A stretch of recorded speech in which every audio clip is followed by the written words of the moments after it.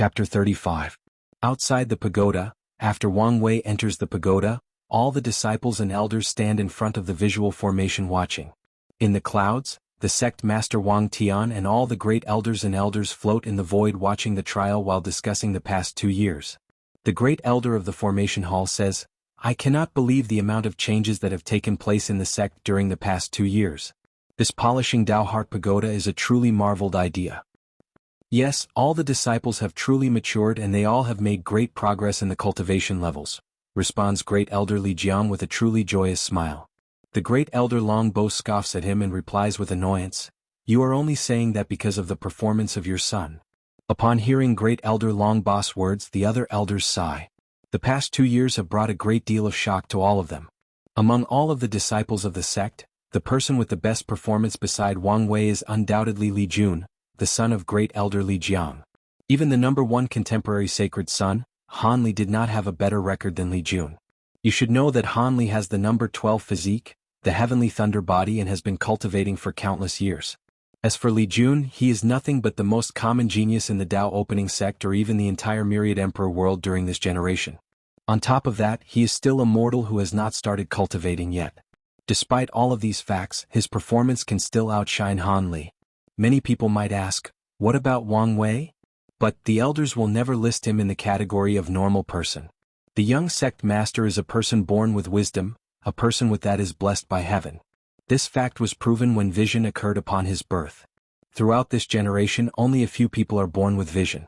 Many people believe that these people will be one of the major contestants for the heaven will. Great elder Li Jiang, still with a smile on his face, answers back, "Long Bo, you do not have to be jealous of this seat, son. Your direct disciple Han Li did his best in the trial. After all, having the 3rd best record is still something to brag about." Upon hearing these words, great elder Long Bo's face becomes furious and he stares menacingly at great elder Li Jiang. Seeing that both of them were about to argue, great elder Yan Mei tries to turn the conversation to something else and says, "It is not just the disciples who have greatly benefited from the pagoda. All of us have made rapid progress in our cultivation after passing the 9 trials. Indeed, as great elder Yan Mei has said, the majority of them have benefited a lot from the pagoda. With the tempering of their Tao heart, the chances of breaking through the next realm have either substantially increased and the amount of time needed have decreased. The majority of them are in the saint realm. As such, each breakthrough in a small realm is a great increase in power and also takes a lot of time.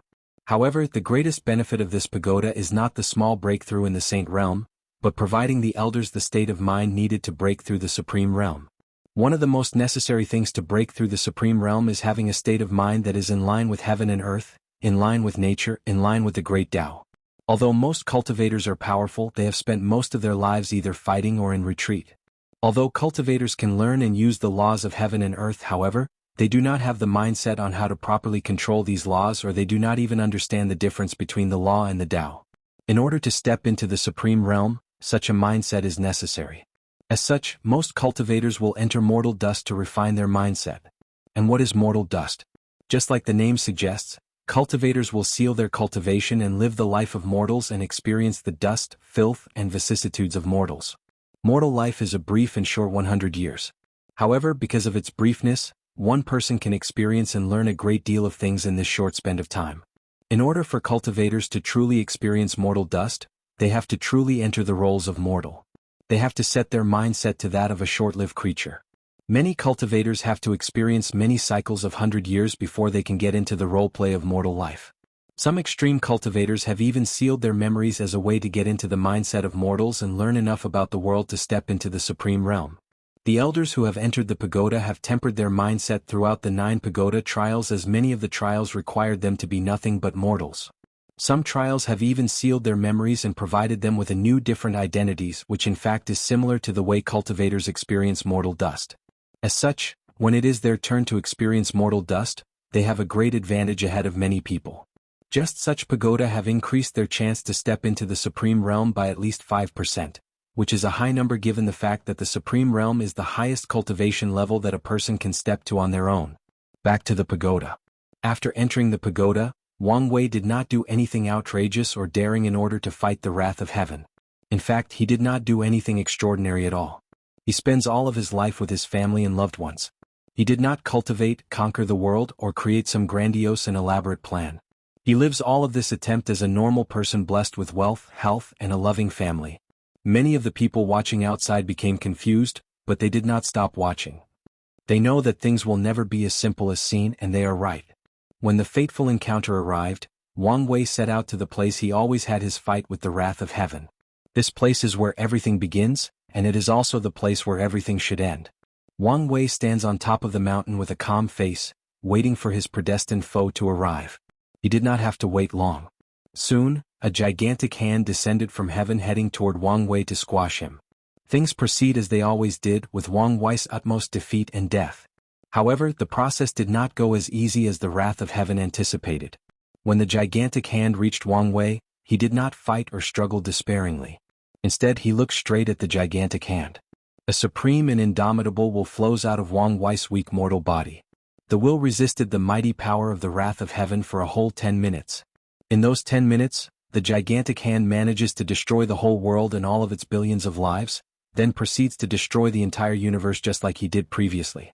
However, he still could not kill Wang Wei, he could not even slightly injure him. Despite the destruction of the world, despite the annihilation of the universe, despite being immortal floating in the endless chaos, Wang Wei still looks at the gigantic hand with a calm look on his face for a whole 10 minutes. His look conveys his will that no matter how powerful the wrath of heaven is, no matter what heaven-defying action he takes, in these 10 minutes, his will is supreme. As long as his will is strong and firm enough, in all heaven and earth, he is almighty, he is transcendent. No one can kill him. Even if he was an actual ant right now, the gods, Buddhas, and immortals could do no harm to him. Not even the power of heaven could kill him right now. Chapter 36. During the 10 minutes fight against the wrath of heaven, Wang Wei did suffer some injuries, but it was not due to the power of the gigantic hand. It was due to himself actually. 5 minutes into the fight, Wang Wei's body suddenly collapsed and disappeared, followed by the annihilation of his soul. However, he was still not dead yet. An illusory figure that looked exactly like Wang Wei appeared in the place where his body used to be. This illusory figure was not his soul, but a physical manifestation of his will. It turned out that Wang Wei's mortal body was too weak to bear his supreme and powerful will, as such, it was destroyed. However, his will still maintained a fight against the wrath of heaven. In fact, Wang Wei believed that even if he had cultivated to the highest cultivating realm possible, his body probably would not be able to support such will and determination. Back to the fight. During the confrontation with the wrath of heaven, a roar of anger echoes throughout the infinite chaos. The wrath of heaven was enraged at the fact that the ant that he should be able to squash it will manage to resist his might to such a degree. This was a great insult. As such, the gigantic hand decided to increase its power. With the wave of its hand, all the 3,000 Tao that make up heaven and earth were completely obliterated, the infinite chaos was shattered and the illusory world returned to its origin of nothingness. However, despite all of these, Wang Wei's will still remained intact. It remained indestructible and unbreakable. Meanwhile, outside of the pagoda, when the wrath of heaven used such a powerful method, a great change occurred. The pagoda started to tremble and shake wildly. Suddenly, the atmosphere of the entire Tao opening sect changed. A mysterious feeling enveloped the entire sect. Everything suddenly became bleak and somber. The upper echelons of the Tao opening sect were able to feel the atmosphere more seriously than the disciples. They suddenly felt that the confrontation between Wang Wei and the gigantic hand was more than a mere trial. They felt as if this confrontation involved the fate of all the people in the world. Although this mysterious feeling only lasted a few minutes and then disappeared, the upper echelons of the sect knew that their feelings were not wrong. They instinctively knew that something beyond their comprehension must have happened. They took notes of this change and planned to review the sect's record to see if they can find any precedent or information. In the 10th minute of Wang Wei's fight against the gigantic hand, right before he exited the pagoda, something unexpected happened again. A drop of blood suddenly dropped from the gigantic hand and fell into the nothingness of the universe. In the palm of the wrath of heaven, there was a slight opening, a slight wound in which a drop of blood flew out. The wrath of heaven was injured. For the first time in 10,000 battles, the gigantic hand suffered from an injury and actually bled. This was truly a miracle. Everyone watching this scene outside of the pagoda were shocked, even the elders. No one has managed to ever wound the gigantic hand, not even the great elders and sect master. In fact, the people most shocked were actually the great elders of the formation hall and refining hall. As they participated in the refining of the pagoda, They both knew that the setting of the ninth pagoda trial was designed as an almighty and powerful supreme being that brought absolute despair to the testers. According to the setting, it is impossible to wound the wrath of heaven. What the young sect master did was like someone finding a bug in real life. Life can be considered the most perfect program. It is smooth, absolute, and perfect. How can there be a bug in life just like in games? However, that is exactly what Wang Wei did. He found, or should say created a bug in a perfect and absolute program. This is, in essence, a true miracle. Meanwhile, inside the pagoda, Wang Wei watched the blood of the wrath of heaven drop down and fall into emptiness. He smiles happily and mutters to himself and to the gigantic hand, "Now I am more than worthy." Soon afterward, Wang Wei's will disappears and he exits the pagoda. After his exit, Wang Wei ponders the state he experienced in the pagoda. He tries to do it again, however he fails. This is not a surprise, after all this is the real world, not the pagoda. However, Wang Wei knows that a seed has been planted. When the right circumstances arrive, he knows that he has the foundation to reach such a state again. All he has to do is wait for the right time and place. While Wang Wei was pondering his experience in the ninth trial, a huge shadow suddenly appeared behind him. The shadow, who looks exactly like a grown-up Wang Wei, sits on a throne with countless beings bowing to him. This is the shadow representing the young emperor.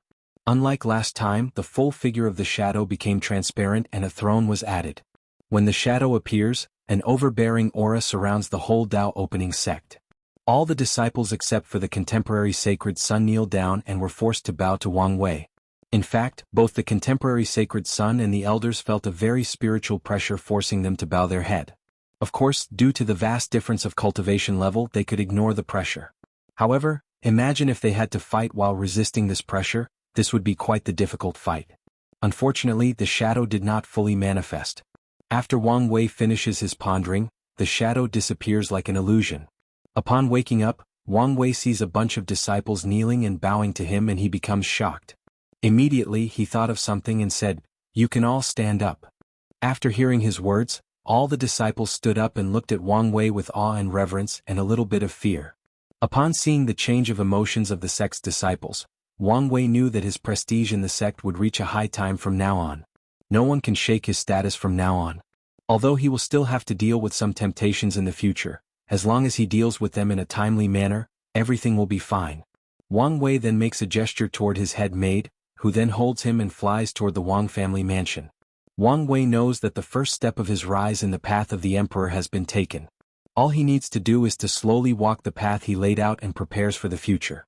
As long as he prepares as much as possible, then no matter the outcome, he can accept it and calmly says that he had tried his best. Chapter 37. The impact of Wang Wei's ninth trial lasted for more than a month. Throughout the Dao opening sect, many disciples kept discussing the mighty prowess of their young sect master and they all had a happy smile on their face, as they looked forward to a better future. They all hoped that their sect could have a new great emperor. Meanwhile, in the Wang family mountain, Wang Wei has been pondering what he learned throughout all the 9 trials. After passing each trial, he became a better person, a more qualified cultivator. The trial that affected him the most has to be the 5th trial. In that trial, Wang Wei almost lost himself. In order to acquire power, he was willing to do absolutely anything.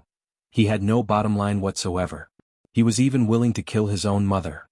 Although he woke up at the last minute, he still had a lingering fear when he thought about how close he came to losing himself to power and becoming its slave.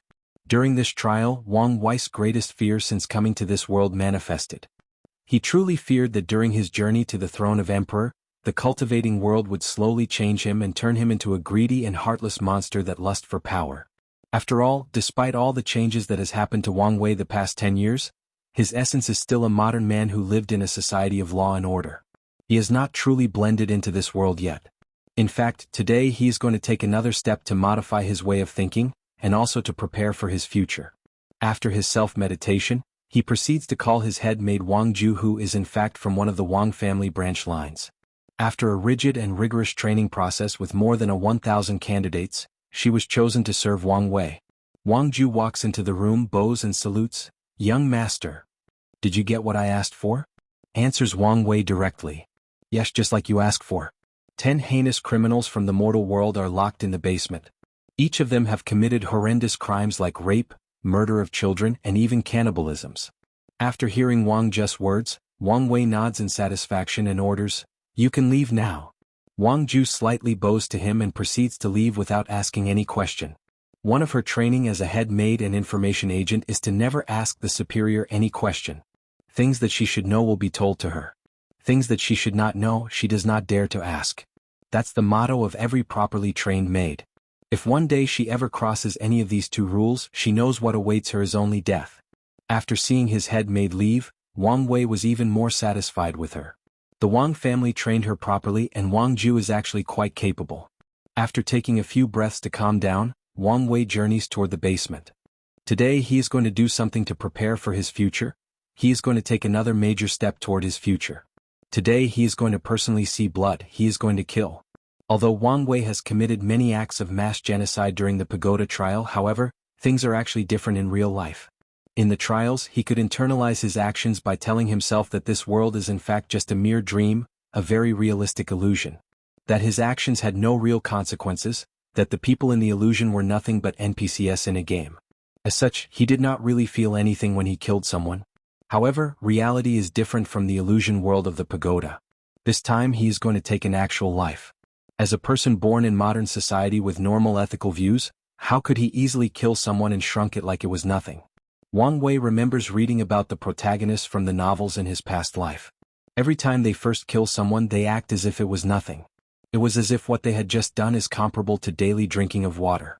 These protagonists usually defend themselves by saying that the world is the law of the jungle, big fish preys on little fish. Although they are indeed right, the world of cultivation is indeed brutal. However, these protagonists just got into the world and they could immediately change their mindset like that. To Wang Wei, most of these protagonists were actually already mentally unstable. The world did not change them, not it just reveals their already insane or problematic mentality. The law and order of modern society are just shackles to these protagonists. However, Wang Wei is different. He was a normal human being with normal ethical views. Although he always has been a person of great determination, in many ways he is still a normal person. Wang Wei continues to walk steadily toward the basement.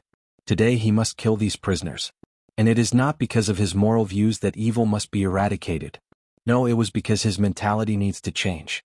After spending so much time in this world, Wang Wei has realized that he is different from the children of this world. All the children of the same age as him have the mindset that killing is not morally wrong, but a way to display might and heroism. They grew up hearing tales of their father and ancestors fighting and slaughtering countless cultivators. And these parents instilled the idea that one day they will do the same too. As a result of this, killing for these children is nothing at all. Wang Wei once watched a 5-year-old kill a servant for making a mistake. Although he tried to stop it, it was already too late. The servant was already dead by the time he arrived. It was at that moment that he realized how different his mindset was from everyone else. Unfortunately for him, in this world, his mindset is considered wrong and dangerous. As a person who hopes to one day walk the path of emperor, being compassionate is the last trait that he needs. The throne of emperor is one made of blood and bones of countless cultivators. Knowing all of these, Wang Wei has long prepared to slowly set his mindset in the right place instead of directly being thrown into a situation in which he has to face his flaws unprepared. Wang Wei slowly enters the basement. Inside lies 10 men wearing tattered linen cloth with iron chains biting both their hands and feet. A cloth is used to forcibly close their mouth and prevents them from speaking. Wang Wei slowly looks at each of them. From their facial expression, he could see the great fear and dread in their eyes. It was the fear of death approaching them, yet being totally powerless to prevent it. In fact, not all of them are actually afraid. From the subtle soul fluctuation that Wang Wei could perceive, a few of them were actually quite calm and a cunning gleam of light could be seen deep in their eyes. Wang Wei could tell that these criminals were actually trying to find a slight chance of survival. The fear that they have displayed on their face is nothing but a farce to disarm him. A way for them to try to get him to either have sympathy for them or lower his guard. Wang Wei ignores all of the looks that these prisoners were given him.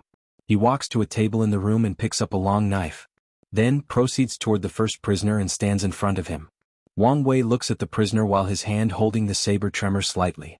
A great amount of dread suddenly overcomes him. He hesitates. This is a life that he was about to take. No matter how sinful said life was, it is still a life. What right does he have to take it away? If he does take their lives, would he be any better than them? While Wang Wei was dealing with this ethical and philosophical dilemma, the prisoners started to have hope. They hoped that this young master would have sympathy for them and let them spend the rest of their lives in prison. It took a total of 30 minutes for Wang Wei to make a decision. He looks at the first prisoner with trembling hands, screams out loud and stabs him repeatedly. Wang Wei did not know how many times he stabbed the poor bastard. After the first stab he had immediately lost consciousness. All he could rely on was instinct. When he woke up, his robe was full of blood. He sat on the floor with a dead body and 9 horrified prisoners. He started to think about what he has just done. Soon, the realization that had taken a life dawned on him. He asked himself, did he regret it? The answer is of course yes. It is true that these people are in fact quite wicked and deserve death. However, no matter what excuse he could come up with, a life is a life. Afterward, Wang Wei asked himself, if he was given the chance to redo it again, would he still make the same choice? The answer he came up with is still yes. He is a person destined to walk the path of the emperor. In the future, the amount of lives that will end on his own hand will be incalculable. What he had just done was just the first step in order to adapt. It is true that the act of killing someone is actually quite the horrible feeling. Unfortunately, he will have to get used to this feeling until he can completely ignore it or he becomes numb to it. After realizing all of this, Wang Wei had a feeling that something of great importance was taken away from, and he knew that he would never be able to take it back. Chapter 38. Soon after Wang Wei entered the basement, someone appeared in Tianwei Peak to report to Sect Master Wang Tian. Wang Tian, who was reviewing a bunch of documents from different jade talismans, suddenly asks to the empty void without even raising his head, "Shadow, what are you reporting to me today?" The shadow answers in his hoarse and indifferent voice. A few minutes ago, the young master entered the basement with a bunch of prisoners and he exited the basement with blood all over his clothes. After hearing the shadow's word, Wang Tian immediately understood what these words meant. He raised his head and looked in the direction of the Wang family mountain. His vision penetrated more than 1,000 miles of distance. It passed through countless formations and obstacles and saw his son. At this time, Wang Tian saw that his son's body was still full of blood and he was waiting for the maids to prepare a bath for him. Wang Tian could also see that the state of his son was not good right now. After finishing checking on Wang Wei, Sect Master Wang Tian sighed in relief. Actually, throughout the years, Wang Tian had noticed that his son was quite different from ordinary people. According to his years of observing and analyzing, he came to the conclusion that the core values of his son were completely different from all the people of the world. His son's core values involved the idea that order and restraint is necessary for the development of society, that all people are created equal. And more importantly, killing and slaughtering is morally wrong. When Wang Tian noticed these core values from his son, he was completely worried. In this world where cultivators rule and dictate everything, these values or ideas are not only worth nothing but are quite dangerous. How can cultivators who have 100,000 years of lifespan, can destroy rivers, move mountains and pick up the stars be equal to ordinary mortals? Furthermore, having such powerful strength, what cultivator would allow someone else to formulate laws that restrain them? As for the act of no killing? That's what worried Wang Tian the most. His son had long decided to walk the path of emperor. How can he not experience mountains of flesh and blood? Being decisive when killing is a fundamental requirement necessary for every great emperor. This is something that Wang Wei always lacked. Wang Tian believed that after experiencing the pagoda trial, this situation might change for the better. However, from the reaction of his son after his first kill, it seemed that his core values are deeply ingrained in him. However, now, Sect Master Wang Tian did not need to worry about his son. From Wang Wei's action, he realized that his son had noticed this problem and was proactive in solving it himself. As such, Wang Tian did not have to take action himself. After finishing his thought, Wang Tian motioned for the shadow to leave and continued reviewing the affairs of the sect. Soon 7 days passed. During the past few days, Wang Wei had many nightmares that woke him up at night. In these nightmares, he would always see the face of the prisoners he had killed. They would hunt and torment him in every way possible. However, despite all of these, he always killed a few more prisoners the next day. No matter how bad his nightmares were, no matter how nauseous he was after each kill, he would continue to take a life at least once a day. Wang Wei knew that killing will become a common thing for him from now on. It is imperative that he learns how to get used to it. Today, Wang Wei was having dinner with his mother. He chatted with her while eating. However, Yu Yin could tell that her son was not paying attention. She had already learned about what happened with her son through her husband. Additionally, she also noticed the recurring nightmares he had in the past 7 days. When it comes to this matter, there were only a few things that she could help and she was already ready to do her part. Yu Yin lightly shook her son and asked him, "Why are you listening to what I'm saying?" Wang Wei woke up from his daze and answered apologetically, "I'm sorry, mother, I was a little distracted." "What were you saying?" "I was talking about the story about how me and your father met and fell in love." "That's right. So what happened between the two of you?" Yu Yen coughed lightly and started telling the story again in a strange and magnetic voice. As she spoke, each of her words contained a slight unknown fluctuation. "Me and your father were one of the brightest heaven-chosen of our era. We defeated countless so-called geniuses all over the myriad emperor world. Even me and him have fought numerous times." "Oh, how come you guys fought? And who was the winner?" asked Wang Wei intriguingly. Yu Yen answered, "As you know, I'm from the Yu aristocrat family. Our family only has one great emperor. As such, I was trained as the next heir of the family and fought for the heaven mandates of our generation. Because of this, me and your father fought a lot in our times." "As for who won and lost?" After saying this, Yu Yen stopped for a while with a little bit of shame on her face. Then she continued, "Your father was truly an impressive heaven-chosen back then. His created, absolute cut sword sutra was truly a magnificent technique with boundless prospect. I never beat him in a direct confrontation." Wang Wei immediately replied, "Direct confrontation? Does that mean you won against him using crooked methods?" Upon hearing, Yu Yen became angry out of shame and lightly slapped the back of Wang Wei's head and said, "What do you mean by crooked method? Boy, on the path of emperor, any victory accomplished by any means is still a victory." Upon hearing his mother scolding, Wang Wei laughed wryly and decided not to argue with her. So, he immediately changed the subject and asked, "If you guys were enemies, how did you fall in love?" Once Yu Yen heard her son's question, she secretly smiled. Wang Wei himself did not notice the fact that during this conversation, he was not once distracted or dozed off. He forgot the psychological torments that he had endured the past 7 days. The reason for that was that Yu Yen secretly used a hypnotic technique that distracted Wang Wei and focused entirely on her words. This technique is a simple application of the soul after entering the primordial spirit realm.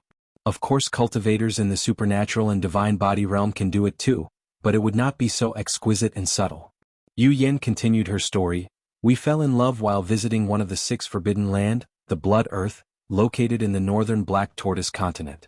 "Mother, wait, I thought that the forbidden lands were a death place? Anyone who entered will die, even great emperors." Yu Yen slapped him again and said, "Don't interrupt me. The forbidden lands are indeed dangerous even for great emperors, but that is only the core area.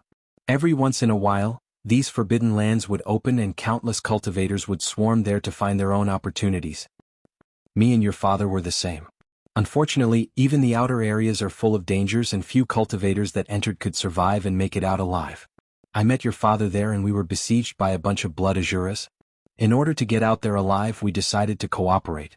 During countless fights, after saving each other's life many times, we developed a bond deeper than friendship, and eventually fell in love." Wang Wei was a little fascinated by the love story of his parents.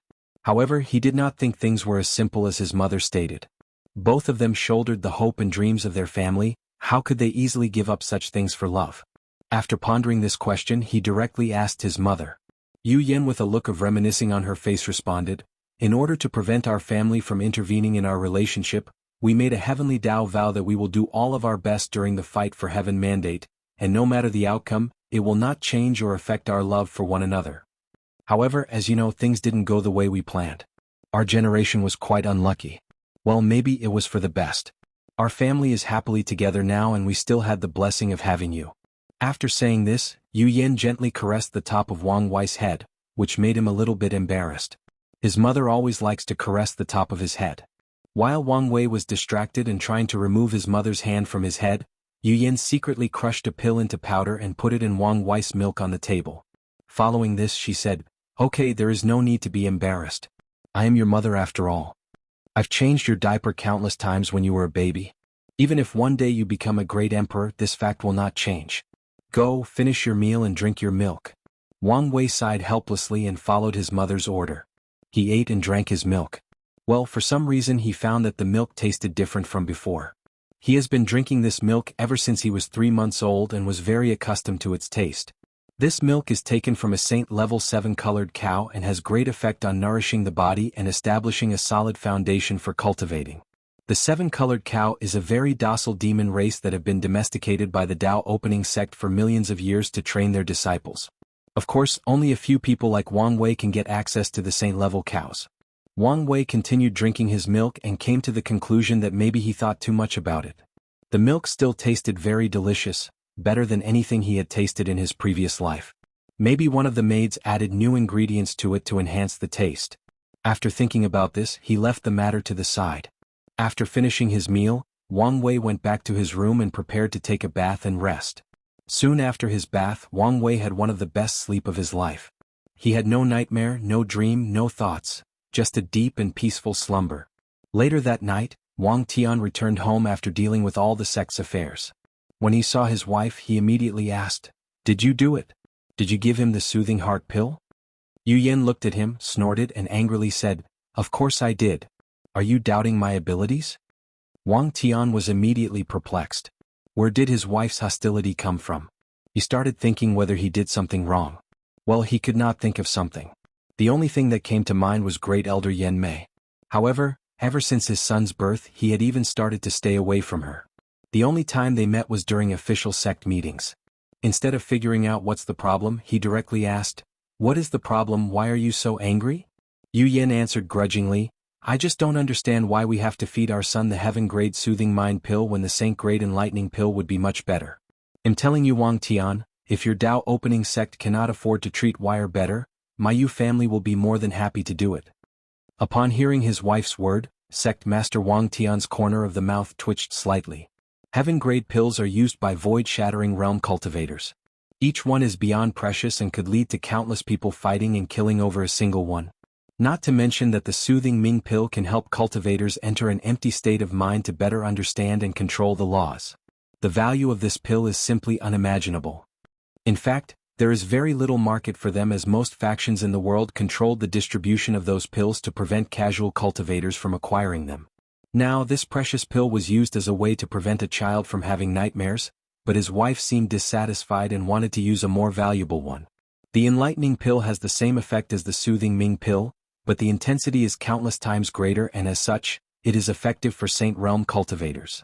The preciousness of this pill can be imagined. In fact, Wang Tian used this pill to cultivate himself, as did many great elders and elders of the sect. How can it be used to treat a child's nightmare? Although the Dao opening sect does not lack this kind of pill with its foundation, it does not mean it can be as extravagant as this. After forcing himself to calm down, Wang Tian said in a gentle tone, "Wife, calm down. A saint-grade pill is too powerful for Wire to take. Instead of helping, it could do more harm instead." Yu Yan glanced at him and said, "You can say whatever you want, but you cannot hide the fact that you are being cheap with your son. Tonight you do not need to sleep in our bedroom. You can meditate in your cultivating room." After saying this, Yu Yan left without even looking at him. Wang Tian watched his wife leaving with a wry smile on his face and thought to himself, "It seems that tonight I will not sleep. I will just go meditate." Soon afterward, Wang Tian left in the opposite direction. Chapter 39. After his wonderful rest last night, Wang Wei woke up full of vitality and spirit. He had no nightmare, no haunting dreams of the people he had killed. He just slept peacefully. After waking up, Wang Wei started to ponder about the past 7 days. He asked himself, why is killing so wrong? Why was such a strong aversion to killing deeply ingrained into himself? To Wang Wei, such a strong ethical concept of right and wrong was not in tune with his way of free and unfettered. How can someone who aspires to reach the highest state of absolute freedom be restrained by societal constraints or shackles such as not killing people? To Wang Wei, the idea of not killing was actually ingrained in him by modern society as a way to better control the masses. Throughout the history of Earth, the act of killing was actually quite the normal act. Whether it was our ancestor who did it as a way to survive the wild or even throughout the celestial dynasty's history, killing was a way for people to not only defend themselves, but to display their superior status. It was only during modern eras that killing was declared wrong. Then, the government used education and law to morally and spiritually restrain the people and made them believe that killing was wrong. As a person who aspired to be free and unfettered, Wang Wei should never be restrained. He should never have any shackles on him, especially on his mind, on his way of thinking. The only shackles he should have are the ones he willingly placed on himself. After figuring this out, Wang Wei suddenly heard something break from his mind, and he felt his thinking more visible and clear. He felt that his soul was sublimated and his thinking even more active than it was before. Many things he did not understand became more clear. The many fears and indecisive thoughts he had became apparent to him. He knew where these thoughts came from and could control them. In simple words, Wang Wei had a better understanding of himself and could better control his emotions and his mind. After his sublimation, all his fears and dread about killing were gone. He had become more decisive when doing things from now on. Wang Wei knew that from this moment on, he would never have any more nightmares. He had taken one more step closer to his goal of being free and unfettered. After lifting the shackle of his mind, Wang Wei immediately realized that his previous state was quite wrong. His reaction against killing was too strong. Although as a modern man he would be averse to killing, the situation should not reach the point of having nightmares for 7 consecutive days. His adaptability should be quite strong, especially after experiencing so much in the pagoda trials. His situation reminds him of people who faced heart tribulations or heart demons. However, such things as heart tribulation usually occurred to cultivators of the primordial spirit realm. How can it happen to a mortal like him? Well, things seem to be not so simple. Wang Wei took a note of what happened and hoped to find the answer in the library later on when he has time. Now he had more important things to do.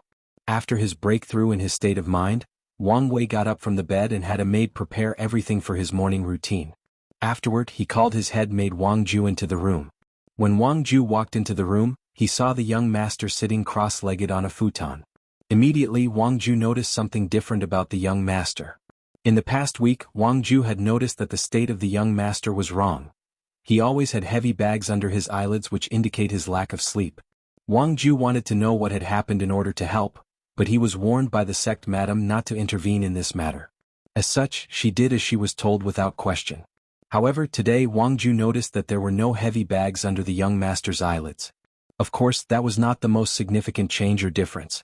In the eyes of the young master, she noticed a coldness, indifference, and decisiveness that was not there before. She was shocked by this discovery because the young master had changed so much in such a short period of time. In fact, in normal circumstances, it was very difficult for Wang Ju to notice such a drastic change of temperament from Wang Wei, as he was used to hiding his emotions and remaining calm. However, he had just had a change in his state of mind and had not quite adjusted yet. Furthermore, Wang Wei had decided not to always keep a poker face all the time and hide his emotion. This did not fit his philosophy of freedom. If he wants to show his emotion, then he will show it. There is no need to hide it unless he desired to. He had nothing to hide and nothing to prove to anyone. After seeing Wang Ju, Wang Wei asked her to report the information from the past 7 days. Since he was in a bad state, he had not listened to her during the past week. After finishing hearing her report and noticing that there was nothing important to take note of, he got down to business. Wang Wei then said to her, "Wang Ju, you did a good job keeping things in order during my absence in the past few days." Wang Ju bowed and responded, "Thank you, young master." Wang Ju was just doing her jobs properly. Wang Wei nodded slightly and continued, "Now, it is time to get things in motion.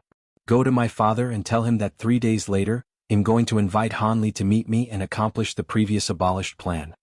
After saying this, there was a cold and ruthless light that rapidly flashed from Wang Wei's eyes, then immediately disappeared afterward.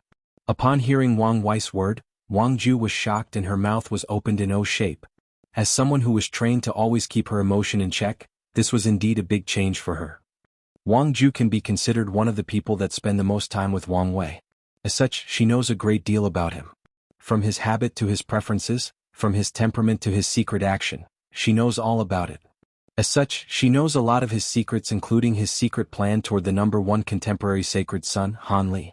She also knows that the young master had shelved or stopped this plan because it could be quite detrimental to Han Li, and the young master did not want to hurt people from the same sect. However, now, the young master had changed his mind and decided to go on with this plan. How would she not be shocked? As a person who deals with information, she was used to creating profiles for people she met and distinguishing their habits and temperament in order to determine their actions. As such, she did the same for the young master. Of course, it was not to anticipate his actions, but to understand him and better serve him. She was one of the few people who knew that Wang Wei was actually quite the docile and gentle person who did not want to hurt anybody, especially for his own interest. However, now, things seemed to have changed. The young master was no longer the gentle person he used to be. Now he seemed more ruthless and decisive. Maybe this was for the best, thought Wang Ju as she left the room and headed toward Tianwei Peak to meet the sect master and delivered the message. Chapter 40. Wang Ju walked into Tianwei Peak and handed over the message of the young master to the sect master, bowed politely and left. The things that were about to unfold were not things that she could get involved with. The less she knows now, the better for her. She only has a little part to play in the grand scheme of things, nothing more, nothing less. When Wang Tian received his son's message, he was momentarily surprised, followed by a great deal of ecstasy. He knew that his son had crossed over a strong hurdle that would lead him to becoming a true powerhouse. Wang Tian muttered to himself with satisfaction, "Good, good. Enough with this woman's sissy compassion. If you wish to one day reach the top, you have to step on the bones of countless people." Afterward, a secret message was sent through talisman from the sect master to many elders and great elders of the sect. However, not all of them received the message. Following the talisman, a meeting of the highest secret took place in the Dao opening sect. Even Wang Wei and a few supreme elders have attended this meeting. 3 days later, Wang Ju flew to the mountain occupied by Han Li, the #1 contemporary sacred son. In this mountain, the spiritual energy was extremely abundant. The vegetation grew wildly, yet had a strange beauty to them. Despite being at a high altitude, the weather was warm and sunny like the end of spring and the coming of summer. There were countless servants that took care of every aspect of the mountain and the daily life of Han Li. In the middle of the mountain, there lies an ancient manor made of some special wood. However, unlike the sunny atmosphere around most of the mountain, the manor had a gloomy or bad-weathered vibe. There was a dark cloud hovering over it with thunder blasting in the back of the manor sporadically. The thunder was actually quite powerful, and as such, only a few servants could approach that area. The center of the thunder strike was actually the place that Han Li cultivated. As a person with the heavenly thunder physique, the power of thunder was like an intimate friend to him. It was also quite beneficial to his cultivation. Wang Ju entered the manor and was received by a male servant. He was the supervisor of the manor, a position similar to the head maid. Wang Ju proceeded by mentioning her intention, then the supervisor went to notify Han Li. When Han Li learned that the head maid of the young sect master came to find him, he was a little shocked as he did not have any interaction with Wang Wei. Follow which, he said to his supervisor, "Go invite her in. I want to know her purpose in coming all the way here." Soon afterward, Wang Ju entered the cultivation palace of Han Li and met him personally. The first impression that Wang Ju had of Han Li was that he was very aggressive. There was thunder flashing constantly in his eyes. He gave the feeling that you have done something wrong, as such, heaven will punish you. Wang Ju bowed politely and said, "Hello, young master Han Li." Answered Han Li, then proceeded to directly ask, "What brought you to my manor?" "My young sect master has invited young master Han Li to come drink tea and discuss some important matter." "Oh, what important matter could that be?" asked Han Li in surprise. "Sir, you are embarrassing me. How could this lowly maid know what important matter the young master wants to discuss?" answered Wang Ju with a calm face without any emotions on her face. Of course, Han Li did not believe her words. He knew that Wang Ju was in charge of the intelligence network of Wang Wei. Even if she did not know the exact details, she was bound to know a little information. Han Li knew that such an invitation was not a simple discussion. As a direct disciple of great elder Long Bo, he belonged to the sectarian faction of the sect, while the young sect master belonged to the Wang family. The factions have been fighting and competing for countless years. Now, suddenly he received an amiable invitation from his competitor. How can things be as simple as a discussion? After thinking about it for a few moments, Han Li decided to go and see what the young sect master was planning. He believed that with his superior cultivation level and the backing of his master, nothing will happen to him during this visit. Despite this though, he decided to take certain precautions before heading there. As such, he said to Wang Ju, "Very well, I will attend the tea meeting. However, please give me a few minutes to prepare first before heading there." Wang Ju nodded politely in acknowledgement of Han Li's preparation before departure, then waited quietly for him. Han Li entered a secret room. He took a deep breath to adjust his state, checked all his magic equipment in his space ring, then took out a talisman and informed his mentor Great Elder Long Bo about the meeting. After doing all of his preparation, he followed Wang Ju to the Wang clan's exclusive mountain where Wang Wei waited for them with freshly brewed hot tea. Meanwhile, a few minutes after Han Li's departure from his mountain, his mentor, Great Elder Long Bo received a message talisman from his disciples. Long Bo was meditating when he received the talisman from his disciples. At first he was quite puzzled about why Wang Wei invited his disciple to meet him. Then he remembered the secret plan that was previously abandoned due to the kindness of the young sect master. He was one of the most prominent opposition to this plan as it was very detrimental to his own disciple. After thinking about this, Long Bo immediately opened the formation and left his cultivating hall and headed toward the Wang family mountain to stop his disciple. However, as soon as he exited the mountain, a few powerful aura immediately locked on him and prevented him from going further.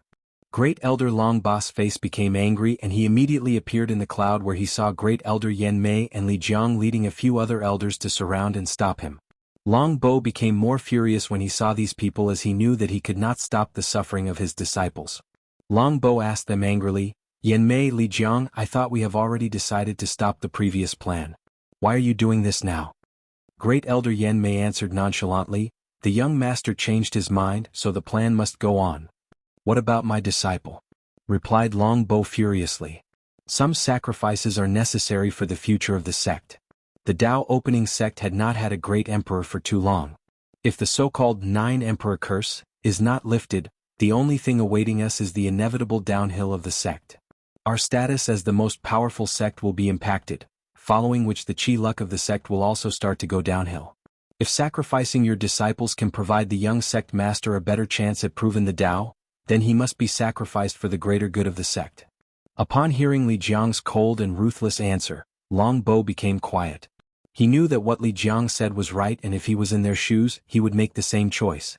However, now it was his faction that had to make the sacrifice. He was quite unwilling. Long Bo did not give up immediately. He looked in a certain direction and said, "Can you guys not do anything? Just watch as they sacrifice one of our own like this?" Right now, the only option available to Long Bo is to invite his fellow sectarian faction to take sides with him and prevent the incoming fate of his disciple. Following Long Bo's words, a sigh riveted in the empty void from far away, then someone said, "Long Bo, I understand how you feel, but this is not the time for infighting. Even the Supreme Elders have already decided to keep exacting the plan. There is nothing you can do to stop it. Additionally, the sect has already voted to compensate your disciple afterward. You will not lose much." Long Bo became more furious when he discovered that even people of the same faction with him did not take his side.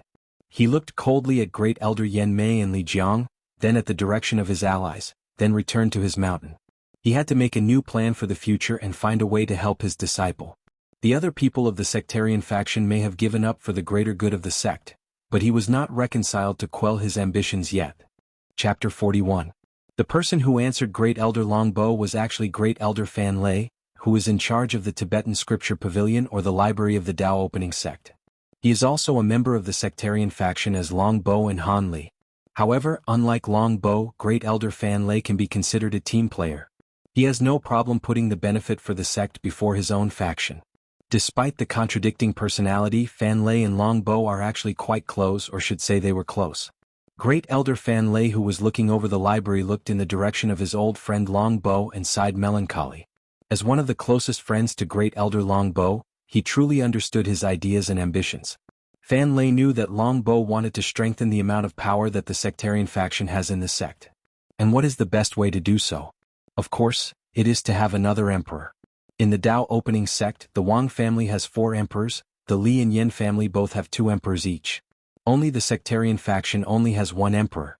Long Bo believed that as long as their sectarian faction produced another great emperor under his watch, their power and speaking ability in the sect would increase dramatically. In fact, Fan Lei has long realized that Long Bo was quite the selfish person. He did not want another sectarian great emperor to appear. What he wanted was to personally train an emperor himself, then be able to take over power during the rise of said emperor. Unfortunately for Long Bo, it is extremely hard to raise an emperor properly, especially when you are on your own. Fan Lei and many other sectarian faction people have long realized that Long Bo did not have what it took to properly raise a great emperor on his own. In fact, even the person he chose had problems. During the past years, all the upper level of the sect have been paying attention to the growth of Han Li before the birth of the young sect master. Despite having the number 12 physique, the heavenly thunder body, Han Li's past result can only be evaluated as above mediocre. This fact was further proven to be true when his result in the pagoda trials came out, and even Li Jun could defeat him in many trials. As a result of this, the higher-ups of the Dao Opening Sect did not hesitate to decide to train Wang Wei for the next heaven mandate when they saw the vision he was born with. Luckily, Wang Wei's actions during the past decade have proven that they have made the right choice. The future of the Dao Opening Sect is looking quite bright and prosperous. Great Elder Fan Lei knew that his old friend Long Bo was in quite the dangerous situation and he has not even realized it. The Dao opening sect has placed too much investment in this year's fight for the Heaven Mandate.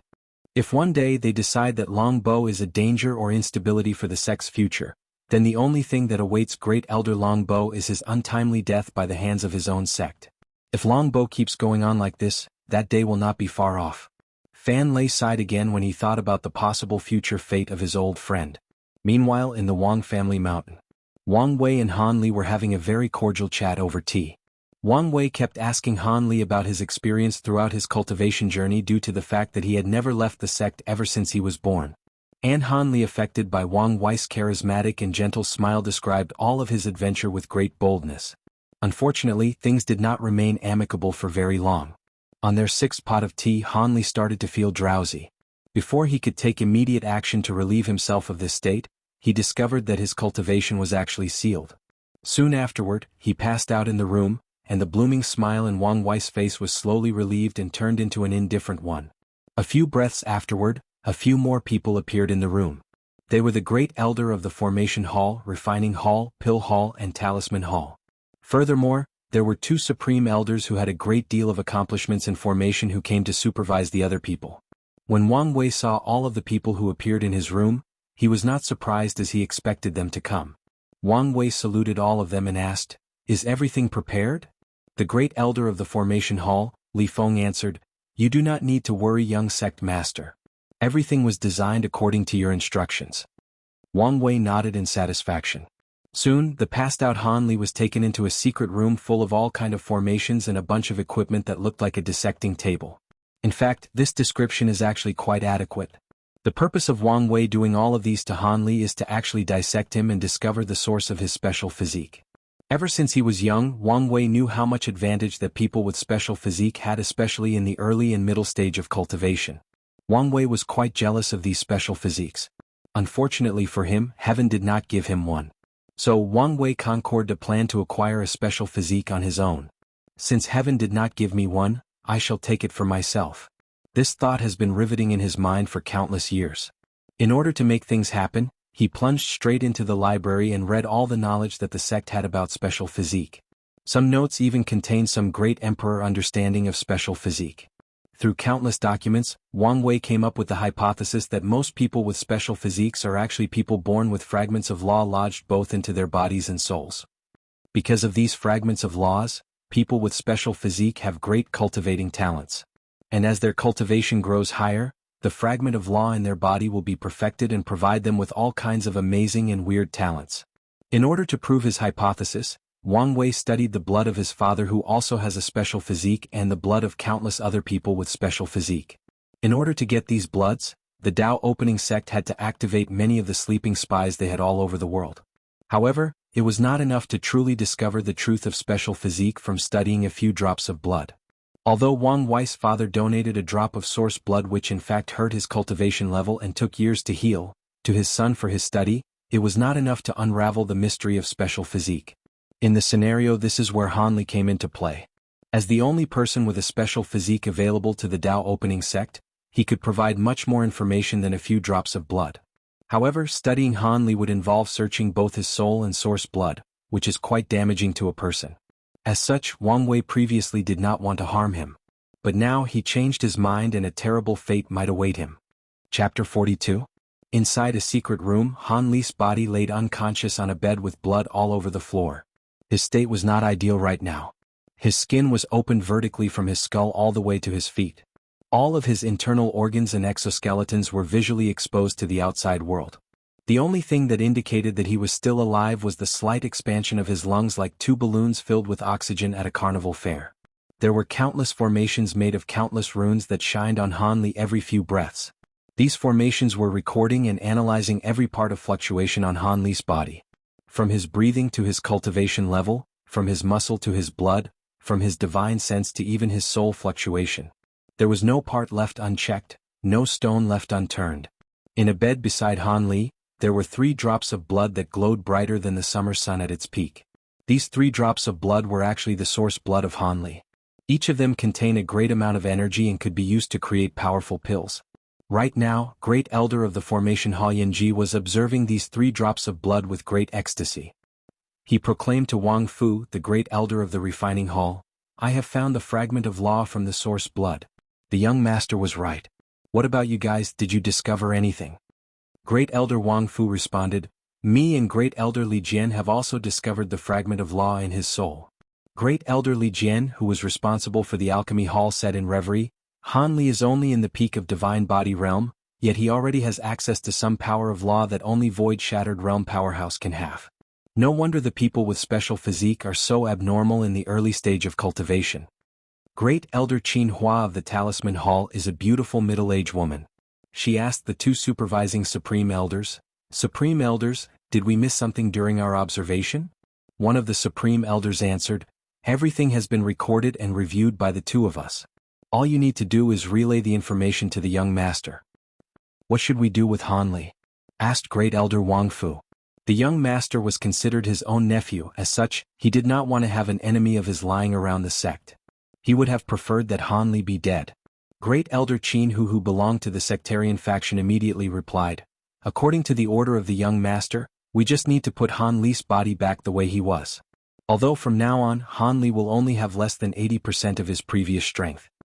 Furthermore, the young master said to reward him with a heart demon pill to allow him to break through the primordial spirit realm.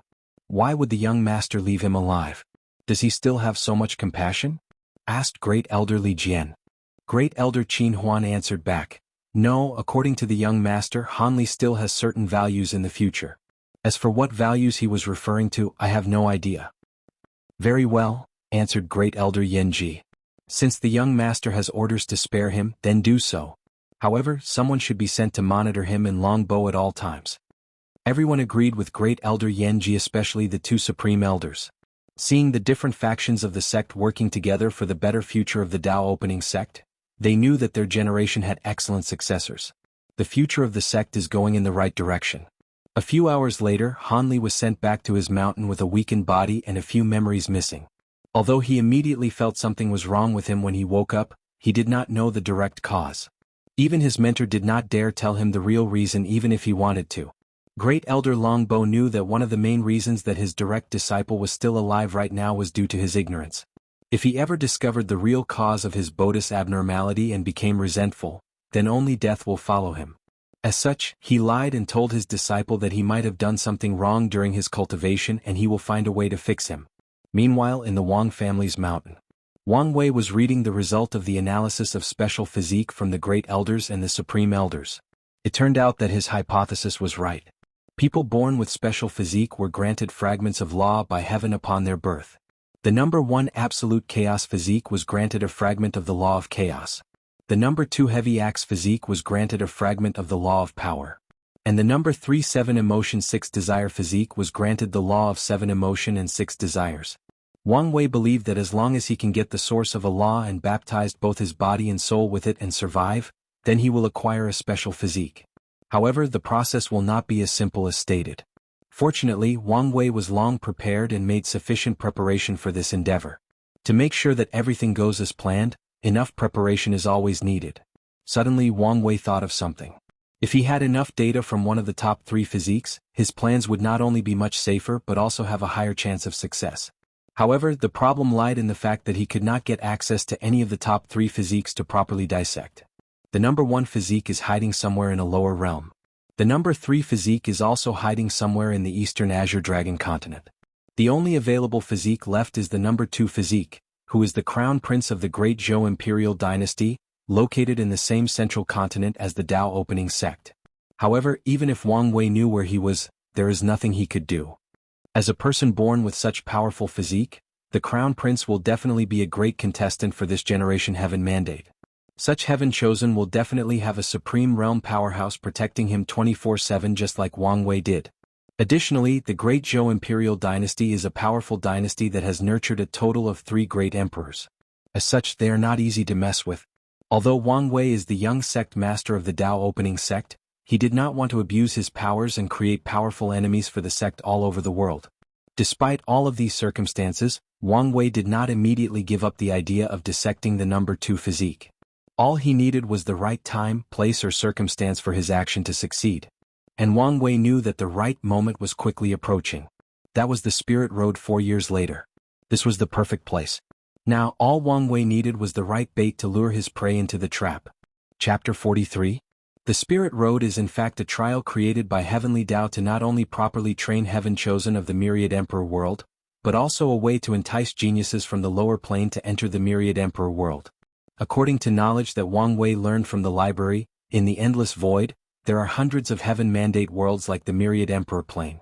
Each Heaven Mandate plane, which is a plane who has the power to give birth to a great emperor, is made up of a community of countless worlds that take said Heaven Mandate plane as its center. In each community, there are countless Great Thousand Worlds, Middle Thousand World, and Lower Thousand World. All these worlds combined together can be called the lower plane. Of course, it does not mean that the Myriad Emperor world is in charge of these worlds. No, there are so many worlds out there, some have not even been discovered. However, the Myriad Emperor world can be considered the ruler of the community it is currently located in. In the Myriad Emperor world, mortals usually start to cultivate between the age of 15 to 18 years. These years are the optimal age when both the mind and the body have matured enough to start cultivating without leaving any hidden dark injuries. Before each generation starts to cultivate, there is an event that usually takes place, the Spirit Road. The Spirit Road is a secret realm organized by Heavenly Tao itself where Heaven Chosen are left to fight, survive, and kill each other alone for a whole year without any cultivation level or any help from the outside. As long as you enter the Spirit Road, your cultivation will be completely stripped or sealed and you will not be able to cultivate for a whole year. Participants cannot use any kind of weapons or help from the outside. The purpose of the Spirit Road trial is in fact to hone the killing and survival instinct of every geniuses. More importantly, during the year-long slaughter, these Heaven Chosen can actually plunder the chi luck of each other. The more a person kills, the more luck he can gather.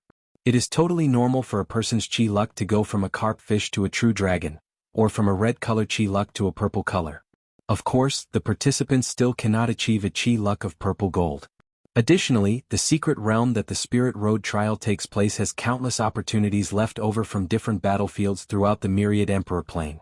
It is possible for someone to be lucky enough to acquire quasi-emperor artifacts or even an emperor-level scriptures.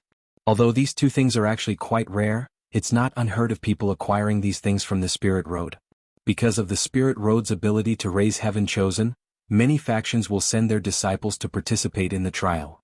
In fact, Heavenly Tao will also scatter trial tokens throughout many worlds in the lower plane to invite either geniuses or lucky ones to participate in the trial. That way, these geniuses will have a chance to enter one of the sects or factions of the Myriad Emperor plane based on their performance. In fact, many great emperors were born from the lower plane and got their chance at the Heaven Mandate through the Spirit Road trial. Of course, these people from the lower plane still need an identity token to be able to participate in the fight for the Heaven Mandate. And how do they get the identity token? Of course, from the powerful sects or families in the Myriad Emperor world. These factions have gone through great length to prevent people from the lower plane from becoming great emperor without their support. No matter how talented a person from the lower plane is, without an identity token, he or she cannot participate in the fight for Heaven Mandate. So, even if they do not want to, they have to attach themselves to a powerful force if they want a chance to proclaim themselves emperor. Wang Wei notices that this year's Spirit Road is quite different. Due to the fact that the top 3 physiques appeared at the same time, this year's Spirit Road should be a festival fest of powerful Heaven Chosens slaughtering each other like gladiators locked in a caged arena. However, things seem to be the opposite. The number 1 physique seems to be still somewhere in the lower plane, the number 3 physique is nowhere to be found. And the number 2 physique showed no desire to participate in the trial 4 years later. Everyone seemed to ignore the Spirit Road this time, which is in fact bad news for Wang Wei, who actually wanted to meet the top 3 physique to further his plans. In the Wang family mountain, inside the main courtyard, Wang Wei called his head maid Wang Ju for a meeting. Upon seeing her, Wang Wei asked her to hand over all the information she had of the number 2 physique. Wang Wei read the information: Ji Song, male, 12 years old, heavy axe physique, crown prince of the great Zhou imperial dynasty. When he was born, there was a vision of a giant slaughtering countless demons and gods with an axe. Personality: he is rash and arrogant. Prefers to use his strength to solve most problems. He has an older brother named Jisoo who he loves very much.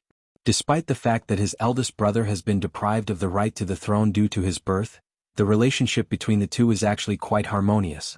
The eldest brother has no problem supporting his younger brother. After reading the information, Wang Wei begins to ponder. Based on the information at hand, he came to the conclusion that Ji-song is the kind of person who will rush to any kind of situation as long he believed it was beneficial to him. As such, as long as he provided him with the necessary bait, maybe he could lure him to change his mind and participate in the Spirit Road trial. Wang Wei suddenly asked Wang Ju, "What do you think the great Zhou imperial dynasty would do if they heard a rumor that there was a complete version of the ancient desolate body-refining scripture in the Spirit Road trial, and that our Dao opening sect was sending me personally to retrieve it?" Wang Ju was a little surprised by the sudden question, thought about it for a few seconds and answered, "The ancient desolate body-refining scripture was created by a great emperor of our Dao opening sect who also had the heavy axe physique. You could say this scripture fits perfectly with the heavy axe physique. If the higher-ups of the great Zhou imperial dynasty had the opportunity to acquire it, they would go to great lengths to do so. Even if it was just a rumor, they will still try to discover if it was true." Wang Wei nodded in acquiescence. However, Wang Ju continued, "But, young master, what is the point of doing this? Do you want to take the chance to kill Ji-song during the Spirit Road trial?" Wang Wei looked at her and said, "Do not be silly, Wang Ju. You should know although the Spirit Road trial claimed to be fair, and without any outside influence, the truth of the matter is that every heaven chosen raised by powerful groups like our sect have secret techniques implanted on them that would save their lives if they ever faced true mortal danger. It will be nigh impossible to kill Ji-song during the trial." Upon hearing this, Wang Ju nodded in agreement. Then she thought of something and asked in shock, "Young master, do you want to do the same thing you did to Han Li to crown Prince Ji-song?" Wang Wei responded positively, "Yes. The top 3 physiques are actually quite special in nature compared to the others. If I had enough knowledge about them, then when I execute the plan to acquire my own special physique, not only would my chances increase exponentially, but there is also a chance to acquire a physique that is on par with the top 3. Wang Ju nodded while listening, then she answered, "To pull up a plan of this magnitude, young master, you should probably enlist the help of the sect master and the great elders." Wang Wei agreed with Wang Ju's caution. He knew that this plan is quite feasible and the elders will be more than happy to help him. However, the Spirit Road is still 4 years away, and there are other things to be done before then. Chapter 44. Wang Wei waved to Wang Ju to leave and start to put his plans into action with the help of the elders, while he had other things to prepare beforehand. Acquiring a special physique is not an easy thing. Just knowing that people with special physique have fragments of laws into their body will not magically turn someone into a person with special physique. How to turn this knowledge into practical action? Can you just place a fragment of law into someone else's body? No, the power of law is unimaginably powerful. Even a fragment of it is enough to blast any cultivator below the void-shattered realm into smithereens, let alone a mortal. In order to enjoy all the benefits of people with unique physiques, Wang Wei believed that the transition should be done before he starts to cultivate. As such, he did not have a lot of time to prepare. Now many other problems appear. How do you allow a mortal to survive the baptism of the law without being completely annihilated? How to allow the fragment of law to be beneficial to the users instead of being harmful? How to ensure that the fragment of law will not directly destroy the person's soul, but evolve to make it more powerful? Wang Wei came up with a variety of methods including the use of pills, formations and other auxiliary items, but the core of which is a cultivation technique that his father and grandfather took years to help him create. This technique is called by him as the 10,000 things adapt to one sutra. This technique or Tao art was inspired by the concept of evolution from his last life.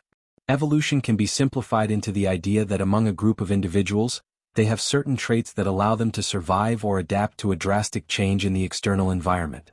The surviving individuals then reproduce and pass on the trait that allowed them to survive the change in environment to the next generation. This process is slow and could take from thousands to millions of years.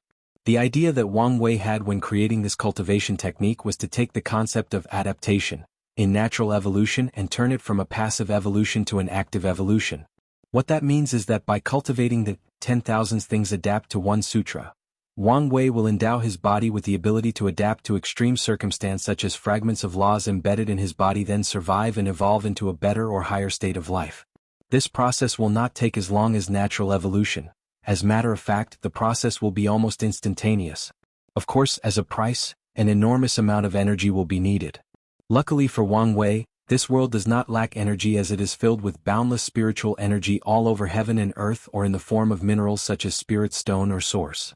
Additionally, spiritual qi is actually a wonderful type of energy that allows people to evolve into higher beings with powerful strength and unlimited lifespan. It is the best catalyst for Wang Wei's technique. Although the prospect of the 10,000 things adapt to one sutra seems quite appealing, the process is in fact quite arduous and tortuous. In order to cultivate this technique, Wang Wei will have to place himself in countless kinds of harsh environments and force his mortal body to adapt and survive these environments before he could take on the power of Lano, a fragment of it. First, Wang Wei will be placed in both high and low temperature, then he has to cultivate the 10,000 things adapt to one sutra, to the point where his body can generate heat on his own and control it to survive.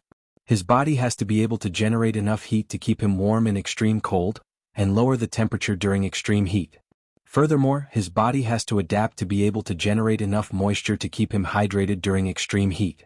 Another step in cultivating the 10,000 things adapt to one sutra is that Wang Wei has to place himself in a vacuum environment similar to space from his past life without any oxygen to breath.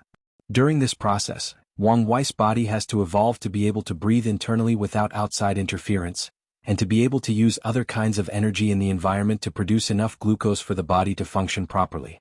After that, Wang Wei has to ingest all kinds of different poison, then allow his body to evolve to be able to analyze any poison and develop the necessary antibodies for them. In fact, every cultivator will have these qualities as long as they reach a certain cultivation level. What Wang Wei has to do is to acquire them beforehand before he starts to cultivate.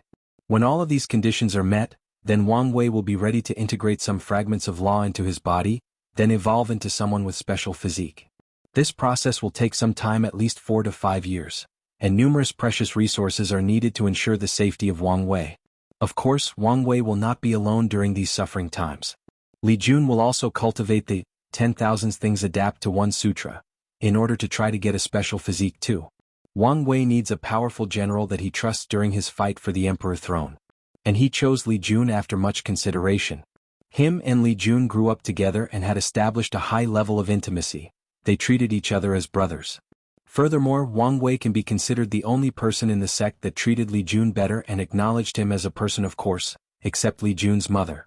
It did take Wang Wei a while to convince the elders to properly train Li Jun, as the amount of resources needed to cultivate this technique will be quite large and precious, but in the end, at the insistence of Wang Wei, they finally agreed. Furthermore, the accomplishments of Li Jun the past few years during the pagoda trial proved that he is worthy of being properly cultivated by the sect. While Wang Wei and Li Jun were preparing to start cultivating the 10,000 things adapt to one sutra, a meeting took place in another domain in the Chilean central continent. This domain, which is approximately the size of 2 Earth-togethers, was the location of the capital of the Great Zhou Imperial Dynasty. This domain is an enormous city, exactly like the Emperor Enlightening Academy. However, unlike the city of the Emperor Enlightening Academy that is clearly divided based on each student, this city seemed to be one entity, with a magnificent palace in the center. There lived the sovereign and all the members of the royal family, including Ji Song with the heavy axe physique. In the myriad emperor plane, no one dares to bear the title of emperor, except for cultivators who have borne the heaven mandate and proved the Tao. Even if someone rules millions of li of land and has power over billions of citizens and can determine their life and death, that person still cannot have the title of emperor. He or she can be called king, rulers, monarch, or sovereign, but never emperor. This is a title reserved to the most supreme beings of this plane, the most noblest of existence that stand at the peak of the food chain. Back to the topic. Somewhere in the palace, the sovereign of the Great Zhou Imperial Dynasty held a meeting with all of his officials. The sovereign named Ji Wen was a majestic middle-aged man wearing an embroidery robe filled with 3 multicolored dragons, each representing a great emperor of the Great Zhou Imperial Dynasty. He had a magnificent crown on his bun-like hair. Sovereign Ji Wen asked with an authoritative voice, "Is the news true? Is it confirmed? Is there really a copy of the ancient desolate body-refining scripture in the Spirit Road trial?" Chapter 45. Inside the royal palace, many ministers of the Great Zhou Imperial Dynasty started discussing the information that their spy agency just received. After hearing the question asked by His Majesty Ji Wen, the room immediately became quiet. Everyone started to think about the issue and the proper response to the situation at hand. A few minutes afterward, a high-level minister, indicated by the fact that he stood in the front row of all the people present, took a step forward and answered, "Your Majesty, given the source of the information, the news is likely true. We should take immediate action to try to take possession of the ancient desolate body-refining scripture. While this minister was talking, his head was looking at a person a few feet from him. This person was the head of the dynasty's brocade guard, which was in charge of intelligence gathering both internally and externally. After hearing his minister's word, Sovereign Jiwen looked at the head of the brocade guard, who nodded his head in acknowledgement of the fact that the news was in fact reliable. Following the first person to speak up, another high-grade minister also stepped up and said, "I agree with this statement, Your Majesty. The ancient desolate body-refining scripture is of great importance to Crown Prince Jisong's rise to becoming a great emperor. Although our great Zhou imperial dynasty has 3 great emperor-level cultivating scriptures, none fit the Crown Prince as perfectly as the ancient desolate body-refining scripture. If there is a slight chance of acquiring it, we must not let it go." Following this minister's statement, many people spoke in agreement with him. This generation, their empire has the opportunity to groom a 4th great emperor. No matter the cost, they have to try it. Sovereign Jiwen started thinking about the words of his ministers, and deep down, he also agreed to do anything possible to acquire that scripture, as it would be a tremendous help to his son during his fight for the emperor throne. However, as a ruler and Saint Realm powerhouse, his vision was much broader than most of his ministers. As such, he did not immediately agree with them. Instead, he asked someone's opinion, someone he has trusted and relied on for countless years during his reign. Sovereign Jiwen looked at the person standing closest to him and asked, "Prime Minister Zhao Yan, what do you think about this topic?" Upon hearing his name being called, Prime Minister Zhao Yan, who had his eyes closed for most of the meeting, suddenly opened his eyes and answered in a calm manner, "Your Majesty, this lowly minister does not think that things are that simple." "Oh, what makes you say that?" "Speak freely," answered Sovereign Jiwen. As such, Prime Minister Zhao Yan continued, "First of all, why did all of sudden news of such powerful scripture come out? Is our Zhou dynasty the only faction that has received the news, or are there any other people?" Upon hearing these questions, the face of the leader of the brocade guard changed immediately and became gloomy. He answered in a harsh tone, "From the information we received, I believe that only our Zhou dynasty had received this news." When the people in the room heard his answers, their faces also changed and became more solemn. It seems that things are not that simple. Prime Minister Zhao Yan continued to ask, "If that is the case, then there are more problems to solve. For example, who released the news and for what purpose?" Based on the fact that the information we received directly involved the ancient desolate body-refining scripture, we can assume that their target is undoubtedly the Crown Prince. But what is their purpose? If the Dao opening sect released the news themselves, what motive did they have? Another minister pondered for a moment and answered, "Maybe they want to lure the Crown Prince into the Spirit Road trial and kill him to eliminate a future competitor." Many people have similar thoughts. This is the most likely reason they can figure out. However, the Prime Minister disagreed with the other people. As such, he replied, "I do not think that things are that simple. The Spirit Road trial is under the jurisdiction of Heavenly Dao itself, as such it is not easy for an outsider to interfere. With the background of our great Zhou imperial dynasty, it is easy to have countless backhands to ensure the safety of the Crown Prince. Additionally, there is an unspoken agreement between the emperor lineage of the world not to secretly assassinate each other's heaven chosen and allow them to freely compete with each other. If the Dao opening sect dare to secretly kill the Crown Prince, we can easily do the same thing to their young sect master." The room became silent after the Prime Minister's speech. The people in the room knew that Prime Minister Zhao Yan was right, but they still felt a little unwilling to pass such a chance to acquire a powerful cultivation technique as the ancient desolate body-refining scripture. As such, another minister asked, "So, are we just leaving things like this and not do anything?" "Of course not," answered the Prime Minister. "What we have to do is remain calm and take things slowly. We can slowly investigate the source of the news and the purpose of the Dao opening sect. Furthermore, in 1 to 2 years, right before the start of the Spirit Road trial, we can send a team of delegates to officially visit the Dao opening sect. When they arrive there, we can snoop some more news." Upon hearing the Prime Minister's plan, the eyes of the other officials lit up like stars in the winter's night. Then they started discussing and fine-tuning the plan. To them cultivators, 1 to 2 years is nothing but a short nap. They can be patient and plan better. Meanwhile, in the Dao opening sect, Wang Wei and Li Jun had just started their difficult cultivation in the extreme cold and heat environment. Wang Wei had just finished today's session and was drinking tonic that prevents dark injuries in his body. This tonic was made of at least a 1,000 years old ginseng. If it was not for the fact that his body is too weak to bear the medicinal properties, the age of this ginseng would be much higher. It was during these moments that Wang Wei realized the importance of status and how lucky he was to be born in such a powerful sect. While Wang Wei was enjoying this rare piece of quiet, Wang Ju walked in to report to him. Without being polite with her, he directly asked, "What is it?"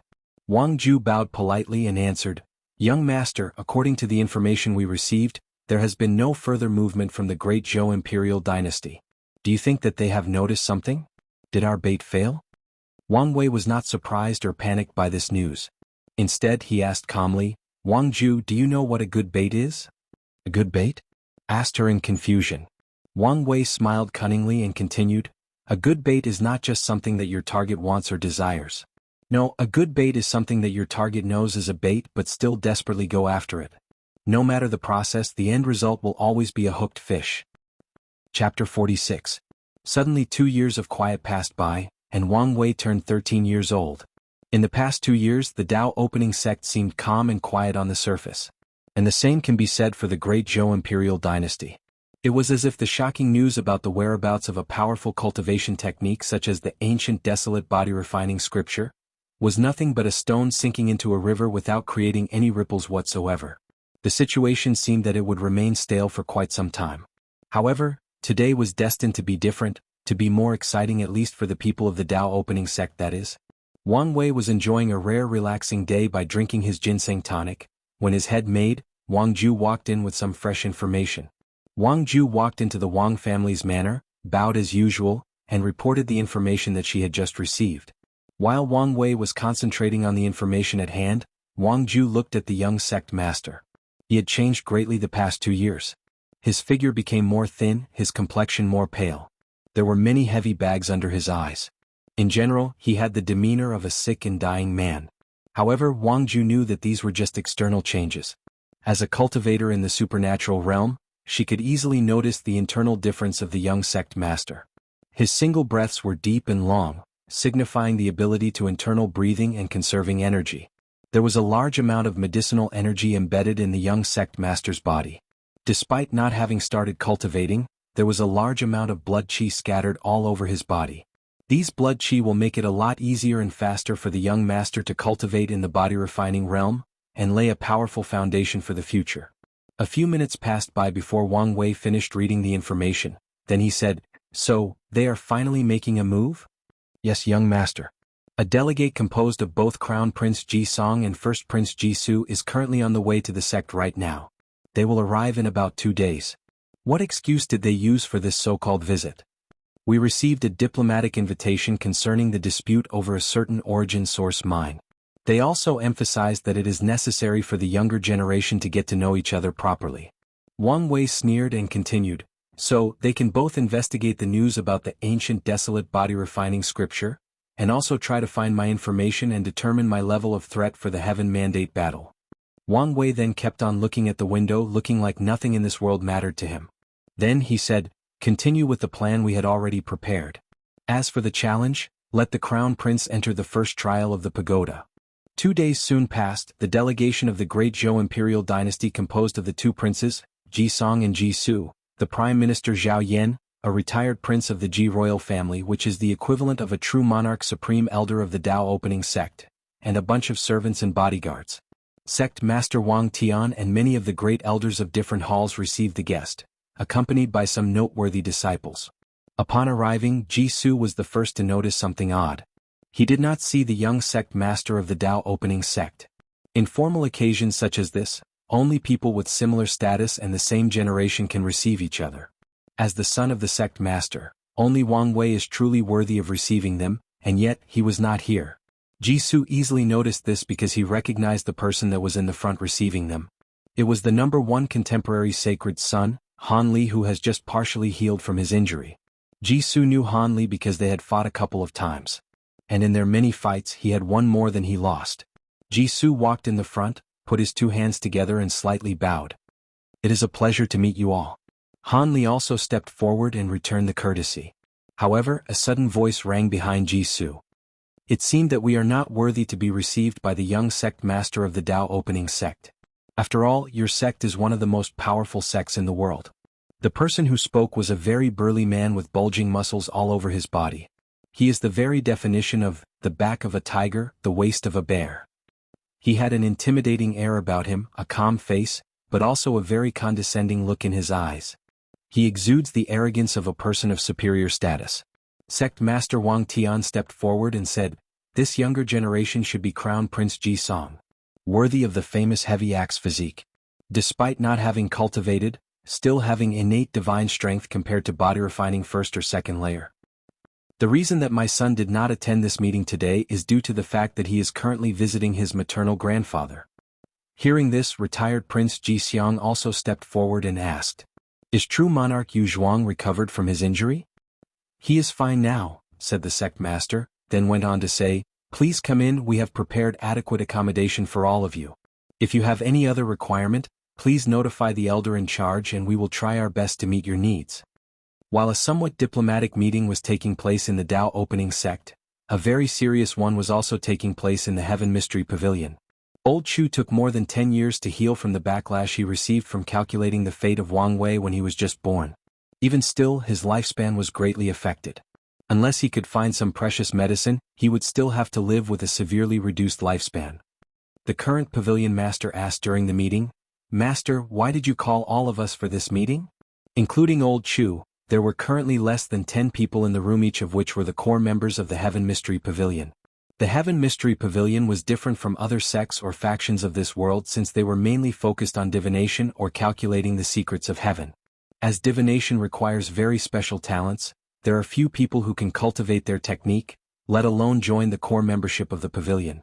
However, there are still many outer disciples of the Heaven Mystery Pavilion. These disciples are mainly there to procure resources for the core members, or to protect them. Due to the fact that people who peep at heaven secrets often receive all kinds of backlash, they are almost always in a weakened state.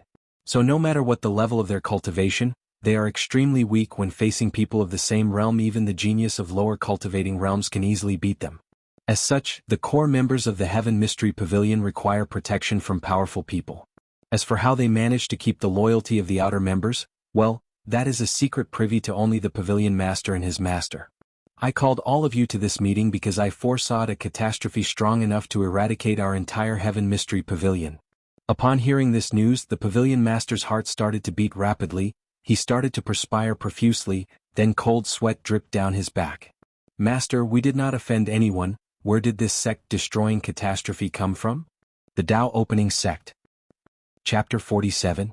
Inside the meeting place of the Heaven Mystery Pavilion, only the sound of the swaying wind could be heard. The room started to heat up due to the vapor of untouched hot tea slowly evaporating inside the small courtyard. Pavilion Master Zhu Tai rapidly swallowed his cold tea with trembling hands, then proceeded to take many deep and long breaths. "Inhale. Exhale. Inhale. Exhale." He asked, "Master, did you calculate the reason? And what should our next step of action be?" "Supreme Elder, we did not offend the Dao Opening Sect and had no enmity with them. Why did they want to destroy us?" "I did not manage to calculate their reason for taking action against us," said Old Chu. "As for our plan of action, we only have two variable options. First is to ask help from our allies and see if they are willing to help or at least put pressure on the Dao Opening Sect. The second option is when the time arrives, try to be as submissive as possible. The Dao Opening Sect must want something from our pavilion. As long as we give it to them, we might have a chance to survive." "Master, how long do we have to prepare?" "About 2 to 3 years at the very least. So until after the Spirit Road trial." A few days passed on quickly. The delegates of the Great Zhou Imperial Dynasty have long settled into their accommodation and the talks over the origin source mine have officially begun. Wang Wei never showed up in front of the people of the Great Zhou Imperial Dynasty. A fact which was very upsetting to Crown Prince Ji Song as he kept subtly reminding the people around him of the lack of etiquette on the side of the Dao Opening Sect. Of course, Wang Wei was aware of his presence. With the special power of his eyes, he could easily notice the Qi Luck Dragon of Crown Prince Ji Song. Although his Qi Dragon was only purple like himself, it exuded a special or unique aura that was easily noticeable. Soon, Crown Prince Ji Song had things to do since he was notified that he will take part in the first trial of the Polishing Dao Heart Pagoda. He took a few days to prepare. He was the kind of person that never backed down from a challenge and he took it seriously, or so he thought. On the day of the challenge, many disciples and elders of the sect accompanied the delegates of the Great Zhou Imperial Dynasty to watch the trial. The disciples were the most excited. They wanted to know how they stack up against the heaven-chosen of other factions. This was the perfect opportunity to compete and compare. Ji Song stood in front of the pagoda, ready to enter at any moment. The visual formations were turned on so that everybody can watch what happens inside. On top of the pagoda, there was a list of the top records in each trial. Ji Song looked at Wang Wei's number 1 spot and said with disdain, "Only 13 days, how weak can you be?" After saying that, he strode into the pagoda with great confidence. However, his words did provoke a lot of people outside. How can they allow this stranger to look down on their young sect master? However, the disciples did not do or say anything, especially the ones who have participated in the trial. They know more than everyone else how difficult this trial is. In a platform not far from the pagoda, the higher-ups of both factions sat cross-legged on futons made of silk, served with fresh hot tea. Sect Master Wang Tian said nonchalantly, "Confident I see. This is good quality." Prime Minister Zhao Yan responded, "Thank you. The Crown Prince has never lacked anything, especially confidence." Sect Master Wang Tian and the other great elders smiled with a playful look on their faces. However, they did not say anything else. Jisoo was able to catch on the meaning behind these smiles. As such, he had a feeling that things might not be as simple as it seemed. However, he soon calmed himself down. He had a great deal of confidence in his younger brother's heavy axe physique. Meanwhile, Ji Song was having a hard time in this test. Upon entering the trial, the first thing he noticed was the fact that his proud heavy axe physique was gone, or to be precise, ineffective. All of his innate divine strength that he was proud of are all gone. He frowned but still continued on with the trial. He walks in this endless desert supported by his will only. Ji Song lasted 4 days before he gave up and exited out the pagoda. His record was much higher than Han Li on his first trial. But it was way worse than Li Jun's whopping 8 days, or Wang Wei's 13 days. The challenge was actually quite lackluster. The record of the Crown Prince did not come even close to Li Jun, let alone the young sect master. And many people or disciples of the sect were actually quite disappointed. They left afterward and sneered at Ji Song's previous comment. The people most disappointed by this result were actually the people of the Great Zhou Imperial Dynasty. This was a massive failure on their part. While Ji Song was recuperating, a secret meeting was taking place between Prime Minister Zhao Yan, His Royal Highness Ji Su, retired Prince Ji Xiang, and a few advisors that were secretly mixed into the servants and guards. "Sewer," asked retired Prince Ji Xiang. "You have been frowning for quite some time. What are you thinking about?" "Uncle Ji Xiang, I'm thinking about the previous trial." "Are you worrying about Songer?" "You do not need to be too worried. It is just a failure. Give him enough time and he will soon recover." "No, uncle, the situation is more severe than we thought." "Retired Prince, His Royal Highness is right. The situation is truly drastic." "Oh, Prime Minister, what makes you say that?" "Well, let His Royal Highness Ji Su express his opinions first." Everyone in the room then fixed their eyes on Ji Su, who then began to express his thought process. "Just like my uncle said, failure is not a major problem for my younger brother. However, the problem lies with the young sect master of the Tao opening sect. The purpose of this pagoda was to polish the Tao heart of the participants. Now, compare the result of the younger brother with the Tao sect's young master. Can you imagine how powerful the Tao heart of the young sect master is?" Following this statement, a few people in the room gasped aloud. This is indeed quite a scary thing. The person most affected was in fact retired Prince Ji Xiang. As the person with the highest cultivating level here, he knew more secrets than most people in the room. For most cultivators, the concept of Tao heart might be an illusory idea or thing to them, but Ji Xiang knew the importance of Tao heart. Without the proper Tao heart, it is impossible for a person to reach the supreme realm, let alone bear heaven mandate and prove the Tao. In fact, even great emperors have to have a strong enough Tao heart. Do not think that as long as you acquire the heaven mandate, then you automatically can become a great emperor. No, if you wear the crown, then you must bear the weight. The same concept applies to the heaven mandate. Ji Xiang knew those cultivators who acquired the heaven mandate, but did not have the necessary Tao heart to bear it are referred to as pseudo-emperors. However, these people are still unimaginably powerful compared to the supreme realm true monarch that people still call them great emperor. Of course, these knowledge are considered the highest secrets of this world. Only when someone reached a certain cultivation level that they might be privy to said information. While everybody was still processing this news, Prime Minister Zhao Yao reminded them. Do not also forget that this pagoda trial has at least 9 layers. We can only imagine how powerful or effective the other trials are. Prime Minister Zhao Yan, you should notify His Majesty of the situation here. A few days passed after the secret meeting. Prime Minister Zhao Yan was standing in front of a formation, while seemingly talking to somebody else on the other side. Your Majesty, the Dao opening sect refused to let us participate in the pagoda trial again, let alone witnessing the other 8 trials. I figure things would not be so simple. In that case, we will offer that material to them as bargain chips. Are you sure of this, Your Majesty? This material is very rare and precious. Compared to the possibility of a future great emperor, what is the worth of a rare material? As you wish, Your Majesty. The Dao opening sect will probably not allow Songer to participate in all 9 trials, try to negotiate as much as possible. But my bottom line is at least 3 trials. One last thing, tell Songer that if he could not achieve a satisfactory result, then I'm taking away his status as Crown Prince. Prime Minister Zhao Yan was visibly surprised. As the person who knew His Majesty the best, he could tell that he was serious about this announcement. However, he could also realize the reason for it. This trip to the Dao opening sect was an eye-opener for the high level of the Great Zhou imperial dynasty. During the past 10 years, everyone in the dynasty has been marveling at the fact the crown prince was born with the heavy axe physique. They all believe that the future 4th emperor of the empire will be born this generation. However, the catastrophic result of the last trial was a major wake-up call for all of them. There is a brilliant and grand time coming, nothing is set in stone. Any wrong step could lead to forever being left behind. Chapter 48. The truth of the matter was that Wang Wei was still in the Dao opening sect and was controlling everything behind the scene. His grandfather true monarch Yu Zhuang is indeed injured and still healing. As a result, Wang Wei rarely interacted with him and only saw a projection clone of him on his 5th birthday. However, he often saw his grandmother from his mother's side, while the one from his father's side had long passed away before his birth. The reason that Wang Wei did not show up to meet the people of the Great Zhou imperial dynasty was due to the fact that his situation is not ideal at the moment. After cultivating the 10,000 things adapt to one sutra for more than 2 years, he was always in a weakened state.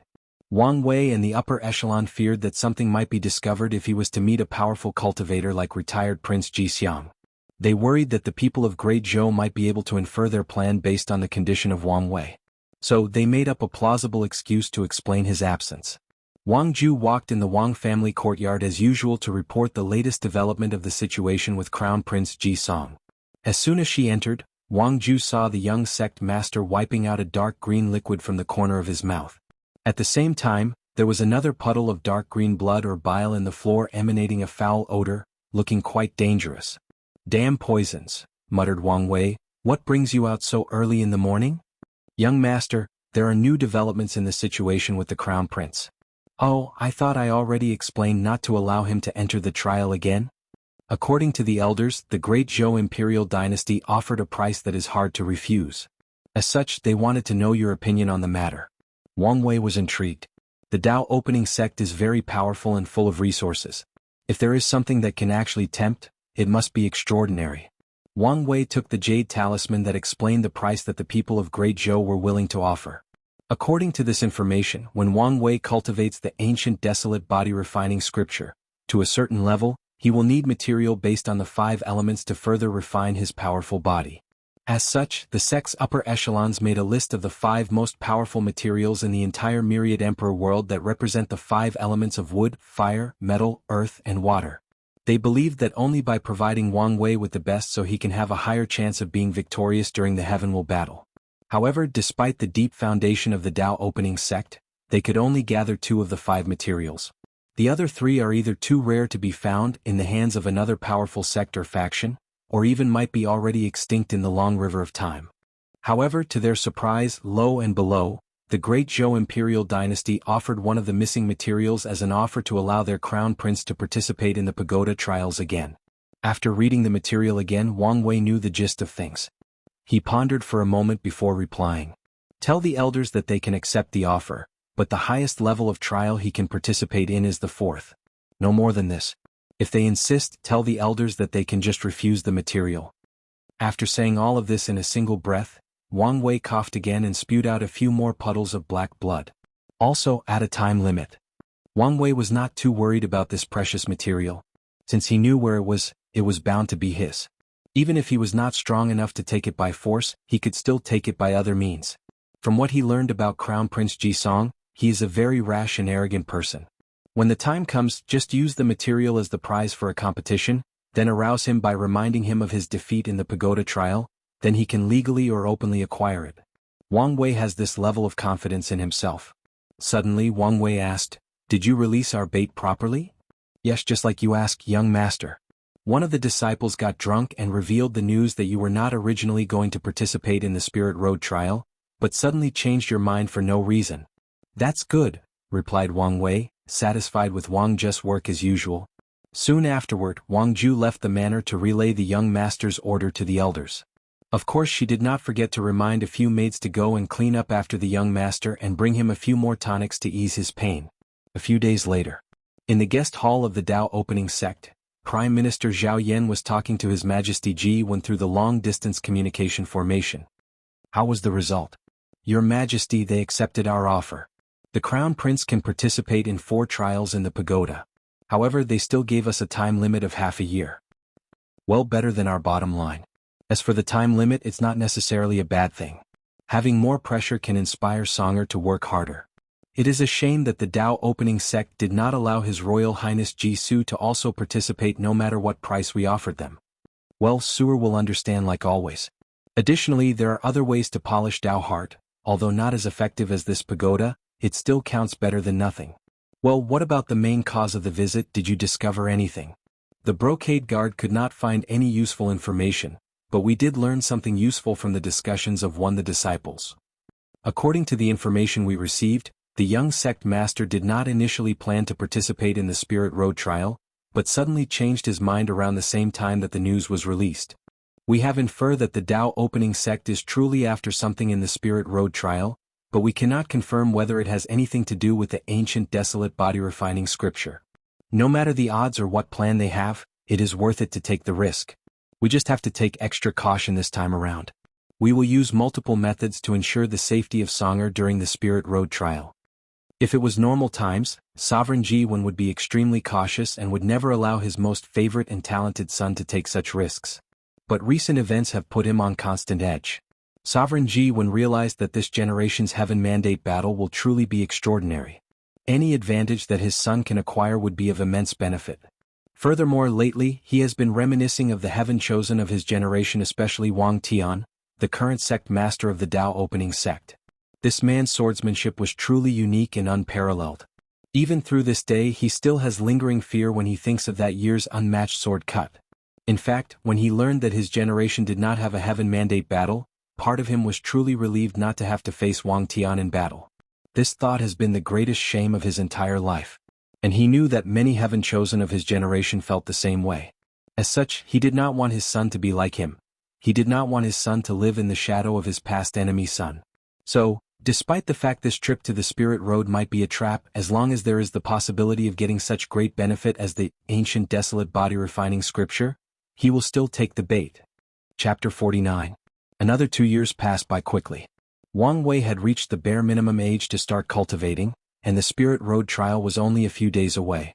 Nothing new or exciting happened the past 2 years except for the Great Zhou dynasty visit. More than a year and a half ago, Crown Prince Ji Song finished his time in the pagoda and the Great Zhou Imperial Dynasty delegates left the domain of the Tao opening sect and returned to their own. Wang Wei saw Ji Song from a few li away before he left. He could easily notice the difference between him now and when he first came to the sect. He was more calm and less irrational. He still had the arrogance on him, but now it was more hidden. Just like Wang Wei used to be, hide the arrogance or pride deep in the bones instead of displaying it on the surface. Of course, Wang Wei also knows that Ji Song did not magically become more wise. He could still tell that this crown prince was the kind of person that likes to use his fist as his first option when encountering any kind of problem. But now, after the pagoda trial, he became more cautious when doing things. His first instinct was not to immediately rush into battle. In fact, Ji Song's results in the trial were not even as good as Li Jun, let alone Wang Wei. This is the disadvantage of special physique. Their physique has no effect on things like mind, spirit, will, or Tao heart. In fact, it can be said that their special physique is quite detrimental to their state of mind. Ever since they were young, these people were always praised as geniuses or heaven chosen, or that they were future great emperors. With all of these constant praise from birth, their egos are actually quite massive. As such, the majority of them are prideful and arrogant. Compared to people like Li Jun who have lived in a world of loneliness and without any significant presence, these people with special physique are actually lacking a lot. Of course, the state of mind of these special heaven chosen will also be tempered and changed. When they encounter their first failure, then they will realize that the world doesn't revolve around them. When they meet other people with special physiques, they will realize that they are not as special as their loved one made them out to be. The myriad emperor world is vast and boundless, the population can be counted in the trillions.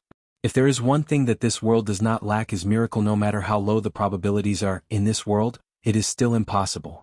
As such, these heaven chosen with special physiques will eventually learn their insignificance in the grand scheme of things and strive to improve themselves, to walk in the path of constant self-improvement. Despite all of this, many people will do anything to have a special physique due to the simple fact that most people with special physique cultivate faster, are stronger, and have longer lifespan than ordinary cultivators, especially in the early and middle stage of cultivation. In the early and middle stages of cultivation, people with special physique can be considered the darlings of heaven and earth. Everything seems to come faster and easier for them. Of course, this statement only applies to ordinary cultivators. This world has cultivated countless terrifying geniuses that having a special physique is mainly providing in individuals a higher starting line than ordinary people. A good example of this is Han Li. Despite having such a powerful physique as the Heavenly Thunder physique, he cannot be considered a top-level heaven chosen. Throughout his cultivation journey, he has lost countless fights. From the information that Wang Wei has gathered on him, he could determine that Han Li did not use his full potential. As a person with a thunder-prone physique, the best approach would be to absorb thunder tribulation to refine his body into a supremely powerful one. Then, when strong enough, try to absorb divine punishment thunder, one of the highest level of thunder that is said to be powerful enough to even kill great emperors.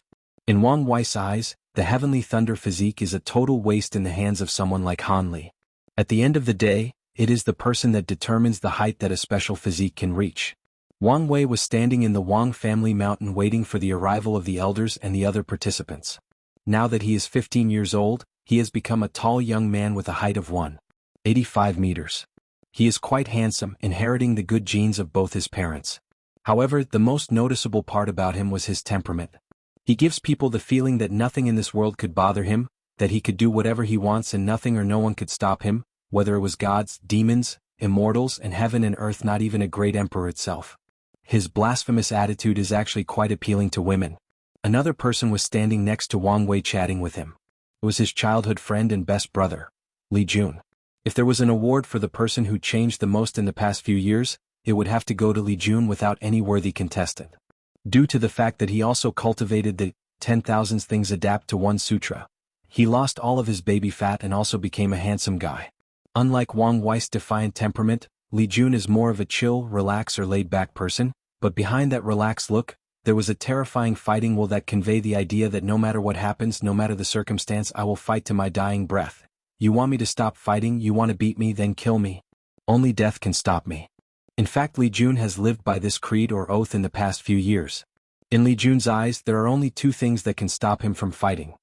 One is death and the other is the order of his big brother Wang Wei. In the past 7 years, Li Jun has created a reign of terror for the children of his generation. After the 9th pagoda trial, Li Jun has fought with all of the children of the Wang, Li and Yan family every day from both the main and branch family. No matter what day it was, no matter the circumstances, he will fight with them. Even when he started cultivating the 10,000 things adapt to one sutra, and was in a constant state of weakening and poisoning, he still fought with them. Of course, he suffered a lot because of this. You would think that he was doing this as a form of revenge for his former bullying? No, he was simply doing it to hone his fighting will, and more importantly to prepare for his special physique. Wang Wei was waiting while talking with Li Jun. So, which girl did you get at this time? Big brother Wang Wei, I was nervous all night. Where would have the time to pick up girls? Wang Wei smiled wryly when he saw a few of his maids sneaking a peep at Li Jun and then blushed red like an apple. He and Li Jun can be considered best buddies and have known each other for years. Li Jun can be considered one of the few young generations of the sect that is officially approved by Wang Wei. However, if there is one thing that gives Wang Wei a headache is the fact that this guy is actually a womanizer. Ever since he turned 14 and lost all of his fat, he started to mingle with all kinds of disciples. The amount of disciples that he had secretly had relationships with the past 2 years are countless. It seems that he could not keep things in his pants. As polygamy is a normal thing in this world, he had no major problem whatsoever. After hearing this news, Wang Wei had him investigated as he feared that Li Jun had changed and was using his new status and power to force female disciples to have relationships with him. But it turns out that he was worried about nothing. According to the information he received, this guy is apparently very charming, and many female disciples are simply obsessed with him. It was also during this time that Wang Wei learned that there were many secret lists distributed in the sect. Li Jun ranked number 3 in the most handsome man while he ranked number 2. Li Jun ranked number 3 in the most charming while he ranked number 1. He also ranked number 2 in the person that girls most want to be married to, while Li Jun ranked number 1. Wang Wei was of course not convinced. Who could be more handsome than him? After investigating, it turned out to be the contemporary sacred son ranked 5th. Well, he had to admit that this guy deserved his ranking. Wang Wei was most puzzled by the last list. As the young sect master, the future sacred son, future sect master, and future great emperor, should he not be the man that most girls in the sect want to marry?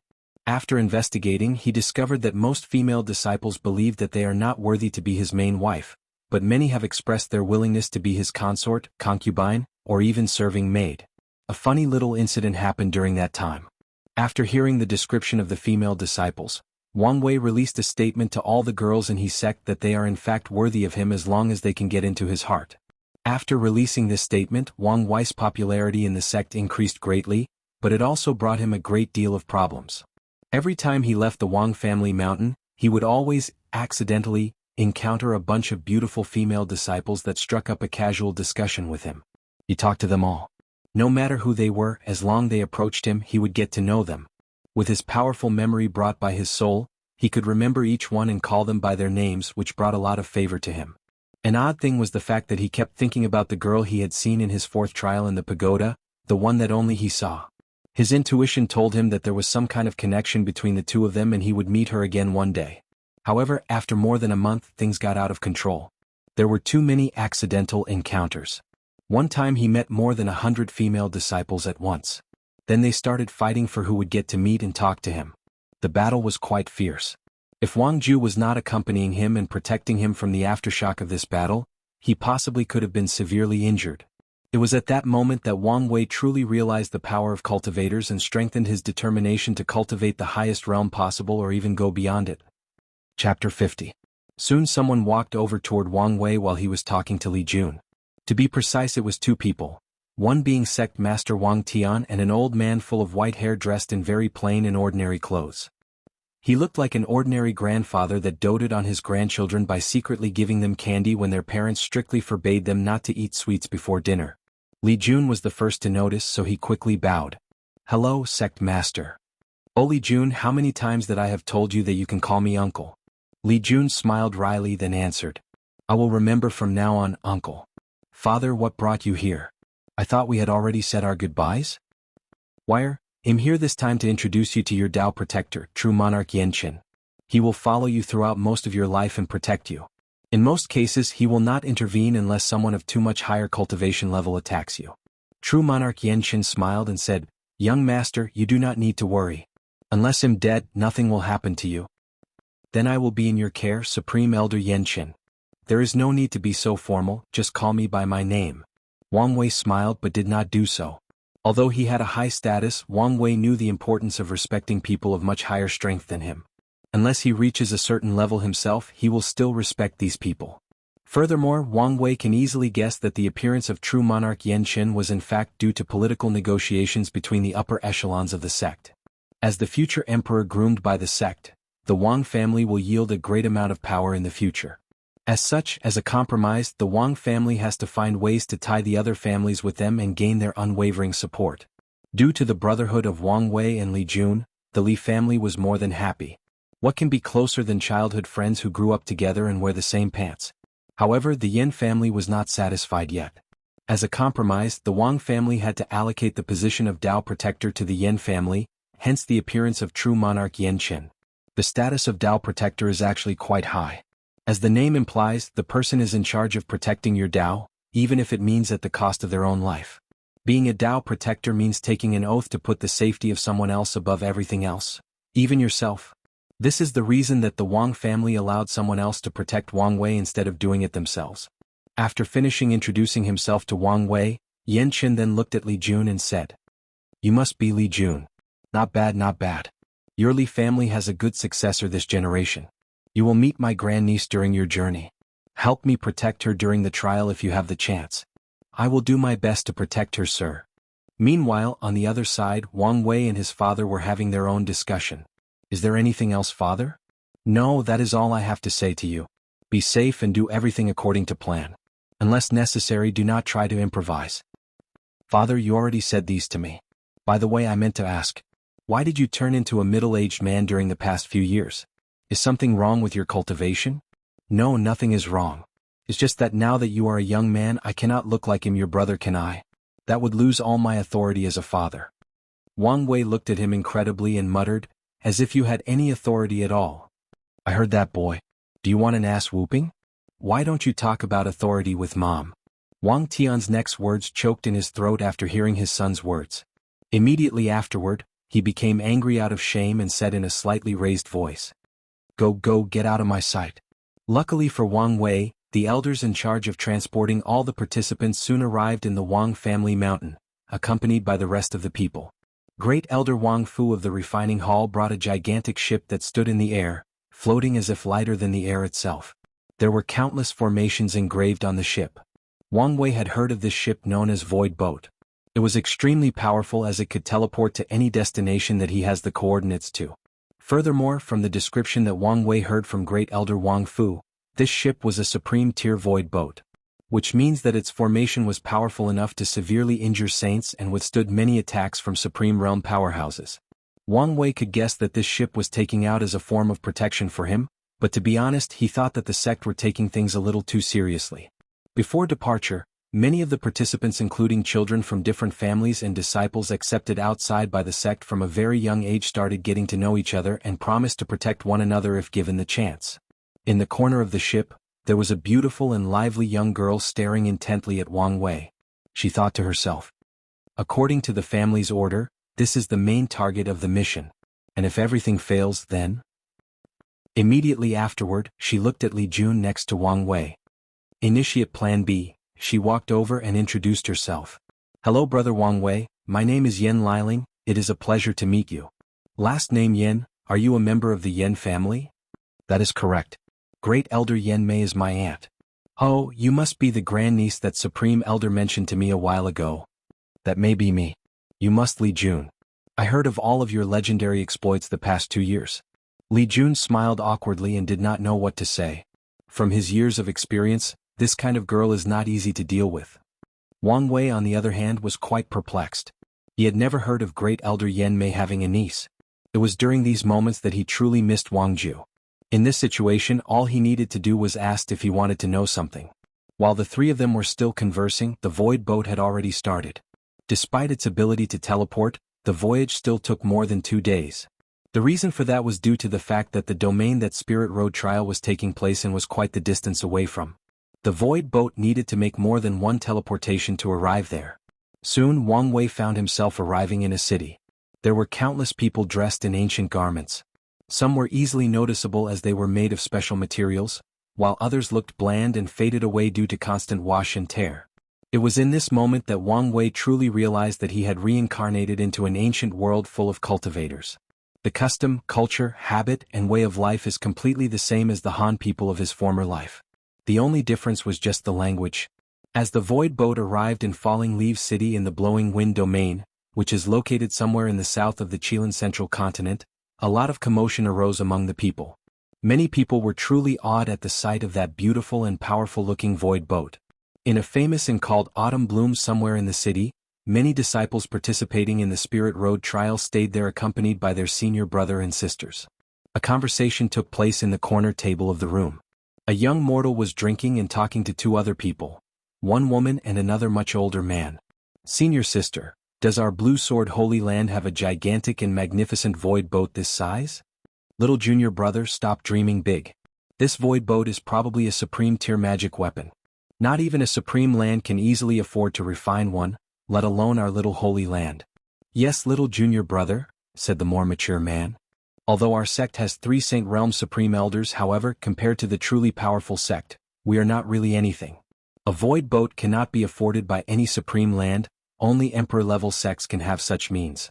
Soon after he said this, there was a snort of disdain that echoed in the room. What do you lowly people know? The senior brother and sister were both angry at the voice and turned around to give this person a piece of them. However, when they saw the sect emblem on the person's uniform, they calmed down and took their little junior brother and left immediately. It was because they recognized this person as from the illusory I Supreme Land A sect ranked a tier higher than theirs. They knew that they could not afford to offend him. The person who said these words noticed that these people did not take any action, and his mood became much worse. He provoked these people on purpose in order to have his senior brother and sister teach them a lesson. In the past few years he had been under a lot of pressure. Due to the fact that the path of Supreme was cut off in the last generation, there have been no new Supreme Realm powerhouse in the illusory I's Supreme Land for quite some time. The ones left are from 2 generations ago. As such, they are either severely injured or their lifespan does not have much left. As the son of the sect master, he was always taught that reaching the Supreme Realm was his only goal. As for things like Heaven Mandate Battle, they were not things that he could get involved with unless he wanted to be cannon fodder. Meanwhile, in the Dao opening sect side. Since arriving in this city, Wang Wei has been touring around with the utmost delight. Ever since he was born, his father and mother would not let him out of the sect.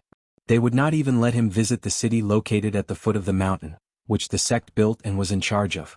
Now he was relishing his freedom. For some reason, Wang Wei felt that his mind was more open or clearer than ever before. Today Wang Wei was talking to his head maid while on his daily tour. Wang Ju, did you get any information? Yes, young master. In this city, there are only 3 emperor-tier factions, 146 supreme lands, 567 holy land, and countless other factions below that. Oh, who are the other 2? One is the Great Zhou Imperial Dynasty. They have taken the bait as the young master predicted. Crown Prince Ji Song is among the participants. The other is the Beating Heart Cult, a devil cultivator faction who had cultivated one great emperor long ago. Devil cultivators, huh? Do you know their objectives? Will their presence affect our plans? Not likely. They should know how difficult it is to kill people of emperor factions in the Spirit Road trial. As for their purpose, it is easy to guess. The Beating Heart cult has an initiation ceremony in which their cultivators must carve out and eat the beating heart of their enemies in order to cultivate their techniques. In order not to outrage other factions, they usually use the Spirit Road trial as a way to openly do it as long as they do not target the right people. Wang Wei frowned. He realized that the cultivating world is not as peaceful as he imagined. If he was not born into a powerful sect, who knows what fate would await him. While Wang Wei was walking and pondering, suddenly there was a riot and many people were rushing in different directions. As such, he bumped into many people.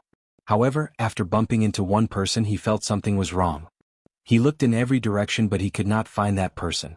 He checked his body and found nothing. Wang Wei thought that maybe he was too distracted. However, as soon as that thought came to his mind, his instinct kicked in and reminded him not to take things lightly. As such, he immediately ordered Wang Ju to bring him back to his room in the inn and consult true Monarch Xianxia and see if he can discover what is wrong with him. His life may be in the line here. Chapter 51. When Wang Wei arrived at the inn, he immediately called true Monarch Xianxia and Great Elder Wang Fu, then explained to him the feeling he had a few moments ago. Wang Fu then placed a formation in the room to isolate it from the outside world, providing true Monarch Xianxia a quiet room to operate. Soon Wang Wei felt a powerful force scanning every part of his body. Whether it was his body or soul. Although he felt a little discomfort at the fact that he had no privacy whatsoever, while considering what is at stake he did not say anything. Xianxia, noticing the young master's discomfort, said a few words to appease him. Young master, I know this feels uncomfortable, but bear with it for a few moments. A few moments later Xianxia frowned. Noticing the change on his facial expression, Wang Wei asked, "Did you find something? Is there something wrong with me?" "No, that's not it, young master. I'm just surprised at how powerful your soul is." Oh. Of course Xianxia did not tell the whole truth. What he did not say was that he noticed a strange breath deep in the soul of the young master. However, as he approached to scan it, an overwhelming sense of dread came to him. His instinct was warning him that if he got closer, he would suffer dire consequences. After the scan, Xianxia did not find anything worthy of taking note. There was nothing wrong with the young master. However, he was not happy. He suddenly realized that the young master's soul might become a big problem on his path of cultivation before it would become his boost. He should warn the other old guys so that they can prepare in advance. There is still plenty of time left. Young master, I did not find anything wrong. Maybe you had noticed the wrong person or thing? Is Supreme Elder Yan Qin right? Am I too on edge? Wang Wei started thinking. Then he immediately overthrew this idea. He believed in his intuition. So now he had to find the exact cause of the problem. Then he thought of the situation during the day. That riot was too coincidental. Supreme Elder, check again. This time focused on the arm that I was bumped into. Do not leave any place unchecked. As you wish, young master. True Monarch followed instruction and used his divine consciousness to scan the shoulder and arms that Wang Wei referred to. Suddenly he asked, Young master, did you ever have a tattoo or mole on your clavicle?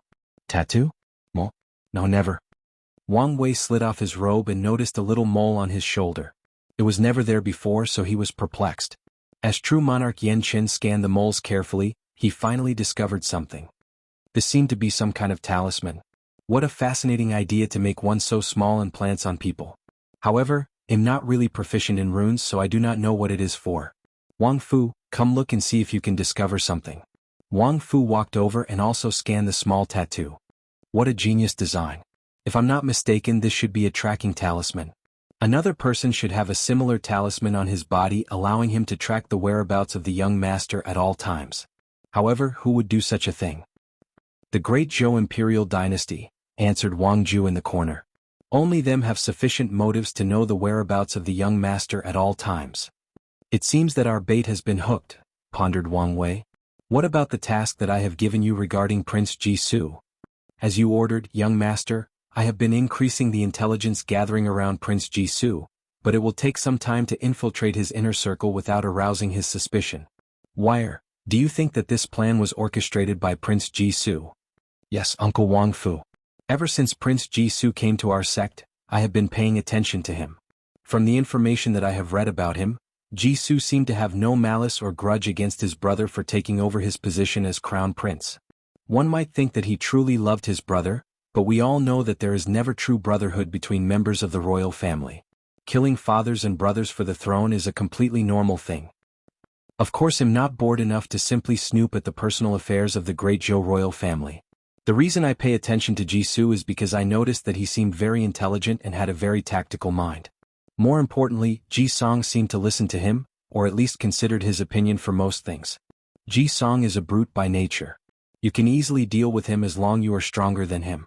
However, if he has an intelligent brother like Jisoo behind his back, then his shortcomings will be made up, thus raising his level of threat by a great deal. The people in the room started to ponder the meaning of Wang Wei's words. In the fight for the heaven mandate, force might not always be the solution.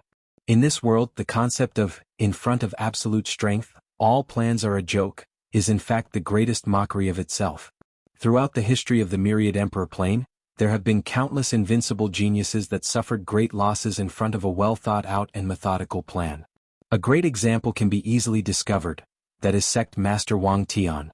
In his generation, he was an unparalleled swordsman who installed great fear and dread on his peers as an enemy. However, he suffered countless losses at the hands of his now wife who preferred to use her brain. According to information that Wang Wei heard from his mother, he once tricked his father into a dead zone where there was no food, water, or spiritual energy to replenish his cultivation level. And he could not open his space ring or contact the outside world.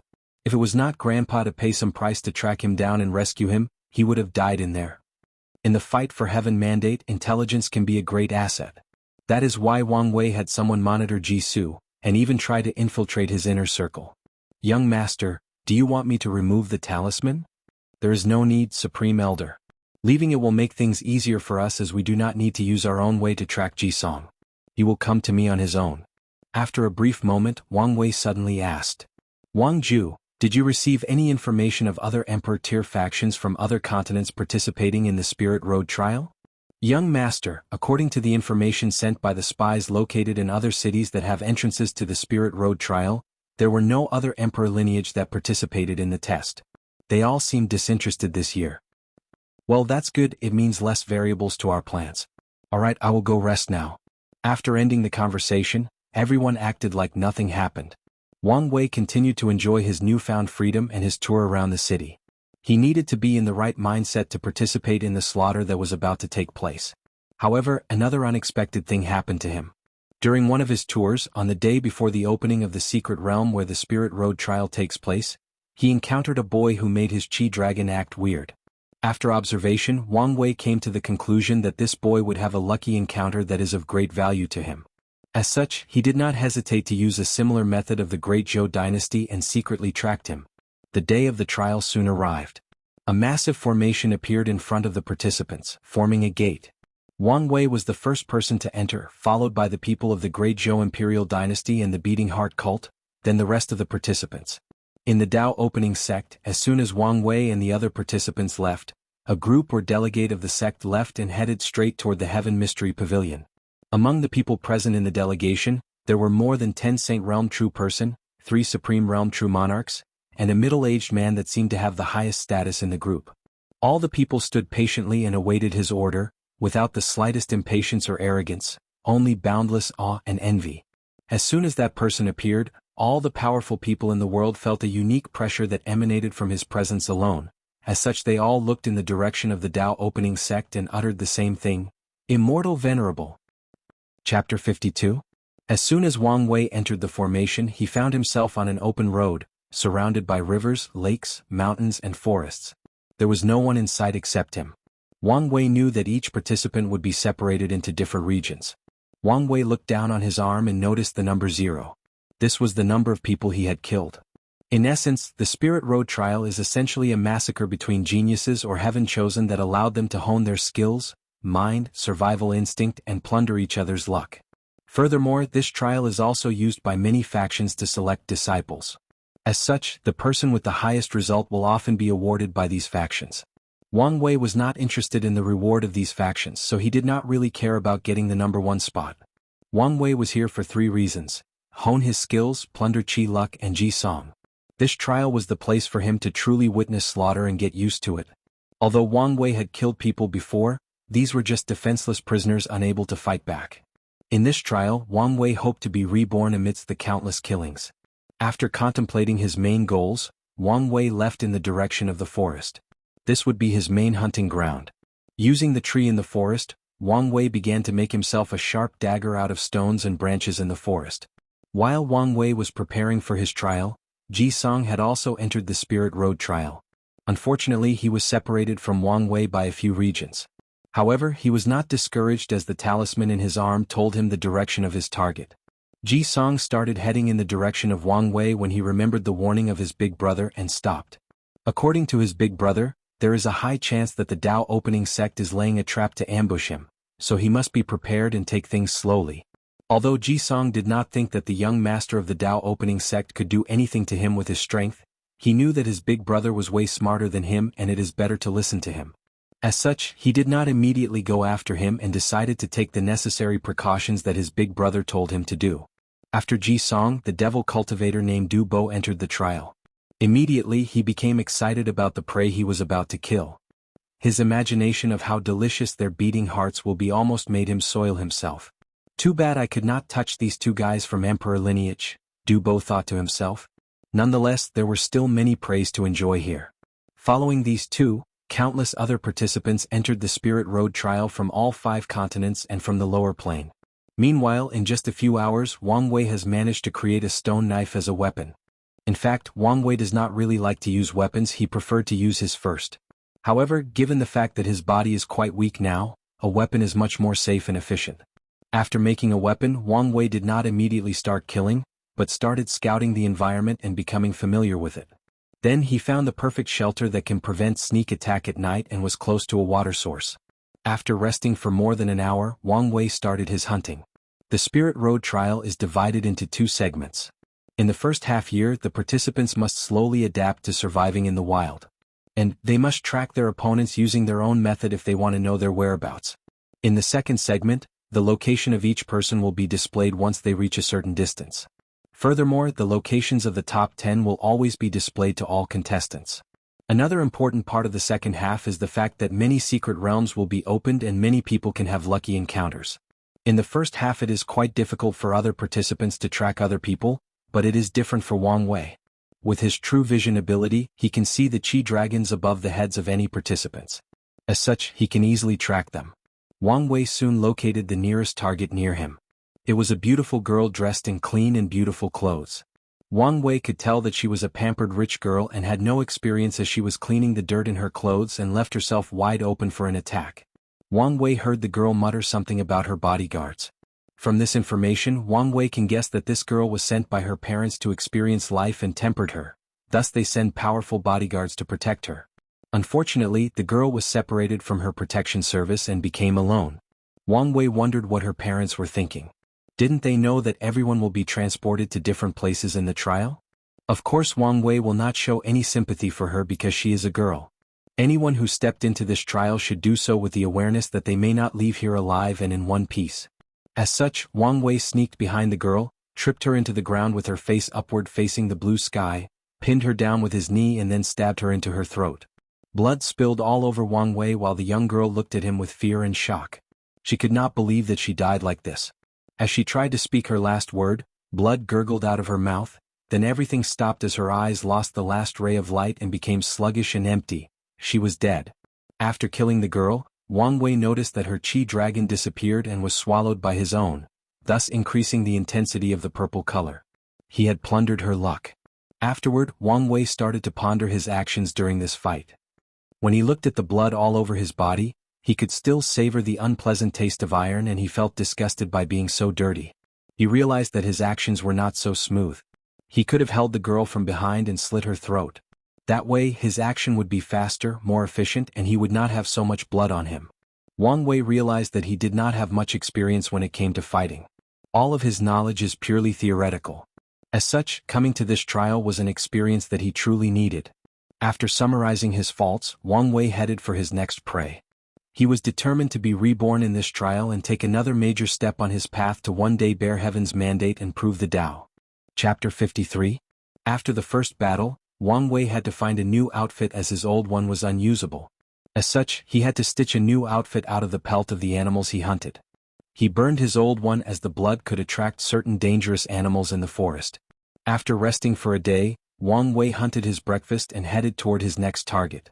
There were 3 of them at the same time camping further down the river from the previous rich girl. It was a combination of 2 boys and 1 girl. Wang Wei stalked them from a distance based on their chi dragon. Wang Wei pondered his next course of action and came up with the idea of assassinating each of them at night, while they were sleeping. However, he soon gave up this plan as he realized that his purpose in this trial was to experience combat, not just to kill people and reach the number 1 spot to receive the rewards at the end. Only by fighting in direct confrontation can he learn something and increase his fighting experience. Although he did a lot of training with Li Jun before he came here, it was not as effective as true experience in life or death battles. However, there was still a problem. There is 1 Wang Wei while the enemy has 3 people. Wang Wei knew his limits, he was not yet ready to fight more than 1 person at once.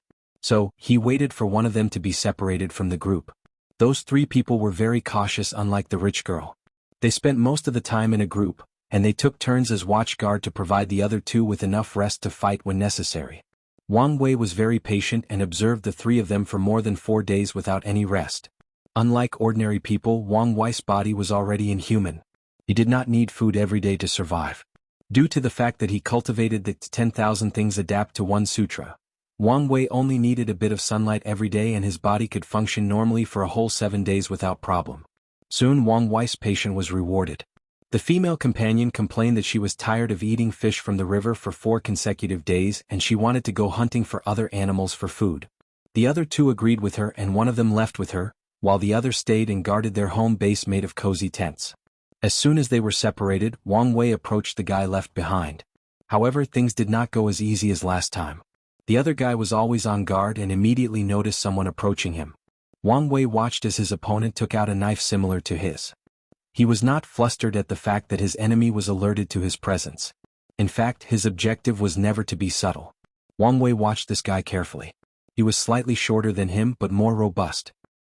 He noticed the calluses in his hands signifying that this man was well either trained or used to do hard labor as a living. The 2 people stared at each other in order to find the right opening to attack, testing each other's patience. Ordinarily, Wang Wei would be more than happy to wait for the right time to attack. However, time was not in his favor. He knew that this guy had companions that would eventually return. The longer Wang Wei waits, the less favorable the situation will become for him. As such, he no longer waited and attacked directly. If there was no opening, then he would make one. Wang Wei launched toward the guy and stabbed him. This time he went directly for a vital organ, the lung. The other guy dodged the knife by slightly twisting his upper torso, then retaliated by stabbing Wang Wei in his eyes. Wang Wei moved his whole body to dodge, then followed his first attack with a kick directly in the back of the person's kneecap to stop his opponent from moving. The other guy slightly moved legs so that Wang Wei's kick will hit his knee instead. When Wang Wei noticed this change, he had to lower his kick to hit the guy's shin, otherwise the bones on his feet would crack if he directly hit the person's knee. After this attack failed, Wang Wei did not stop and continued to stab his opponent in different parts of his body: eyes, heart, lungs, and brain. However, this guy managed to dodge all of his attacks and retaliated against him. They both fought for more than 5 minutes, each person trying to stab the other without saying a word to one another. Wang Wei knew that time was of the essence. The longer he fought, the more of a dangerous situation he was in. As Wang Wei painted in exhaustion and began to plan his exit strategy, he suddenly realized something. His opponent was not fatigued at all by the previous fight. He was not painting like him, his breath was regular, his foot was steady in the ground. What frightened Wang Wei the most was the fact that his opponent barely moved from his spot the whole fight. Puzzled and intrigued, Wang Wei began to use his powerful memory brought by his soul to recount every detail of the fight.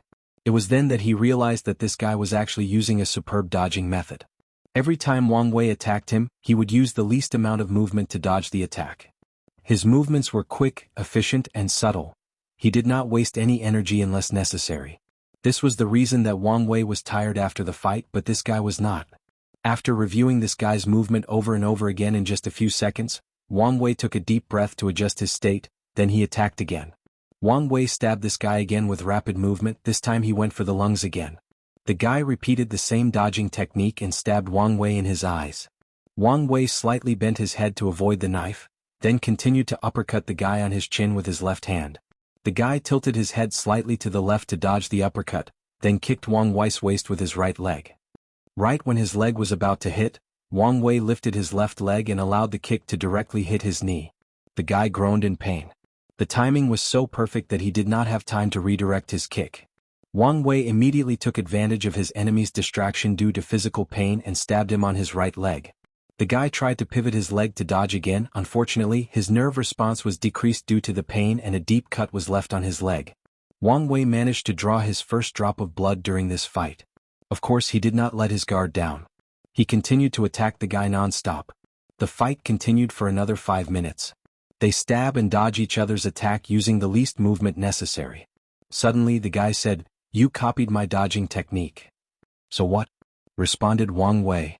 "Is there any rule that says you cannot learn from your enemy?" After saying that, Wang Wei attacked him again, this time heading straight for his eyes. The guy tilted his head to dodge again. However, Wang Wei's attack was actually just a feint. The moment his head moved, Wang Wei changed the upward grip on his knife to a downward one and stabbed the man's shoulder. The man screamed loudly and involuntarily held his bleeding shoulder with his other hand. Wang Wei took this opportunity to take the knife from the guy's hand and stabbed it directly in his heart, dealing a fatal blow to him. Afterward, the man dropped to his knees, then said, "The world is truly unfair. I have spent more than 8 years as a gladiator, forced to kill every day in order to buy my freedom. It took me 8 long and painful years to summarize that dodging method, yet you learned it in less than 5 minutes. I'm not willing." After saying his last word, the guy fell to the ground. He had no breath left before he even hit the floor. "Yes, you are right. Fate is the greatest mockery to us all," muttered Wang Wei. Then he turned the guy over, closed his eyes, and buried him as a way to honor the first true opponent he encountered on his cultivation path. After doing all of this, Wang Wei left the camp. Unfortunately for him, as soon as he left, he encountered the 2 people who went out hunting earlier. As soon as these 2 noticed the direction that Wang Wei came from, they felt that something was wrong and immediately surrounded him to prevent him from escaping. Wang Wei, who had just finished a hard fight, was exhausted both physically and spiritually. He knew that he was in for a hard battle. Chapter 54.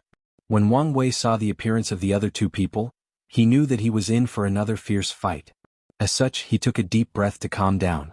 He analyzed the previous fight and summarized what he learned as quickly as possible. "What happened to Zhou Peng?" asked the girl in the group. Wang Wei looked at her. She was also quite the beauty. However, there was nothing soft or weak about her. She looked quite heroic. Wang Wei could tell that she was the kind of girl that was not under any man when it comes to fighting. So Zhou Peng was his name? Responded Wang Wei. I shall remember him. You. Responded the other guy while clenching both his hands and teeth. This guy was quite short compared to Wang Wei or Zhou Peng, however he was also more lean. His steps were quiet and did not leave any marks in the ground. As soon as he finished his words, he pounced on Wang Wei without hesitation. His knife was fast, silent, and deadly. On his first attack he went straight for the heart. Wang Wei pivoted his left foot slightly to move his body, thus evading the attack. Then his right hand moved to stab his opponent in the chest. However, as soon as he moved, he received another attack from the heroic girl. So he had to use his dagger as a defensive move to stop her attack. As soon as he placed his attention on her, the short guy attacked again. This time the attack was directed towards Wang Wei's head.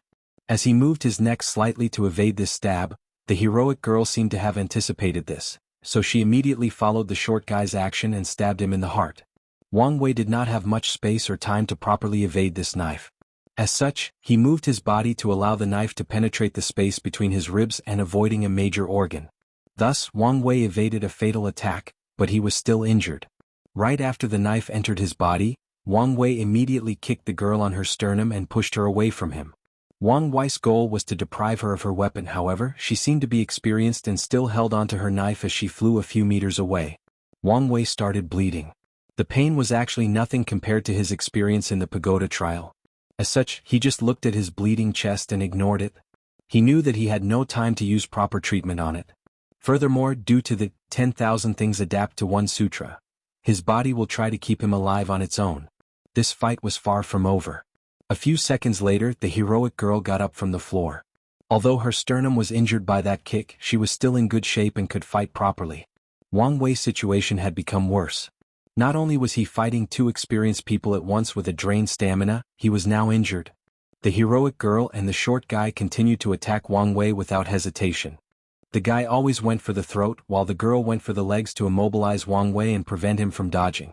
Wang Wei kept using Zhou Peng's dodging method to its full power, only using the slightest movement to move. Tilt his head a little when facing an attack toward his skull or eyes, slightly bend his torso to dodge an attack on the upper body, lower the shoulder to evade a stab toward his arms. Wang Wei only moved a few centimeters at times.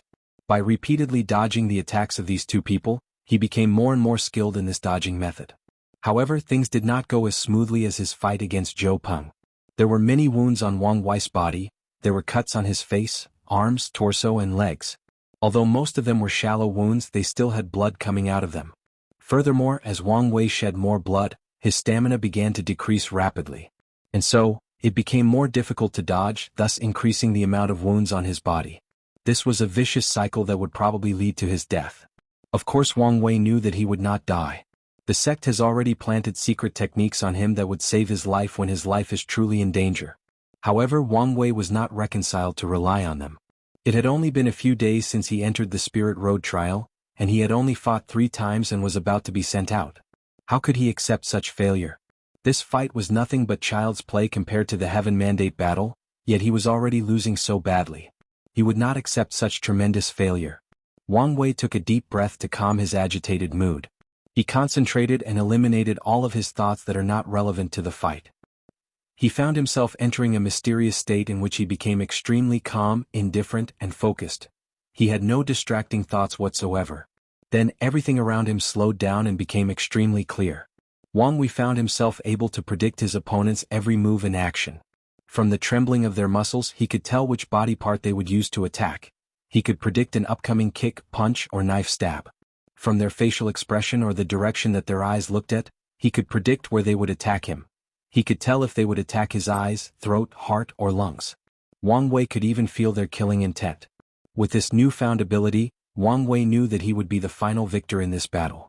As such, he immediately attacked with the intention to end this fight as soon as possible. Wang Wei rushed to the short guy first. When he saw the short guy stabbing him, he saw all of his action in slow motion. He could see how and when the guy lifted his hand to stab him and that the direction of his attack was toward his shoulder. He could even feel the heroic girl's presence behind him ready to attack his spine.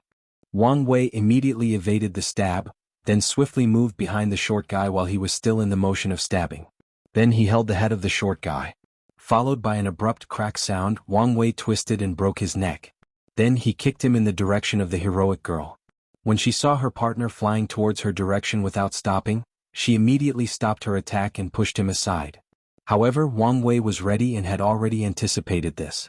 The moment that she pushed her dead partner aside, he threw his dagger and plunged it straight into her throat. She did not have any time to evade.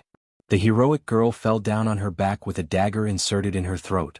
Blood splattered all over the ground, her eyes still opened, and a look of confusion on her face. She could not figure out how she died so quickly and suddenly. The odds were obviously in their favor. Wang Wei did not have time to contemplate what he learned from this fight. He immediately took his dagger and the other two and rushed toward his base. He was gravely injured and he could feel that the state he was in was gradually fading. Wang Wei could tell that he would pay a price for entering such a state while being so injured, so he needed a safe place before the repercussions arrived. When he arrived at his base in the forest, the first thing he did was to activate all of his traps, then put on all the herbal healing cream that he had created with different kinds of herbs he found in the forest. Wang Wei had created it in case he was wounded and needed something to heal his injuries. After doing all of this, he passed out. All he could remember before passing out was a very intense headache.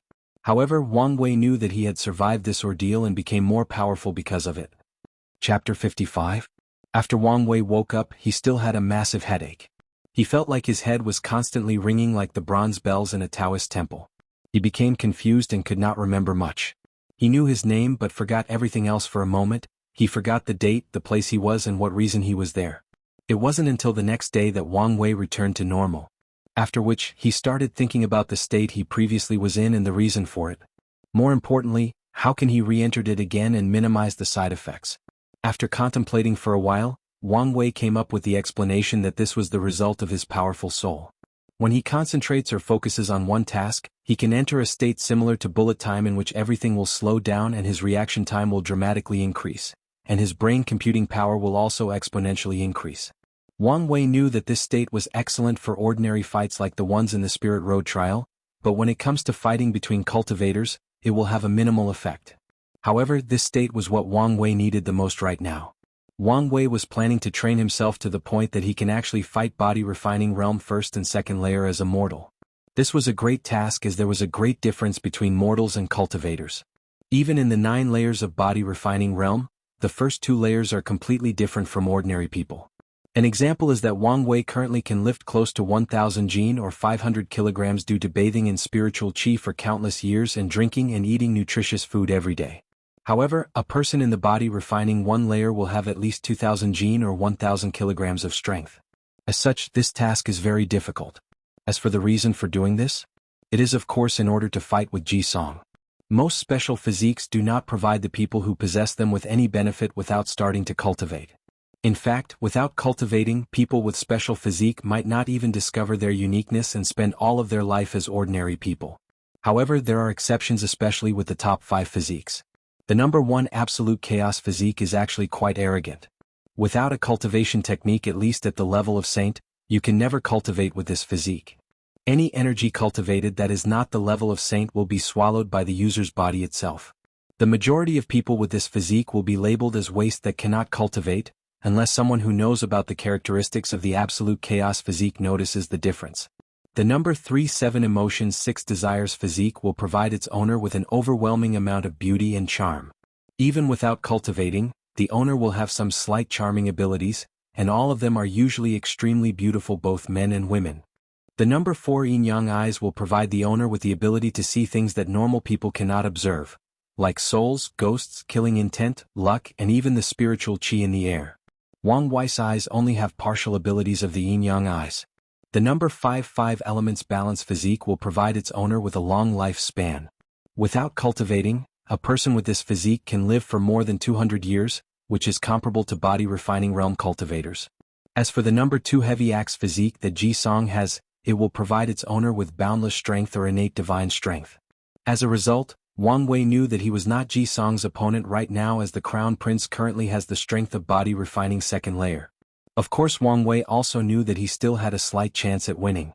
Although Ji-Song had the physical strength of body refining realm cultivators, he did not have their speed, nerve response, and control of the body through blood qi. As such, as long as Wang Wei used the right technique, he could still win the fight. Wang Wei spent more than a week to properly recuperate.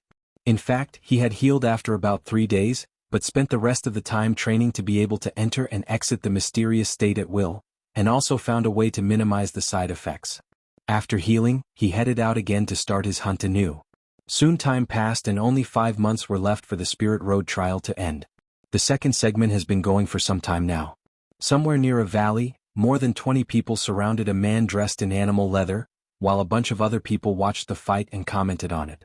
"Who is that person being surrounded?" asked a thin teenager. "That's the hunter," responded another burly man with fear and respect in his eyes. The burly man was accompanied by a group of 3. 1 female archer, 1 swordsman and 1 person with a dagger. "Who's the hunter?" asked the thin man in response. The burly man looked at him weirdly, then said, "You must not be from nearby regions?" The thin man smiled wryly in acknowledgement of this statement. The hunter is a powerful participant that has fought and killed most of the powerful heaven chosen in the nearby regions in the northeastern domain. Only a few people have managed to survive from his hands, explained the burly man, who was the captain of the team of 4. The thin man suddenly asked, "I wonder who is more powerful, the hunter of the northeast domain or the tyrant of the southern domain?" The female archer suddenly became interested, walked over and patted the thin man on his shoulder, almost breaking his bone. "Boy, who is this tyrant you spoke of?" The thin man grimaced in pain, then moved her hand from his shoulder, rubbed it with the other hand and made sure it was all right. "The tyrant is the most powerful heaven chosen of the southern domain. He is ruthless and powerful. More importantly, there is a rumor that he might possess the heavy axe physique." "The number 2 special physique, huh?" muttered the female archer, ignoring the fact that he might accidentally injure the thin man. It would be an interesting fight between the two of them. Meanwhile, the hunter that these people were actually talking about is in fact Wang Wei himself. In the past several months, he had garnered a strong reputation due to his constant challenge of different geniuses. Right now, he was being encircled by more than 20 people. However, he still had a calm look over his face. He had encountered more dangerous situations than this. Wang Wei immediately entered the mysterious state. He could now read all the movements of his opponent. He rushed toward the closest one with his steel knife. He lowered his body to dodge an oncoming punch, then cut off a single muscle to make the enemy's arm unusable, then pierced his throat. Wang Wei rolled to the right side to dodge the upcoming attack from behind. He did not even look over. It was as if he had eyes on the back of his head. Without any pause, he rushed to his next opponent. He went straight for this girl's throat. However, when she tried to block the knife with hers, it turned out that Wang Wei's move was actually a feint. Immediately afterward, he bent down on the floor, did a 360-degree sweep on her legs, then plunged his knife on her throat before she even hit the ground. Afterward, Wang did a front flip to bypass the body, then ran towards the next target. However, a warning of danger came toward him. He immediately tilted his head slightly and caught something with his left hand. It was an arrow. "I'm not falling for the same mistake thrice," muttered Wang Wei. Then he looked in the direction that the arrow came from. There were at least 5 archers. Wang Wei rushed in their direction, designating them as the most dangerous of the group. However, someone immediately yelled out loud, "Protect the archers."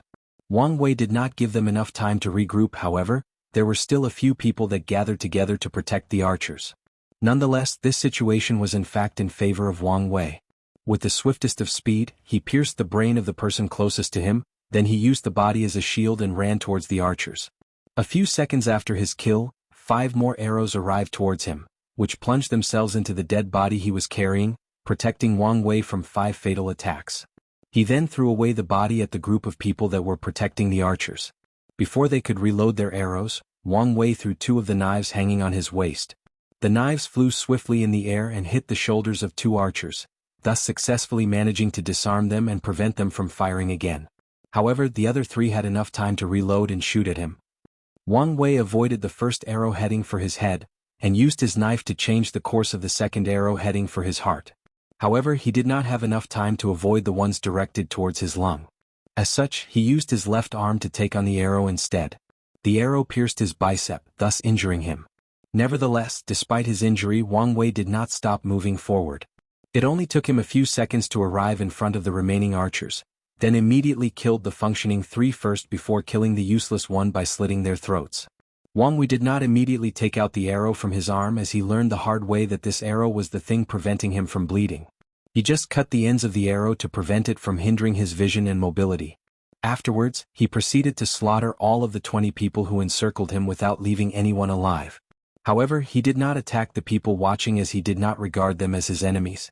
After the fight, Wang Wei returned to the base that has been his home for the past 7 months, then took his shirt off. There were countless scars all over his body. His skin that used to be as smooth as a baby's but was now tan. He now had a perfect physique with defined muscle tones and at least 8 packs. He was not too big, not too small, just the right size or the golden ration like a Greek god. Wang Wei was bandaging his left arm after putting healing cream on it. Then he looked at his right hand. The number 333 was boldly printed there, signifying the number of people falling in his hands as a proof of his growth the past few months. Suddenly Wang Wei felt a sharp pain on his shoulder.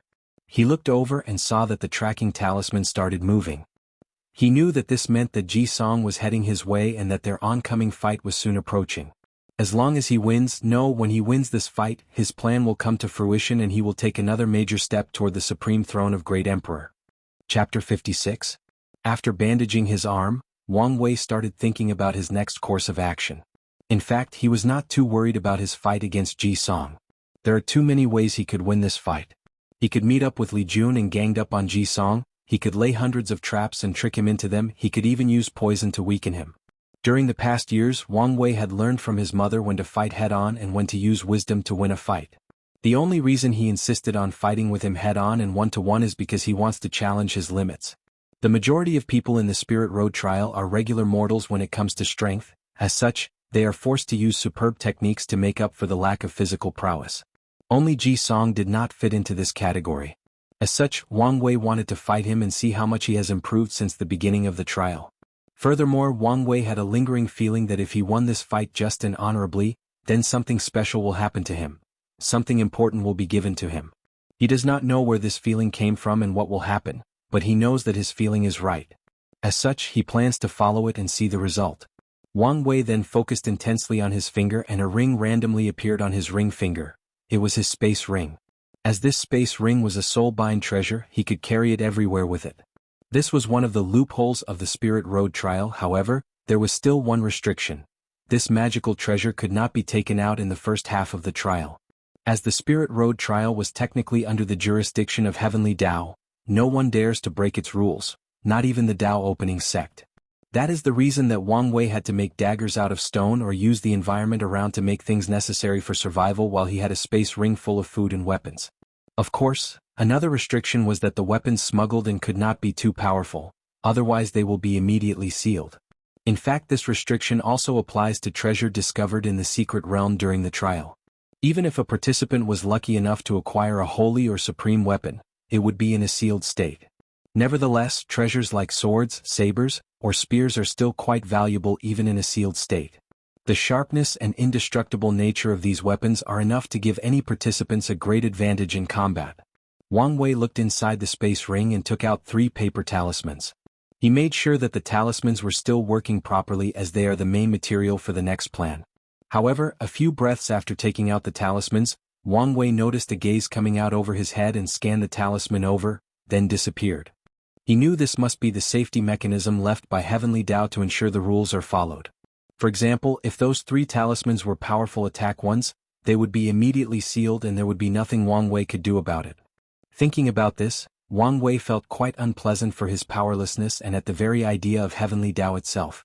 Having someone over your head and telling what you can and cannot do is a very unpleasant thing for someone like him who pursued the path of freedom.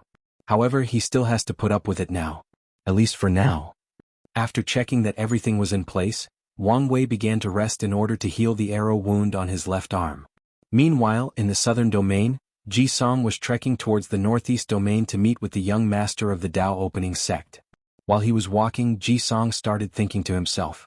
According to the royal elder brother, the ancient desolate emperor who created the ancient desolate body-refining scripture must have left something important in a secret realm in the Spirit Road trial. In order to acquire that thing, the Tao opening sect needed the blood of someone with the heavy axe physique to open the secret realm. As such, they released the news as bait to attract me. Most likely there is a trap waiting for me there. Thinking of this, Ji Song sneered at this. With his powerful strength compared to body-refining realm's second layer, he did not fear anyone. Suddenly, Ji Song started thinking about the humiliation he suffered in the polishing Tao Heart Pagoda. The young master of the Dao opening sect crushed all of his records in that damn pagoda.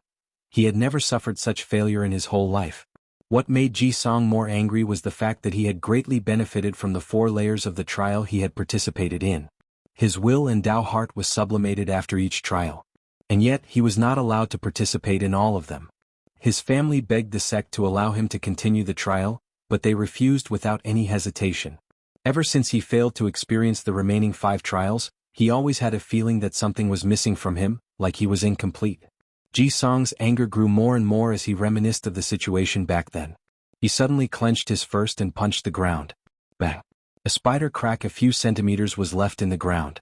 After releasing his anger, Ji Song continued his journey. It took him more than a month to travel through the central domain into the northeast one. During this month-long journey, many people tried to fight Ji Song, but all of them were forever buried in this trial. Upon arriving in the northeastern domain, Ji Song did not go directly to find Wang Wei as his elder brother warned him to always be cautious. He used the tracking talisman they placed on Wang Wei to map out all the places he had been. Ji Song then noticed that Wang Wei's base has been the same for the past 8 months. He became convinced that the secret realm of the ancient desolate emperor should be around there. Then Ji Song took out a hiding talisman from his soul-binding space ring. In the second half of the Spirit Road trial, the whereabouts of each participant will be shown as long as they approached each other at a certain distance. This hiding talisman is to prevent this from happening. After doing all of his preparations, he tracked down Wang Wei and began to observe him. Of course Wang Wei was aware of Ji Song's location as soon as he arrived. He had Great Elder Wan Fu modify the tracking talisman so that he can also know the location of Ji Song just as he knew his. So, as soon as he arrived near him, he called him out. "Come out, Crown Prince Ji Song, I know that you are here." Ji Song then removed the effect of the hiding talisman, then said, "My brother was right, your Dao opening sect is indeed setting a trap for me. Isn't that right, young sect master Wang Wei? And yet here you are here, Crown Prince. Where are the other people? You do not think that you alone is a match for me. Where is that little sidekick of yours? What's his name? Li Jiang, I believe." "Interesting," exclaimed Wang Wei, who looked a little surprised. "Who knew that a brute like you could use tactics such as harassing your opponent by arousing their emotion? Your brother must have spent a lot of time teaching you that." "You." "Enough, Crown Prince Ji Song. People like us who aspire to sit at the supreme throne have their own pride. There is only me and you here. Let's get on with this fight." Ji Song tried to calm himself down. It's as Wang Wei said, the only thing that truly matters is the battle between the two of them. As people whose goals and ambitions are to become great emperor, most of the time, they can only use their fists to talk and convince each other. Ji Song rushed towards Wang Wei and punched him with all of his strength. Wang Wei, who had entered the mysterious state, moved his head slightly to dodge. However, he heard the sound of wind swaying next to his ear. He immediately knew how powerful this punch was. Wang Wei knew that if he was hit by even one Ji Song's punches, he might instantly lose this fight. Furthermore, although Ji Song's speed was not up to par with body-refining realm cultivators, he was by any means slow. If Wang Wei had not entered the mysterious state, his speed and nerve response might not be a match for Crown Prince Ji Song. No wonder people envy people with special physique. Wang Wei sighed as he knew that this fight might be more difficult than he previously imagined. Chapter 57. Ji Song kept attacking with his powerful punches, while Wang Wei kept dodging them. Sweat was dripping from his forehead. These punches were so powerful that he fears that he might be destroyed if he is hit with just one of them. However, Wang Wei did not immediately attack. He keeps dodging the attacks in order to measure the physical fitness of Ji Song, then creates a battle plan best suited for his opponent. Meanwhile, Ji Song became increasingly more furious as Wang Wei kept dodging his kicks and punches. As such, he mocked, "Is this all you're worth? If you are a man, why don't you fight head-on with me?" Wang Wei smiled, took out his dagger, then said, "You can take out a weapon too if you want. My fists are my weapons. I respect that." After saying that, Wang Wei lunges towards Ji Song. He ducked to evade a punch, then plunged his knife into Ji Song's abdomen. However, the knife did not do as much damage as he imagined. The Crown Prince's skin was strong and durable enough to negate much of the attack, and his iron-like muscle contracted to prevent the knife from going further in and doing more damage. You should know this was a knife made out of metals. Although the knife did not have any magical properties, it was still made of very durable metal as hard as iron. Wang Wei secretly cursed the heavy axe physique. This damn physique not only provides Ji Song with great strength, but also ridiculous defense. It was during these moments that Wang Wei became excited at the idea of cultivating the ancient desolate body-refining scripture, and being able to build himself a more powerful body than Ji Song in the near future. Despite the failure of his first attack, Wang Wei did not stop. He continues to evade the Crown Prince's attack while stabbing him or cutting him in different parts of his body. However, Ji Song always managed to evade fatal attacks to places like his eyes or brains. In fact, Wang Wei did not want to kill Ji Song, or to be precise, he could not kill him, otherwise this fight would have gone a different way. He needs to thoroughly study the Crown Prince in order to gain his own special physique. Wang Wei soon realizes that his current tactic was not working at all. He ponders whether to take out a holy or supreme tier magical weapon from his space ring. Although the magical abilities of the weapon will be immediately sealed, the sharpness was enough to pierce Ji Song's skin and injure him. However, Wang Wei soon gave up this idea. He knew that if he took out such a weapon, then Ji Song could just take out a holy or supreme tier weapon like armor. After all, he is also from a powerful emperor lineage. By doing something like this, their battle would become endless and meaningless. As such, Wang Wei decided to change tactics. Ji Song punched with a force of more than 3,000 jin, 1,500 kilograms. The punch hit a tree in the forest around them, destroying it and scattering it into thousands of little pieces. Wang Wei took advantage of this brief moment to stab Ji Song again, this time hitting the same spot of the previous one. This time around, the dagger entered deeper into his muscles, drawing out a few drops of blood. This tactic seemed to be working. With his newfound momentum, Wang Wei began to kite Ji Song, while stabbing him with his dagger repeatedly. With the mysterious state, he could always stab him in the same spot over and over again, thus overlapping his attacks in the same place. This method allows Wang Wei to bypass the iron-like defense of Ji Song. A few minutes into the fight, Ji Song had countless wounds all over his body. Although these wounds are not too deep, they still hurt him enough to slowly bleed, thus also slowly draining his stamina. He knew that he cannot go on like this, so he tried something new. Ji Song concentrated all of his strength on his leg, then rushed toward Wang Wei with terrifying speed and threw a punch with all of his strength. Wang Wei's face immediately changed. The Crown Prince's speed was too fast for him to respond. He could hear the sound of the punch approaching. The fist got bigger and bigger as it approached his face. All of Wang Wei's senses started screaming danger. Wang Wei knew that he could not take this punch head-on, and he also did not have enough time to evade. As such, he decided to sacrifice his right arm. He placed his right arm in a defensive position and took the full force of the punch. Immediately afterward, Wang Wei heard the sound of his bones breaking, followed by a deep and intense pain. He did not scream but groaned. Then, he stomped on the ground to allow the remaining force of the punch to travel to the ground. After a few breaths, a bunch of cracks appear in the ground with Wang Wei at the center. He vomited a few mouthfuls of blood, then looked at his broken arm and ignored it. He then transferred his dagger to his left hand and continued to fight. The battle was not yet over. Ji Song has just used a lot of stamina in order to make such a rapid attack. His breathing became rapid and he perspired a lot. Wang Wei did not let him rest. He used the remaining left arm and continued to stab Ji Song repeatedly. Despite the pain from his broken arm, Wang Wei did not stop. Meanwhile, Ji Song's situation became increasingly worse with the passage of time. The adrenaline rush he had at the beginning of the fight has ended. All the wounds on his body started acting up. He was in great pain and even his vision became blurry. Ji Song knew that if this fight continued like this, he would definitely lose. As such, he wanted to make one last final blow to end everything once for a while. He rushed towards Wang Wei and threw a punch. When the young sect master dodged his attack and stabbed him again, Ji Song relaxed his muscles and allowed the dagger to go deep into his body. Wang Wei became shocked with the current unpredictable moment. Before he could react, Crown Prince Ji Song kicked him on his side with all of his strength. Wang Wei could hear the sound of ribs cracking as he flew away more than 20 meters. He crashed into more than 5 trees before falling into the ground. In just a few breaths, he could feel the bitter taste of blood mixed with dirt in his mouth. His ears start to ring and his vision becomes blurry. He coughed up a pile of blood mixed with a few pieces of internal organs. Wang Wei could tell that his spinal cord might be gravely injured. He bent his neck in a direction and saw 2 Ji Songs in the ground like him trying to get up. It seemed that his injuries had finally gotten to him and he was about to pass out due to excessive blood loss.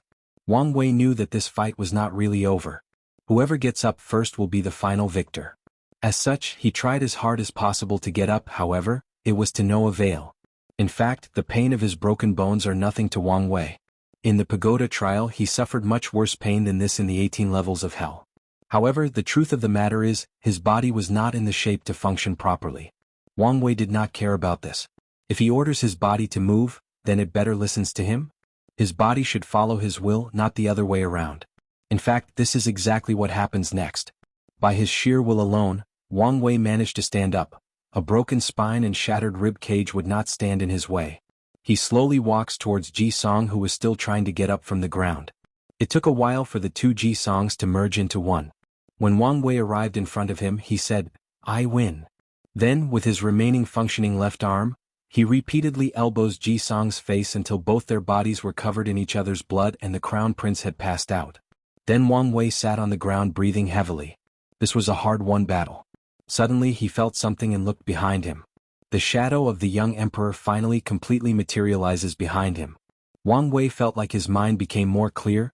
He could feel the vast spirit qi dancing in the air. A bunch of information was instilled in his head. Wang Wei finally knew what the title Young Emperor represents and what benefit he can get. A young emperor is essentially a person with immense will and powerful Tao heart that is acknowledged by heavenly Tao as a person worthy to bear the heaven mandate. In order to have the title of Young Emperor, you must have a strong Tao heart and will at an early stage of cultivation, otherwise heavenly Tao will not acknowledge it. As cultivators grow more powerful and experience more things in their long life, their will and Tao heart will be tempered and some of them will reach the minimum standard to be able to accept heaven will. However, if a cultivator reached such a standard at an early stage of cultivation, then he will be rewarded the title of Young Emperor. As for the advantages of said title, there are a few. First, a young emperor will have a great talent for cultivation, followed by a peak purple dragon chi luck. The greatest benefit of which is that each young emperor will have a pseudo-domain-like ability. This is a great deal as only Saint Realm powerhouses can have a domain. As for Wang Wei, his pseudo-domain allowed him to decrease the strength of his opponent between 15% to 50%. This ability is not enough to make it worthy of the name Young Emperor. What is truly heaven-defying is the fact that this ability applies to any cultivator under the Great Emperor realm. That is to say, in front of Wang Wei, a Supreme Realm True Monarch could lose half of his strength. That is truly scary enough. Chapter 58. Wang Wei spent a few minutes contemplating his new power as a young emperor. He became excited as he knew that he had another powerful card up his sleeve during his future cultivation path. Wang Wei knew that the more hidden means he has and the more diversified his hidden cards are, the better chance he has at surviving different situations. The cultivating world is weird and complex. A person can never say they are adept to survive all its intricacies. Wang Wei did not want to be like the fellow transmigrators from his past life that mostly relied on luck to survive most situations. While Wang Wei was distracted by his newfound power, a sudden sharp pain woke him up, reminding him of the terrible shape that his body was currently in. Without hesitation, Wang Wei took out a blood-red pill and swallowed it. This blood regeneration pill was a low-level profound tier pill used by body refining and divine sea realm cultivators to heal. Wang Wei frowned as he noticed the low efficiency of this pill. This probably was the lowest grade pill that he had ever taken in his life, thought Wang Wei. However, he has no choice now since this was the highest level of pill allowed to bring from the outside. According to this speed, it will take him at least 2 months to recover all of his injuries, which was too slow. In his current state, if he encounters another enemy, he will be in grave danger. Wang Wei then made a splint with the scattered wood in the forest for his broken right arm, then took another blood regeneration pill. He walked over to Ji Song's side, took out 3 jade talismans. The first one was a sleeping talisman, which placed the crown prince in a deep coma and prevented him from waking up. Wang Wei placed the second one on Ji Song's forehead or the Naiwan aperture, which the resting place of the soul, while the third talisman was placed above his heart. Then Wang Wei took out a few origin sources as energy to activate them. The second talisman began to scan every part of Ji Song's soul, while the third one scanned all of his bodis blood, skin, muscle and blood marrow. Due to the fact that the crown prince has not started cultivating yet and has not opened his Naiwan aperture, his scanning process was more brutal than Han Li's. Wang Wei watched as Ji Song started seizing on the floor, then blood flowed out of every gap on his body. Whether it was his eyes, nose or ears, they were dripping with blood. His body started cramping and twisting in strange ways, then Ji Song began to scream in agony. However, the first talisman still kept him unconscious. Whether this was a good thing for him or not, maybe only he knew. Wang Wei watched all of this without much reaction, then muttered, "The path of emperor is a cruel one. If one day you are able to sit up in that supreme throne, then my fate will be at the mercy of your compassion. So, I must be the final winner no matter what. After a few minutes, the talisman located above his heart started to draw a crimson-red drop of blood from Jisong's body. It was his source blood. This drop of blood contains fragments of the law of power. After the first drop was taken out, soon more were taken from Jisong's body. However, after the fifth drop, when the sixth one was about to take, a sudden fluctuation came deep from the crown prince's body, then he disappeared. Void-breaking talisman? Muttered Wang Wei.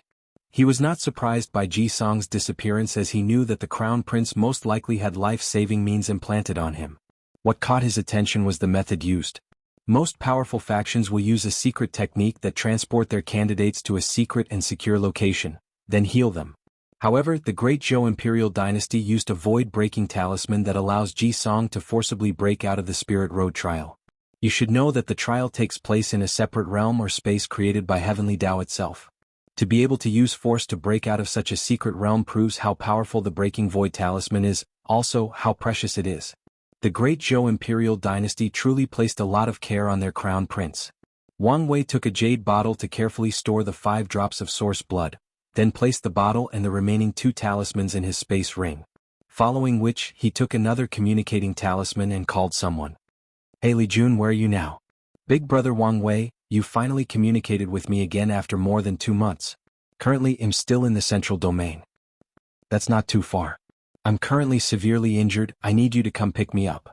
Li Jun on the other side of the communication talisman had an incredible look on his face. He had gathered information on his big brother and he knew how powerful he was as the hunter, yet he said he was severely injured. Who could do such a thing? Suddenly, Li Jun thought of something, then immediately asked. Big brother, did you get the information and material you needed? Yes, I just finished. Good. Then our plan is one step closer. Don't worry big brother, it'll be here in 7 days, no make that 3 days. He'll be waiting then.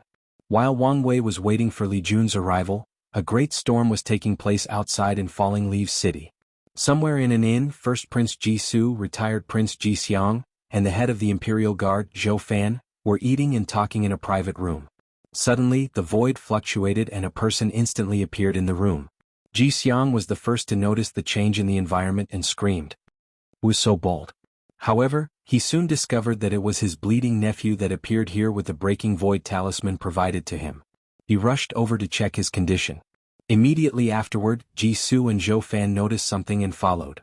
Retired Prince Jixiang scanned Jisong's body with his powerful divine sense, frowned with a cold look in his eyes, then threw a pill in his mouth to stabilize his injuries. Jisoo rushed over and knelt in front of his Jisong. What happened to my little brother? How come he is so gravely injured? Jixiang answered in a cold and murderous tone. His soul has been forcibly scanned and searched, and more than 5 drops of source blood have been taken from him. Great uncle, what does that mean? What is going to happen to my brother? It means that Songer is basically crippled. Not to mention the heavy axe physique, even cultivating will be extremely difficult for him from now on. Both Jisoo and Zhou Fan became furious. They could not imagine how the crown prince would be so heavily injured while taking part in the Spirit Road trial. According to his current situation, his future seems to be bleak as his path of emperor was permanently cut off.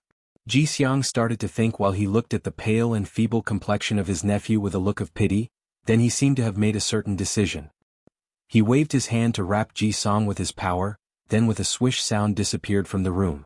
The only thing left of him that could prove his previous existence in the room was his last word.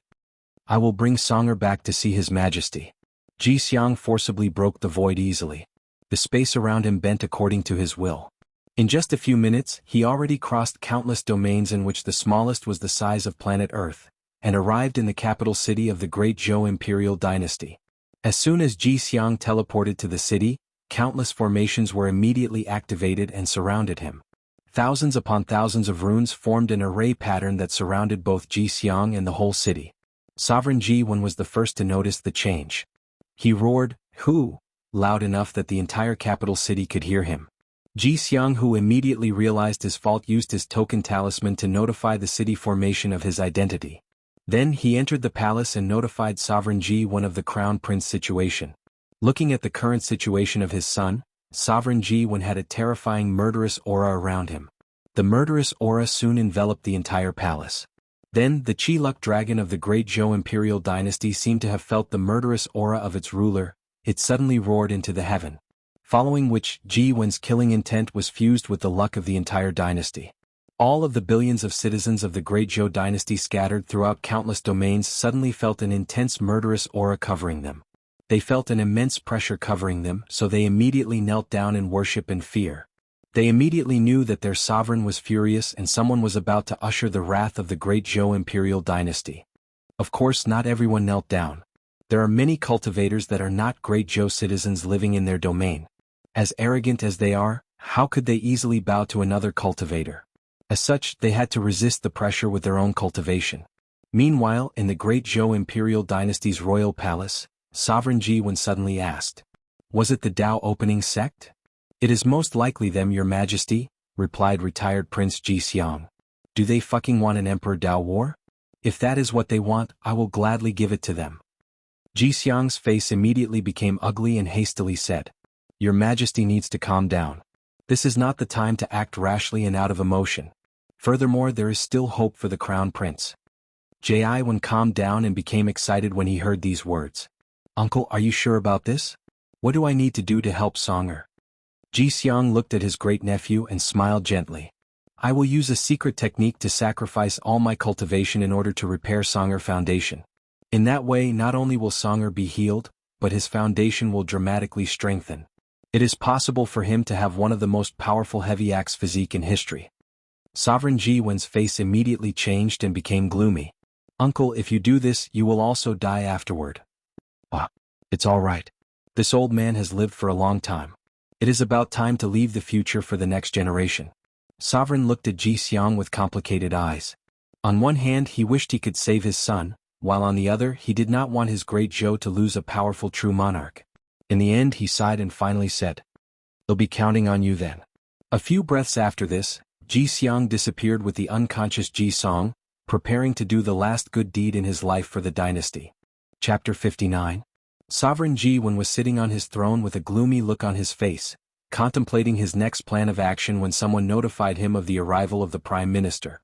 With just one look, Zhao Yan could tell that His Highness was not in a good state. As such, he immediately inquired about what exactly happened.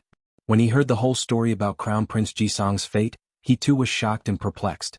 As such, he asked, "So, what do you plan to do now, your majesty?" "I can tell you, Zhao Yan, the idea of an Emperor Dao war is currently reverberating in my mind right now." Upon hearing this, the Prime Minister's heart started accelerating, his palm became sweaty and his mouth seemed to be dry as if he was thirsty. As a powerful cultivator, how can he be thirsty? Despite all of his internal change, his face remains calm and his mind still sensible. He sighed then replied, "I understand the anger you feel right now, your majesty, but you must calm down and think things through rationally.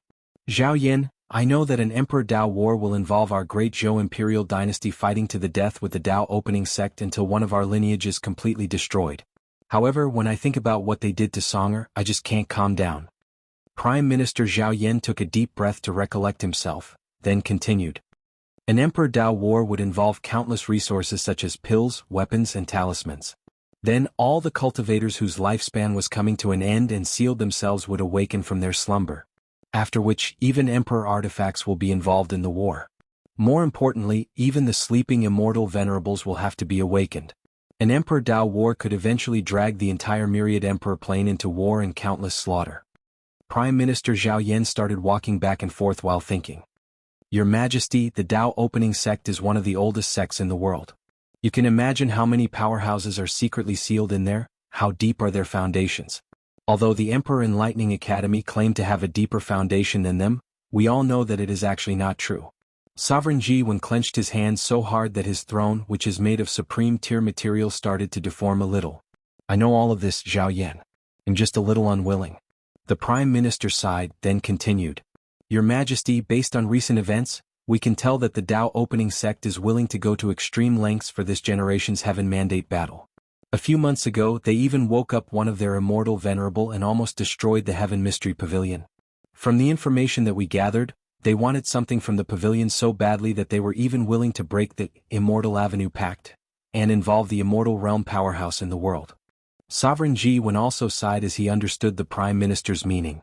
The Dao opening sect can easily break the Immortal Avenue Pact. They will also not hesitate to start an Emperor Dao war. And with the deep and unfathomable foundation, they will most likely be the final winner. Although unwilling, Sovereign Jiwen knew that he had to swallow this bad breath. While Sovereign Jiwen was lamenting his helplessness as a ruler, First Prince Jisoo and Imperial Guard leader Zhou Fan walked into the hall. Immediately after entering the hall, Zhou Fan knelt on one knee and said, "Your Majesty, as long as you order, I will lead our army in a crusade against the damn Dao opening sect." After saying this, he gave a slight look toward Jisoo. Noticing the strange behavior of Zhou Fan, Jiwen could already guess what happened. He looked at his oldest son and said, "Suer, you did the right thing not to let Zhou Fan attack the Dao opening sect in Falling Leaf City. Now it is not time for war." Jiwen then looked at the unwilling Imperial Guard leader and said, "You do not need to be angry. Crown Prince Jisong will be fine."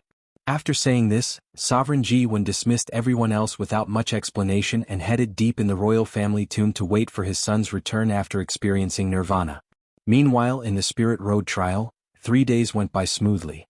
Wang Wei, who was waiting, heard the sound of animals galloping. When he exited his little wooden house, he saw Li Jun and a bunch of people riding a bunch of weird four-legged animals. These animals seemed to be the combination of horses and bulls. They had legs like horses, 2 horns, and a robust body. Wang Wei frowned when he saw all of these people. He then used the communication talisman to warn Li Jun to stop at a certain distance so that they are not harmed by all the traps laid around the base camp, then told him how to navigate through the traps safely. After successfully stopping at an appropriate distance and finally personally meeting with Wang Wei, Ji Jun rushed over and asked, "Big brother, how are you doing now?" "I'm fine. Well, I'll live. Why did you bring so many subordinates?" Li Jun seemed to be aware of something, then answered promptly, "You do not need to worry, big brother. I have experienced life and death with these people. Additionally, I have used what you have taught me and used benefits to tie us together as a group. I promised them that they can all enter our sect after the trial." "Well, that's good," Wang Wei patted his shoulder, then continued. "Do you have any healing pills from any secret realms?" Li Jun then searched his space ring and took out a few pills. "I have a few low-grade earth-tier bone-connecting pills. All the other ones are too powerful for us to take." "Well, this should do. With this pill, I can heal my injuries in just half a month." After this, Wang Wei began to properly heal under the protection of Li Jun and his subordinate, while chatting with him of his experience the past 8 months. Wang Wei knew that Li Jun was transported in the central domain and had his own subordinate. Unlike him, who became a solo player, Li Jun decided to build a reliable team. However, he did not know the exact experience of his little brother. In fact, Li Jun's experience was actually quite simple and straightforward. After entering the Spirit Road trial, he fought a bunch of participants. However, instead of killing them, he asked them to surrender to him. He accepted those who did and killed the ones that refused. After teaching his subordinate proper teamwork, he started to spread his prestige throughout the central domain.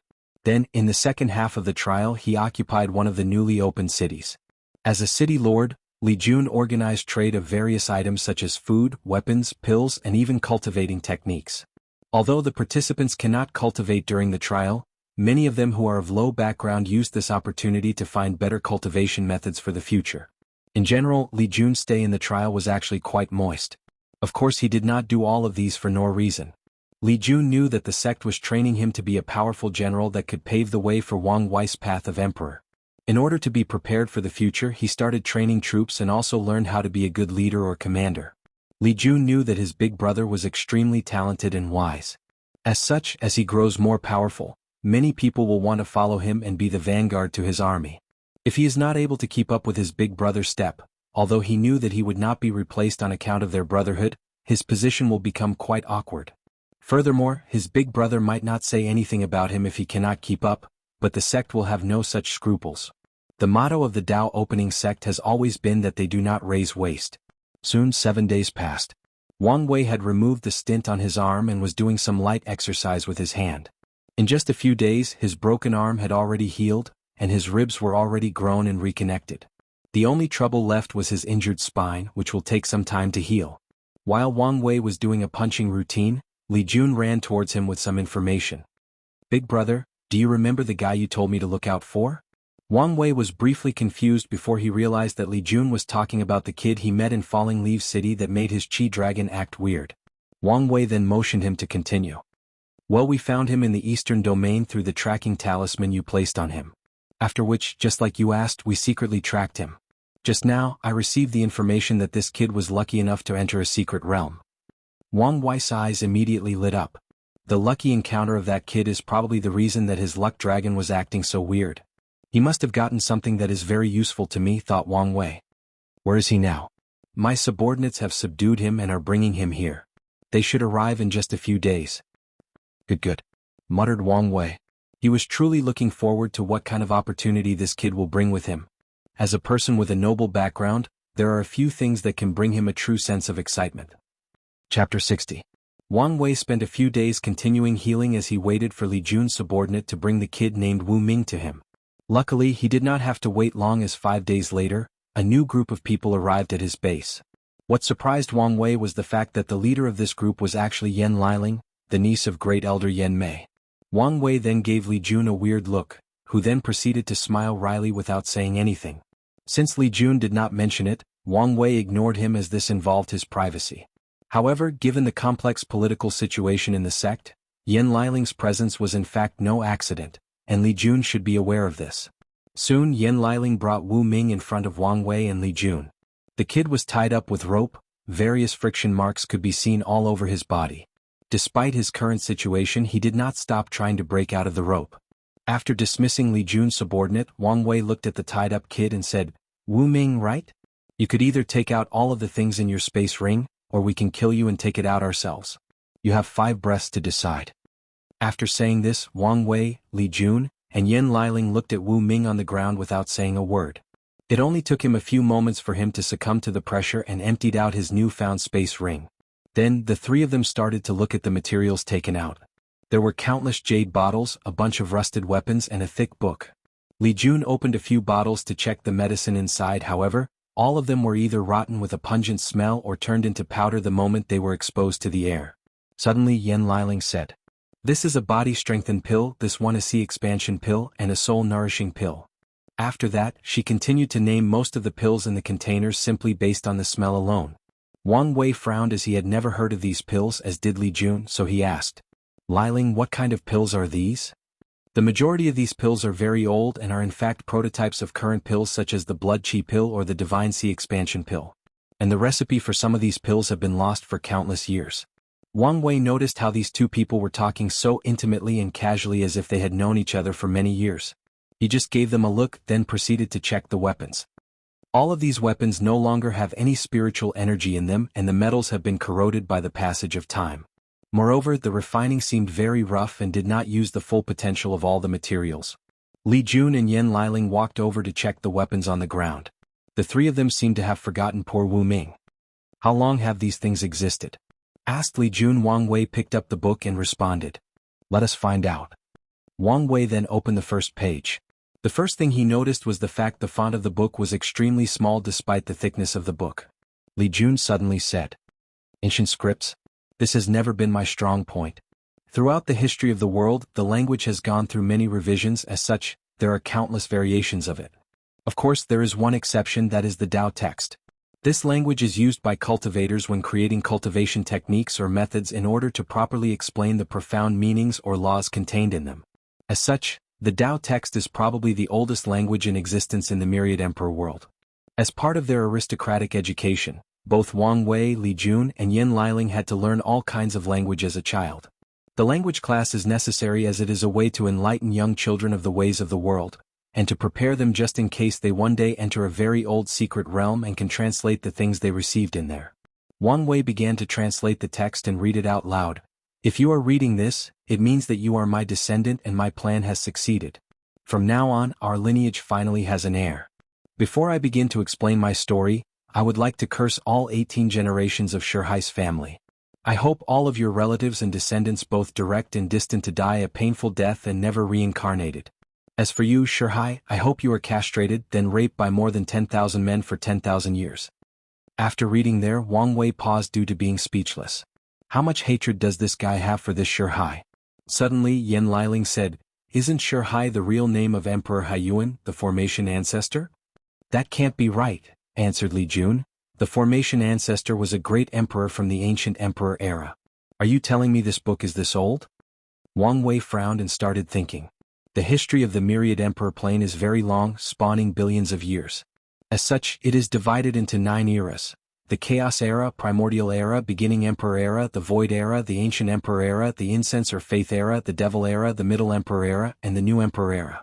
Wang Wei knows that there is very little information left about the first 4 eras except for the fact that there were countless powerful primordial gods and innate life forms in the Primordial Era. However, the majority if not all of them are now extinct.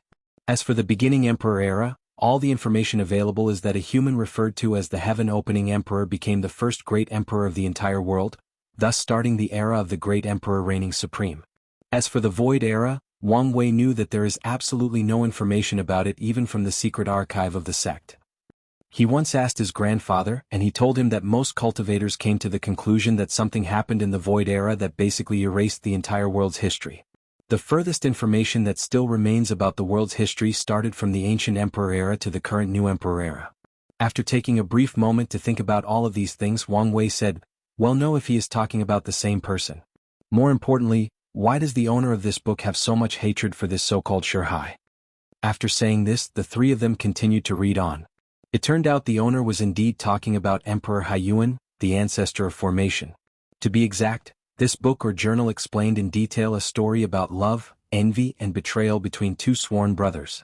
The owner of the book, named Wu Yi, who was in fact the ancestor of Wu Ming, was in the same sect as Emperor Haiyuan, who was known as Shihai before crowning himself great emperor. They both studied formation. Due to the Void Era, civilization had basically returned to zero. As such, many things were either incomplete or starting over. For example, the Tao of formation. During that time, the Tao of formation was not as systemic as today. There was no division such as profound, earth and heaven, etc. In fact, there were not even as many different kinds of formation as today. In order to fix the situation, the cultivators of that era knew that they needed someone to prove the Tao and become a great emperor with the Tao of formation. Such a person would be granted the title of Formation Ancestor and leave a lasting glory for future descendants. As such, a worldwide race began. Many cultivators began to study runes and formation in order to be the first to prove the Tao. In fact, the situation was the same for other occupations like alchemy, weapons refining, and talisman. Everyone wanted the title of Ancestor. Then came Wu Yi and Shihai, sworn brothers who entered the same sect to study formation. Shihai had an unparalleled talent for formation, while Wu Yes was quite mediocre. However, Wu Yi was a hard-working and very dedicated person. More importantly, he was very clever, a true genius in his own right. As such, he was not discouraged by his lack of talent. He hoped to find a way around this problem. And he succeeded in doing so. Unfortunately, this was the very reason that led to his eventual downfall. That and his unwavering trust in his sworn brother, Shihai. Chapter 61. In order to understand the difference and struggle between Wu Yi and Shihai, one must understand how formation works and how talent is distinguished for special occupations like formation or talisman. Formation is essentially using the environment like mountain, rivers, location or feng shui to borrow or levy the mighty power of heaven and earth. In the early stage of cultivation, formation masters required to use formation flags and origin stone as energy. However, as they grow more powerful, they will slowly abandon exterior aids, even the environment, and use their cultivation to instantly set up formation. When it comes to talent, formation masters need to have great calculating abilities to be able to scan and map out the environment. Then they will need a powerful and sensible soul to be able to engrave the divine runes that make up formations. According to the archaic book in Wang Wei's hand, Shihai had a very high affinity with runes, as such he could easily memorize them and understand them. Additionally, he had a powerful soul that allowed him to carve out any runes, no matter how fine and detailed they were. Wang Wei turned the page and continued reading. That damn Shihai had a truly heaven-defying talent. Our master always complimented him and compared him to me. At that time, although I always envied him a little, I was happy for him as he was my sworn brother. After all, we came from the same village and grew up as neighbors. Despite my lack of soul power for carving runes, my perception and understanding of runes was not worse than his. So, I did not give up on my path studying formation.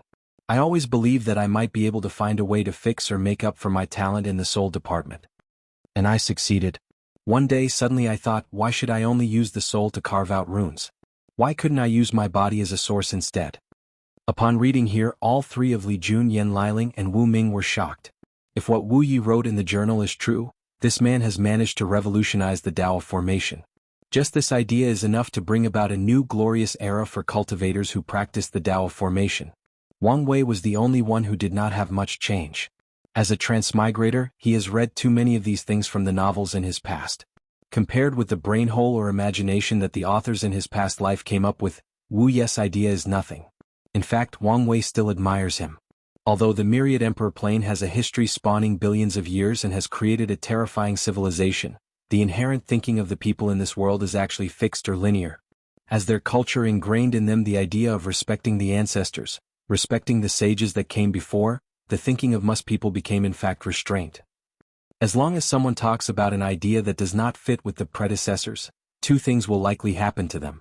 One, they will be labeled as heretic and destroyed by the masses. Or they will become unparalleled geniuses that bring prosperity to the whole world. The former being the most likely scenario. This is another reason that great emperors are venerated in this world, because no one dares to question them when they decide to improve or contradict the beliefs and ideas of their predecessors. In essence, every great emperor has the ability to become a pathfinder for the entire myriad emperor plane. And the majority of them do so. After waiting for the other people to calm down, Wang Wei continued to translate and read the journal out loud. In fact, the person who was most happy about this situation is Wu Ming. His Wu family is only a small family in the southern Vermilion Bird continent whose highest cultivator was in the void-shattered realm. If he had taken this journal back to the family, it would take them years to find a way to learn the ancient scripts and translate it. But now he can learn the content of the book and memorize it. Although his current life and death is unknown, he still has a hint of hope due to the fact that these people did not immediately kill him. With the secret help of the master and a few junior brothers, I have successfully developed a method that allows me to engrave runes on my body, then blend in with heaven and earth to use stamina to replace soul power when arranging formations. This method not only made up for my lack of talent and soul power, but it also dramatically increased my affinity for runes. When I blended into heaven and earth, I entered an entire world made only of runes. From the soil in the ground, to the trees in the forest, to the blowing wind in the air, everything was made of runes. It was truly magical. However, my happiness did not last long. Shurhai invited me to a secret realm and told me he may have found something that is helpful to my research. Then, he betrayed me. He tricked me into a formation he set up to completely annihilate both my body and soul. All four of them had somewhat of a surprised look on their faces. Although they knew that Emperor Haiyuan had done something terrible to Wu Yi that fermented such terrible hatred, they are still a little shocked by the revelation. In this world, great emperors are usually glorified as supreme beings that are above all mundane things, including ugly human emotions such as betrayal.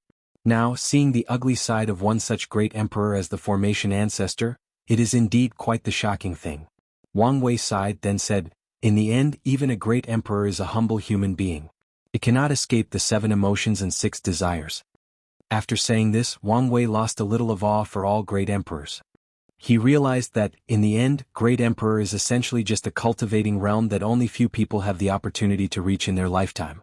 Nothing more and nothing less. The other 3 people felt the sudden change in Wang Wei, however they could not pinpoint where the change came from. As such, they continued to listen to him translating the journal. I should have noticed something wrong before. When I was creating my new method with the master, Shurhai instantly became more cold and distant.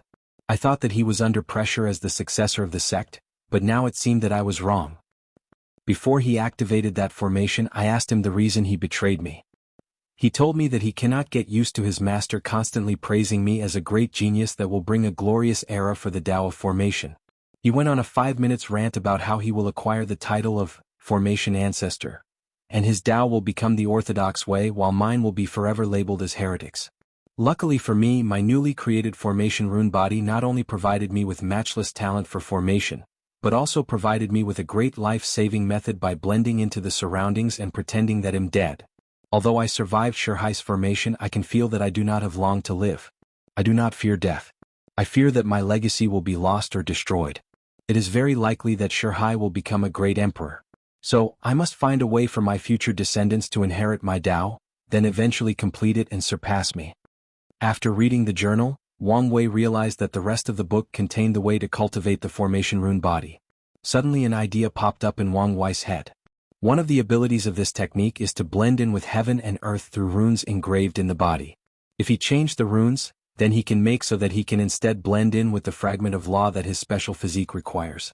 In doing so, he will greatly increase his chance in succeeding to acquire a special physique. This method was tailored for him. No wonder his Chi Luck Dragon acted weird when he saw Wu Ming in Falling Leaves City. Suddenly Li Jun asked, "Are we in trouble for knowing the dirty past of a great emperor? What if Emperor Haiyuan comes to trouble us?" Wang Wei gave him a weird look. "You do not need to worry about such things. Who knows where Emperor Haiyuan is now after such a long time? Furthermore, our Dao opening sect has more powerful emperors than him." "Li Jun, stop asking stupid question," said Yan Liling after giving him a fierce look. Then she looked toward Wang Wei and asks, "Big brother Wang Wei, what do we do with Wu Ming?" After saying this, all three of them placed their gaze towards the still tied-up Wu Ming, pondering what fate to bestow on him. Chapter 62. In the first place, Wang Wei did not plan to kill Wu Ming. Although he is the kind of person that can do anything for his goal, he still knows gratitude and has a somewhat moral bottom line. Furthermore, Wang Wei is the kind of person that knows when to repay his karma. The formation rune body method is of great help to his future plan. He would never be able to acquire it without the help of Wu Ming. After pondering for a few moments, Wang Wei took 2 jade talismans from his space ring. In the first talisman, he copied the entire book left by Wu Yi, including the journal part of it. Then, in the second part, he recorded some ideas he had after reading about the formation rune body. He provided Wu Ming with a few ideas that he thought about or read about from his past life. For example, instead of using the runes to just increase talents, why not carve an entire formation on your body and treat yourself as the formation itself? If someone could decompose an emperor formation and slowly build in his body, then he could use the slight power of a great emperor. This idea can also apply for alchemy, talisman, and weapon refining. Use the body as a pill, talisman, or weapon and successfully refined it. Another idea is to try to replace the entire body into runes. Whether it is the skin, blood, muscle, etc. In fact, Wang Wei wanted to mention the idea of replacing every single cell in the body with runes. However, he did not know how to explain the concept of cells to Wu Ming, so he did not mention it. After doing all of this, Wang Wei returned the original book and the other talisman to Wu Ming. Then he said, "I'm returning the book to you, and this talisman is my reward to you for acquiring your family inheritance." After receiving the book and talisman from Wang Wei, Wu Ming was indeed a little shocked. He did not expect that not only did these people not harm him, but they even rewarded him. Wu Ming concentrated very hard in order to read what was in the talisman. Then he looked at Wang Wei with incredible eyes. "Why are you giving me such a precious thing?" asked Wu Ming. "The formation rune body is of great importance to me. This is just me repaying the karma I owe you." "But, young Master Wang Wei, you could just provide me with some material. Or you can just kill me in order not to have to pay karma. You are thinking too much into it. These are just ideas. Whether you or family can realize them and make them come true is unknown." Both Li Jun and Yan Liling were confused by Wu Ming's behavior. They inferred that their big brother Wang Wei must have given him something very valuable for him to act in such a way. Wu Ming did not think the same way. The ideas in this talisman are way more valuable than his ancestor's book. Just look at what happened to Wu Yi. A future emperor was willing to kill him just for his genius idea. And yet, this talisman contained countless of such heaven-defying ideas. Wu Ming did not continue to say anything.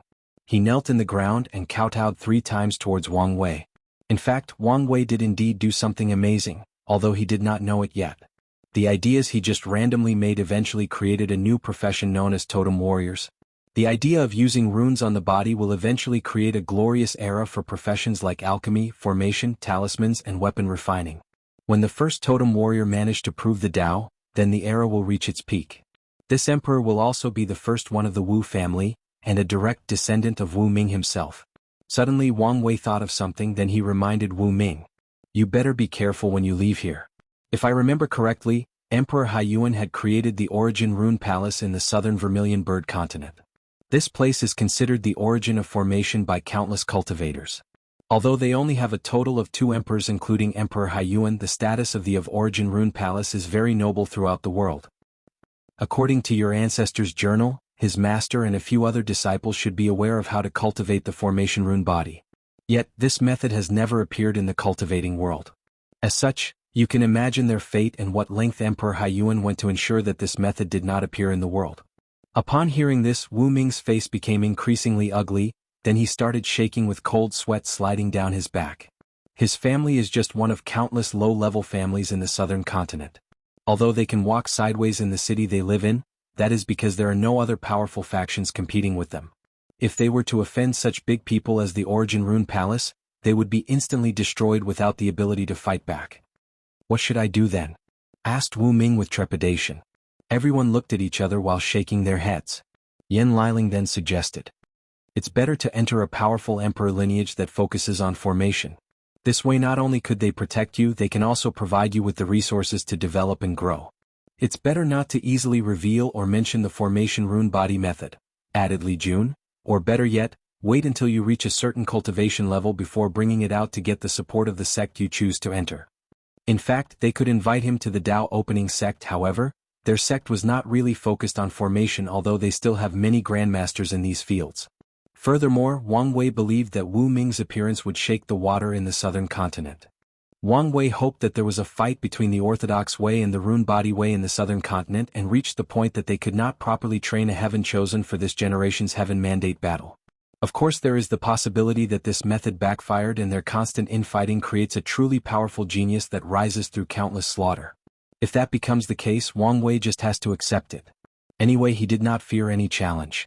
After saying everything that needed to be said, Wu Ming separated with the rest of the group. Meanwhile, all of three of them waited for the Spirit Road trial to come to an end. All of them had accomplished their objectives for coming in. Wang Wei's purpose was to train himself and research Ji Song's physique.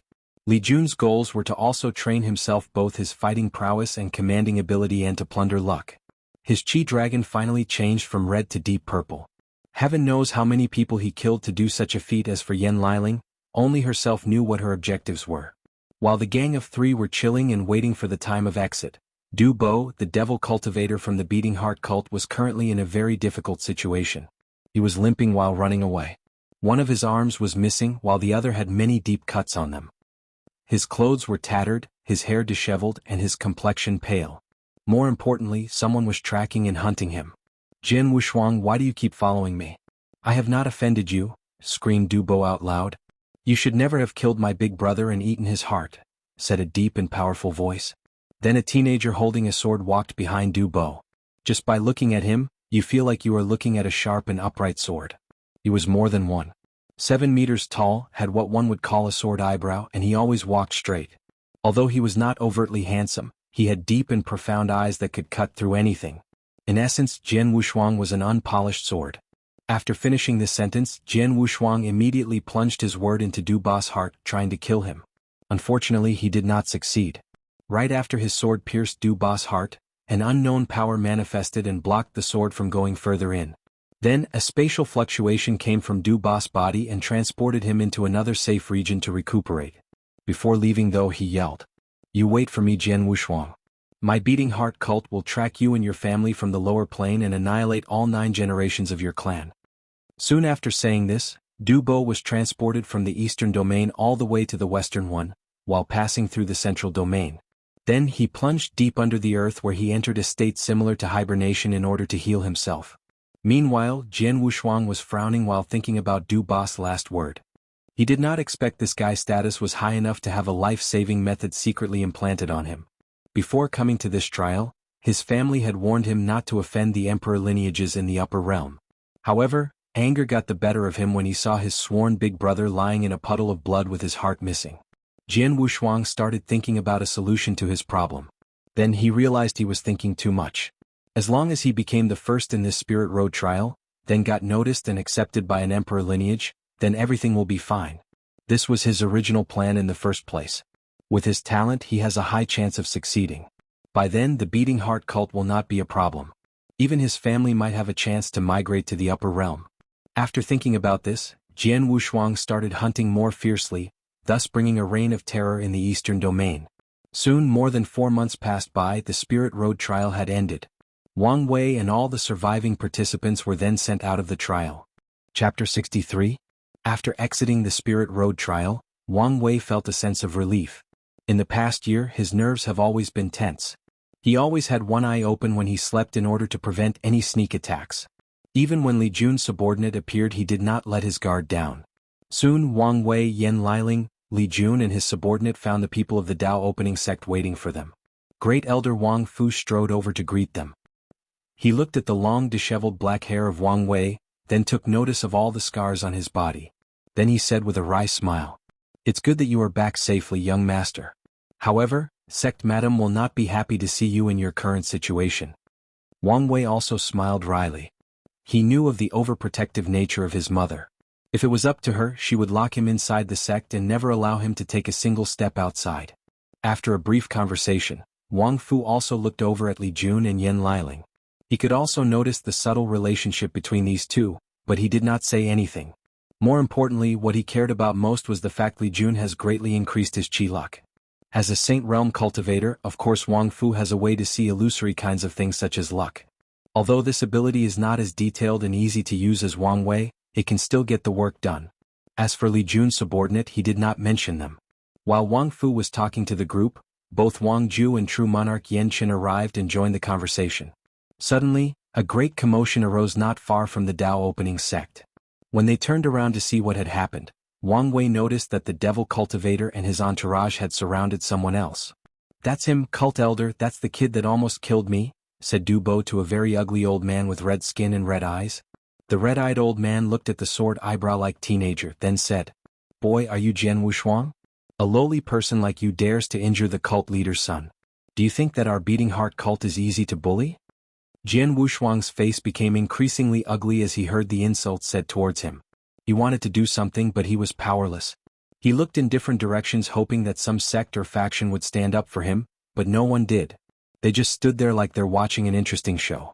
Jian Wushuang clenched his teeth and hands. His eyes became red and his breathing heavy. In fact, Jian Wushuang did not fear death. As a swordsman, dying is a common thing for him. However, he fears that his family will be implicated due to his actions and ends up being destroyed. At the moment that Jian Wushuang was about to lose hope, suddenly a space crack emerged on top of everyone watching. Then a handsome young man wearing white robe emerged, a beautiful sword engraved with lotus pattern hanging on his side. His long hair tied loosely with a white ribbon danced in the air with the wind. He looked cool and was quite pleasing to the eye. As soon as he appeared, he scanned all the people on the ground. His eyes could pierce the heart and soul of anyone he looked at, like a peerless sword unsheathed for the very first time. Then his gaze slightly paused on Wang Wei before continuing until he stopped on Jian Wushuang, then said, "It seemed that my feelings originated from you." Then he used his divine sense to scan Jian Wushuang's body. His eyes light up after finishing. "Innate sword bone? Excellent. Boy, what is your name?" "Senior, my name is Jian Wushuang." "Surname Jian? That's the same as me, it seemed that we were destined to meet. Boy, do you want to be my direct disciple?" Jian Wushuang wanted to accept immediately, but considering his current situation, he did not want to involve the person and get him hurt. So he hesitated. The white robe sword-wielding young man noticed the hesitation of Jian Wushuang. He looked around and managed to piece together the whole situation. So, he looked toward the red-eyed old man and said, "Jian Wushuang is now part of my sword-casting villa. So, old man Dua, take your ugly face back to the beating heart cult." Cult elder Dua's face became more ugly upon hearing these words. As such, he shouted, "Damn you Jian, don't think that just because your sword-casting villa has 6 great emperors that our beating heart cult is afraid of you. This kid has severely injured the cult master's only son, he must die today." Upon hearing this, Jian Wushuang was shocked. He did not expect the person who wanted to accept him as a disciple was actually from such a powerful emperor lineage. Maybe he will be safe today. Jian looked at Dua and shook his head. "You devil cultivators are like mad dogs, always trying to bite someone even when you know you are outclassed. Very well then, let's settle this with our fist." After saying this, the two of them instantly disappeared and started fighting above the atmosphere. Meanwhile, Li Jun became excited as he heard that the two of them were about to fight. So he said, "Are we about to witness 2 Saint Realm cultivators fight?" Then both Wang Wei and Yan Liling looked at him as if his brain had problems. Immediately, Li Jun knew the reason why. The two were in fact fighting far above in the air, almost leaving the atmosphere.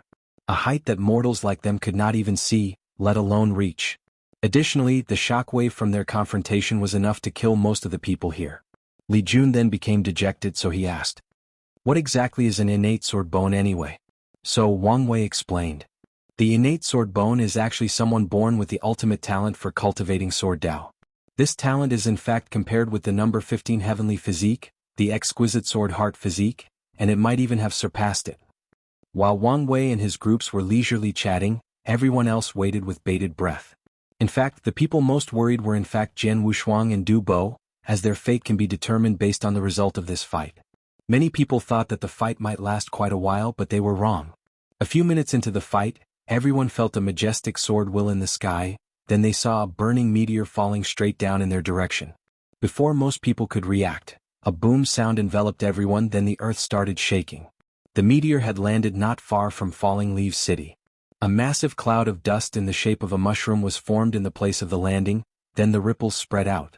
A massive impact traveled in all directions and it destroyed everything on its path: mountains, rivers, and forests. Countless animals exploded into pools of blood. One of the waves headed in the direction of the Spirit Road trial participants. If this wave of impact hits Falling Leaves City, not to mention the participants, the entire city will be instantly destroyed. Of course, such things will never happen, not with true Monarch Xianxia here. As a Tao protector, how could he let his young master die by the impact of a fight? As such, he lightly waved his hand and the waves disappeared. There were no fancy tricks, no spectacular visions, no powerful force, just a wave and everything returned to normal. In fact, it was not just the wave heading in the direction of the city that disappeared, but all of them in every direction. This is the power of the Supreme. Compared to Saint, the difference is like an ant and a vast galaxy. Supreme Realm cultivators are the people closest to the Tao. After true Monarch Xianxia's wave of the hand, the cloud of dust had settled down. In the middle of it there lies Cult Elder Du Ah, throwing up clots of blood and his clothes filled with cuts. It became difficult to distinguish his skin with his blood. He struggled to get up, then took out a talisman from his space ring. He used his cultivation to activate it, then he and Du Bo instantly disappeared without a single trace. As for the other people he came with, he did not care for their life and death. A few breaths after he left, Jianghu appeared. "Hey, run away really fast," muttered Jianghu. Then he walked over to the Tao opening sect side. He cupped his hands, slightly bowed. "Thank you, true monarch, for taking action and protecting my disciple. You do not need to thank me. I'm just doing my job to protect the young master. Nevertheless, I'd still like to express my gratitude." After saying this, Jianghu looked over at Wang Wei. What a powerful soul, this kid is not simple, he thought to himself. "Young Master Wang Wei, tell your father for me that our battle is not over. One day either me or my apprentice will avenge the shame of that year." While saying this, Wang Wei noticed a trace of shame and sadness in Jianghu's eyes. Wang Wei saluted him and said, "Senior Jianghu, I will tell him when I return to the sect." Jianghu nodded, then wrapped Jian Wushuang with his origin essence, opened a space crack and left toward the Azure Dragon Eastern Continent to return to the sword-casting villa. Chapter 64. After Jianghu and Jian Wushuang left, Wang Wei and the people in the Tao opening sect boarded the void boat and returned to their own domain. The journey back took longer as Wang Wei asked Great Elder Wang Fu to drive slowly instead of using the teleportation formation. Wang Wei spent all of his years inside of the sect without knowing what the outside world looks like. And when he returns, he will immediately start cultivating and won't have much time to leisurely sway about. And heaven knows how many years it will take before he has a chance to go out again. It was not just Wang Wei who felt the same way. Both Li Jun and Yan Liling and their newfound subordinate were enjoying the voyage back home. The void boat entered invisible mode while the entire group were observing all the places that they passed by. They watched the daily life of mortals and how it differs from cultivators. Mortals in this world should have abundant food due to the high amount of spiritual qi in the environment. Yet it is not the case. Most mortals barely have enough food to eat. One reason is due to the fact that they do not know how to properly cultivate the land. This knowledge is secretly in the hands of the nobility. However, even the so-called mortal nobility's way of cultivating the land is quite primitive. Another reason for the struggles of mortals is the fact they are extremely exploited by the kingdom they live in. In this world there are two types of kingdoms or constitutional monarchy. The ones headed by mortals and the ones headed by cultivators like the Great Zhou Imperial Dynasty. In a cultivating monarchy, the lives of the people are actually quite good as their rulers need the people's livelihood and happiness to increase the dynasty's luck. As such, the ruling dynasties will ensure that its citizens are safe and have enough food, clothing, and some wealth. However, when it comes to mortal dynasties, ordinary people are usually extremely exploited. The kings of these dynasties only drained the resources of the land that they occupied. As for the people, well, in the eyes of the nobility, they are just a bunch of untouchables, and there are always countless more of them if one dies. Wang Wei shook his head when he saw all of this. True Monarch Xianxia saw this and wanted to know what the young master was thinking, so he asked, "Young master, why did you shake your head?" Wang Wei was a little surprised by the sudden question, then he answered, "I'm just thinking about how wasteful us cultivators are and how backward our civilization is." "Oh," responded True Monarch Xianxia with a little intrigue. "What do you mean, young master?" In fact, he was not the only one interested in this topic. Most of the people in the void boat wanted to hear what he had to say, and so they began to listen. As such, Wang Wei begins to explain his views. "In my opinion, the most important thing to us cultivators is in fact population. Although 99% of mortals do not have what cultivators call a leakless body, that allowed them to absorb spirit chi and transform it into blood chi and step into the body refining realm, the truth of the matter is that the majority of cultivators still came from ordinary people. Without a large population of mortals or ordinary people to choose from, the number of cultivators would exponentially decrease, thus also decreasing the overall strength of the entire myriad emperor world." The people contemplated Wang Wei's words and realized that he was right. Although only 1% of mortals have the talent to cultivate, with a population surpassing trillions, the number of cultivators is indeed quite large. "Big brother Wang Wei, what you said is indeed logical," said Li Jun, "but what does that have to do with us being wasteful?" This is the question that most people wanted to know. As such, Wang Wei continued to explain. "Look at the many fertile lands down there. Many of them are sitting there and left uncultivated. As for those who are used, the efficiency is terribly low. With abundant spiritual qi in the air, as long as the conditions are met, every mortal farmer can have more than one yield per season, thus increasing the amount of food that they have to eat and survive. Or even better yet, why not have cultivators use waterwood spell to help increase the yield in every farming land? Cultivators can do many things that seem extraordinary to mortals. Many things that would take an ordinary person months of hard work can be done in seconds by cultivators. With the vast amount of cultivated land and the power of cultivators, the amount of food available would dramatically increase. And with more food, the population of mortals will also rise, and with more people, there will also be more cultivators in the entire world. Then, this endless positive cycle will ensure the proper development of the entire myriad emperor world." After hearing Wang Wei's words, all the people in the boat gasped and looked at him like he was crazy. To them, the young master's words were actually quite blasphemous. For billions of years, the idea that cultivators are noble have been ingrained deep into their blood, into their soul. And yet, Wang Wei just suggested that mighty and noble cultivators do something as lowly as farming the land. To the majority of them, this is blasphemy at the highest level. Wang Wei looked at their facial expressions and could already guess their thoughts. However, he just sneered at their mode of thinking. In fact, if they paused and thought about it deeply, they would realize the deep connection between mortals and cultivators. Why do powerful cultivators in the Saint Realm have to go through mortal dust in order to break through into the Supreme Realm? That is because they have to return to their roots, return to the time when they were weak and vulnerable and remind themselves that before they became the so-called noble cultivators, they were in fact once humble mortals. It is to remind them of their humble origins, then retain said mindset when facing the grandness and vastness of the Tao, the only truly noble existence in the universe. As a matter of fact, Supreme Elder Yan Chen, as the only person who reached the Supreme Realm in this boat, knows all about the importance of mortals. As such, he was the only person who did not have such a big reaction to Wang Wei's words. However, he still felt that there were some problems with his statement. As such, he asked, "Young master, what you said is beautiful and all, but how do we deal with the inherent fear that mortals have of cultivators? Additionally, the concept of superiority of cultivators over mortals has existed for countless millennia in the world. How do you convince cultivators to go farming? By force?" After saying that, Yan Chan shook his head and continued, "Even a powerful dynasty like the Great Zhou would never ask the lowest body refining or divine sea realm cultivators to go farm for mortals." Wang Wei also shook his head and replied, "Force is never the answer. Cultivators are people that are selfish by nature, but with enough benefits they can essentially do anything. If someone could establish a worldwide system in which cultivators were rewarded with things that they found irresistible or unattainable based on their positive karma towards mortals, forget farming, they would not hesitate to integrate into mortal society. They would become doctors, blacksmiths, morticians, and even guards. As for mortals' fear of cultivators, as long as they can help improve their lives and not easily kill them, their fears will eventually disappear." True Monarch Yan Chen and the other people became surprised again. This idea is indeed feasible, but what kind of things would attract cultivators for them to do such things? Yan Qin started thinking, but he could not find anything. Then he looked at the young master. From his facial expression, it seemed that he had thought about this problem for quite a while, and he may have some sort of plan already. Thinking about the possibility of such a thing becoming a reality, true monarch Yan Chen's mood became agitated. Their Dao opening sect would reach unimaginable heights in the world in terms of prestige and glory. Furthermore, they would be the one that benefited the most from such a system.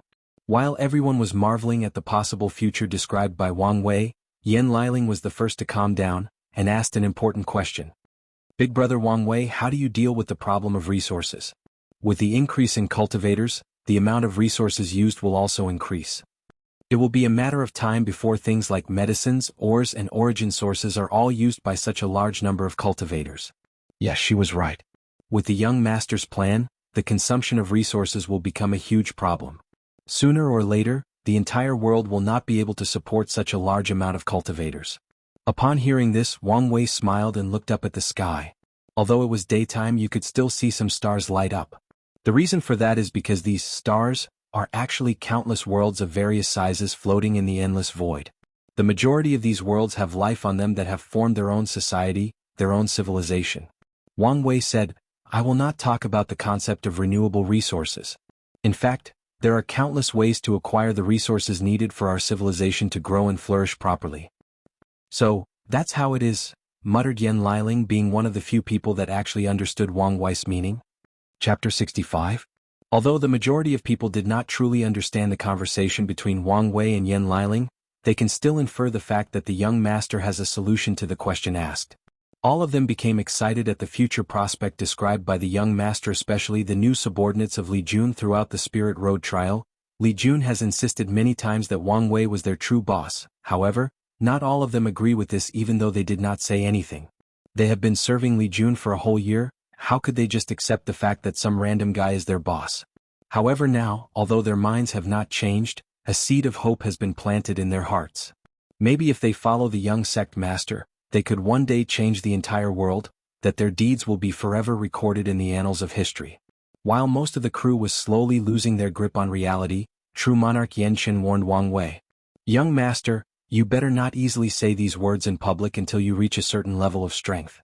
The cultivation world has been stagnant for countless years, and that is because the majority of people want it like that. And some radical people will go through extreme length to maintain the current status quo. After saying this, he looked at the other crew members and continued. That goes especially for all of you. If something goes wrong, the young master has the sect to protect him, but none of you have such ability.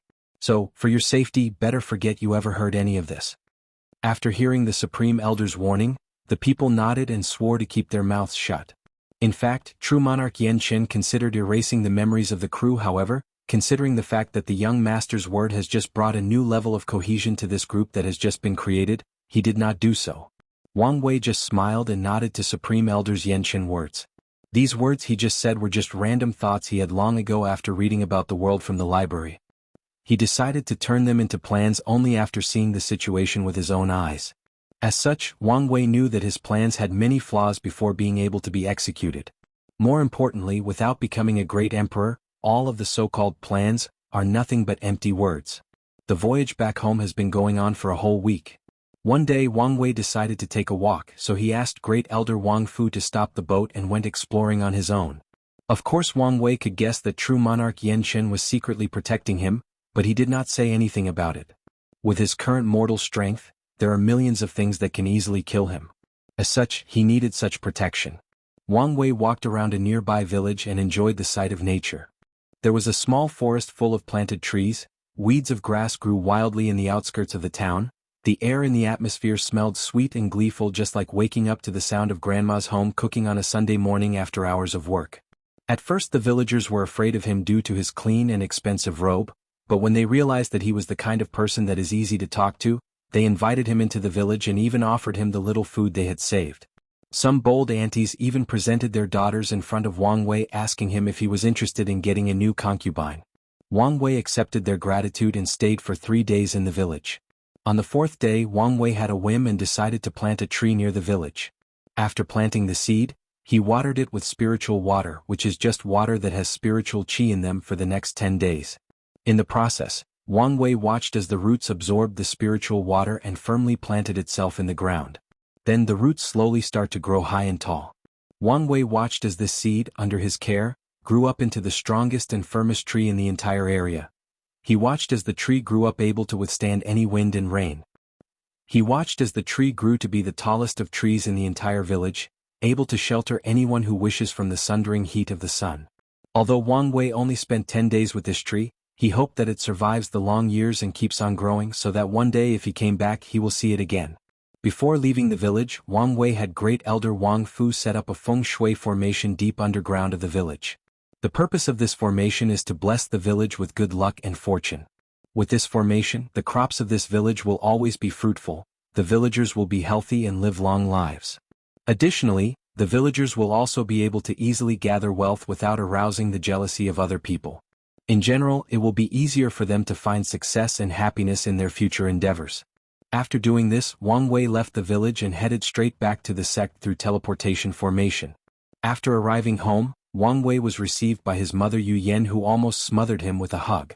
After releasing him, Sect Madame Yu Yan took a good look at him, then touched his face. "Why are you have become so thin? And what is with all these scars all over your body?" After saying that, Yu Yan turned to Great Elder Wang Fu and said through clenched teeth, "Wang Fu, I thought you were supposed to protect your nephew. But look at him now, he's basically half dead." Great Elder Wang Fu became speechless, then said with a wry smile, "Sect Madam, there is nothing I can do once he enters the Spirit Road trial." Yu Yan just snorted at him and continued to ask his son if he was missing any limbs and needed to be healed immediately. Wang Wei smiled wryly too at his mother. He is 16 years old now, not counting the age from his past life. According to the standard of this world he was technically an adult, yet his mother still treated him like a child. Thankfully, he was not the only one, as Li Jun was receiving the same treatment from his mother on the other side. Despite his embarrassment, Wang Wei did not mind his mother's behavior. In his past life he did not enjoy the love of a mother as he was an orphan. Although later he was adopted by a family that treated him as if he was their own, it was not the same thing in the end. After a few minutes of scrutinizing every part of his body, Yu Yan and Wang Wei returned to the Wang family mountain, while Li Jun also returned to the Li family mountain. Yan Liling left with Great Elder Yan Mei in the direction of Punishment's Hall. As for true monarch Yan Qin, he returned to the Supreme Elder Cottage to discuss his concern towards the young master's mysterious soul and his ideas about the future he mentioned during the return trip. When he arrived home, Wang Wei met his father. Unlike Yu Yan, Wang Tian just patted his shoulder and asked, "Did you get everything?" Wang Wei nodded and handed over all the things he got from Ji Song to his father, including the formation rune body method. The sect master quickly scanned the contents, then said, Good. Be prepared, in a month the sect will have everything prepared and you can begin." Wang Wei had a sigh of relief. After so many years of planning, everything will soon come to fruition. Then he suddenly asked, "What about Li Jun? His soul might not be able to survive the baptizement of the fragment of law." "You do not need to worry about Li Jun. The Immortal Venerable who woke a year ago donated some of his bloodline in order to help Li Jun survive and succeed." Wang Wei looked at his father in confusion. Although he could guess that the Immortal was powerful, he did not know what his bloodline had to do with Li Jun's success rate. Seeing the look on his son's face, Wang Tian explained. The first emperor cultivated by the Li family was known as the Battle Maniac Emperor, and he cultivated the Tao of fighting. The Immortal Venerable who woke up this time was from the Li family. As such, his bloodline contained the power of the Battle Maniac Emperor. With it, Li Jun has a much higher chance of acquiring a special physique. Wang Wei then nodded in satisfaction. As long as Li Jun was alright, then it doesn't matter how things proceeded. Only the result truly matters. After discussing with his father, Wang Wei had dinner with his family including his grandfather, then slept peacefully for the first time like a passed-out drunk. Chapter 66. The next day Wang Wei woke up feeling fresh and alive. He took a deep breath, feeling a vast amount of spiritual qi entering his body and washing away all of his pain, worries and fatigue both physically and spiritually. A few minutes later, a maid knocked on the door signaling Wang Wei that his bath had been prepared. And so he followed her to the washroom. Inside was a gold basin filled with very clear water. However, the water was shining brighter than polished diamonds. It also exudes an intoxicating scent that could attract lost travelers from thousands of miles away. "What is this?" asked Wang Wei, to which the maid answered. "Young master, this is holy spring water. With it, all the injuries and dark wounds you suffered during the Spirit Road trial will be healed as if nothing ever happened. Wang Wei looked at her and said, I know this is holy spring water. I also know that this is a precious material used when making healing saint pills. I also know that even a sip of it is enough to save any dying cultivators in the void-shattering realm and lower. What I'm asking is, why is it being used for me to shower? The young maid lowered her head and explained. Young master, it was the order of the sect, madam. Upon hearing this, Wang Wei's corner of the mouth started twitching. Although he knew that his mother could go a little overboard when it comes to him, he did not think that she would go that far. My father must be crying somewhere right about now and secretly cursing her for being too wasteful, thought Wang Wei. Meanwhile, the maid who saw that Wang Wei was not going into the bath immediately knelt down and cried, Young master, please go into the bath, otherwise later I will get into trouble with the madam. Seeing her like this, Wang Wei sighed, then nodded to her. Then she got up and undressed him, then started to wash his back and hair. During his bath, Wang Wei watched as all the scars in his body vanished one by one. Additionally, he felt like a heavy burden had been lifted from his body. He became more light and nimble. The ache he felt sometimes on his back was gone. The holy spring water was truly a miracle. Wang Wei felt like he had just acquired a brand new body. It was like he was just a newborn baby taking its first breath in the world. After his bath, Wang Wei called Wang Ju to inform him of what important news he needed to know during the past year. It was through her that he knew that Ji Song had already recovered and is already in the body refining realm's 6th layer. Although a little surprised, Wang Wei thought it was a normal thing considering the deep foundation of the Great Zhou imperial dynasty. However, he also guessed that they must have paid a steep price to help him recover so quickly. After reading about Ji Song, he looked at other news of things that happened. Suddenly he thought of something and asked, Wang Ju, do you know the origins of Yan Liling? I've never heard of Great Elder Yan Mei having a niece. As such, Wang Ju explained. Yan Liling is the heir trained in the Yan family secret world. Secret world? Young master, each family in the sect has a secret world that houses the main bloodline. The secret world served as a backup plan to preserve the family bloodline in case something were to happen to the ones outside. It also served as a way to train an heir for the family outside in case their descendants are mediocre. For example, Li Jun is the rightful heir of the Li family, however he was about to be replaced due to his low talent. However, since the young master intervened and proved that Li Jun was worth training, he was accepted as the heir of the Li family. As for the Yan family, since Great Elder Yan Mei did not have children, one person was chosen from the countless children in the secret world. Oh, said Wang Wei, since Yan Liling became the Yan family's heir, she must be very talented. Indeed she is. She has an extremely terrifying talent for pill refining. Without starting cultivating, she can use earth fire to make top-grade profound tier pills. That is indeed a terrifying talent, said Wang Wei. Then he thought, no wonder in the Spirit Road trial she could identify all of these ancient pills by just smelling them, despite the fact they were all rotten, expired, and even some of which were lost throughout history. Then Wang Wei asked, what about the Wang family? Do I have to pay attention to these people in the secret world? No need to worry, young master. With your talent and what you have accomplished in the past years, your status as heir is 100% guaranteed. Well, that's good. Anything else to report? Yes. The elders said that 1 month later, everything will be ready and you can begin. Wang Wei just nodded as his father already told him, so he motioned her to get back to her work and notified him if something important happened. 1 month later, Great Elder Wang Fu brought Wang Wei to a secret location by passing countless teleportation formations. He was quite dizzy with all of the teleportation and did not have a single clue to where he was. Wang Wei found himself in an extremely large room with countless upper echelons of the sect. He saw his father, grandfather, Dao Protector, Great Elder Li Jiang and Great Elder Yan Mei standing on the side waiting for him. Great Elder Li Jian of the Alchemy Hall was holding 2 bottles of pill as they were more precious than his life. Great Elder Yan Ji of the Formation Hall was helping someone setting countless formations in the entire room from the ground to the ceiling. They were everywhere. It turns out this woman called Li Fun was one of the supreme elders in charge of analyzing the information the sect got from Han Li's dissection. After they finished, Supreme Elder Li Fun excitedly motioned Wang Wei to come over and lay in the middle of the formation with his clothes off. After shamelessly being nude in a room full of people including women, Wang Wei just started to observe the formation around him. Then, with the help of Great Elder Yan Ji, Great Elder Qin Hua of the Talisman Hall and Great Elder Wang Fu of the Refining Hall started to paint divine rune all over Wang Wei's body. He recognized some of these runes are from the formation rune body, while the rest were unknown. They must have been modified to fit this occasion. After the runes were finished painted, Great Elder Li Jian approached Wang Wei and handed him 2 pills, then explained.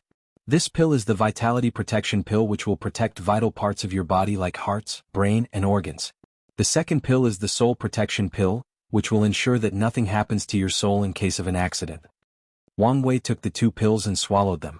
In only a few seconds, the pills dissipated from into his bloodstream and spread to all parts of his body.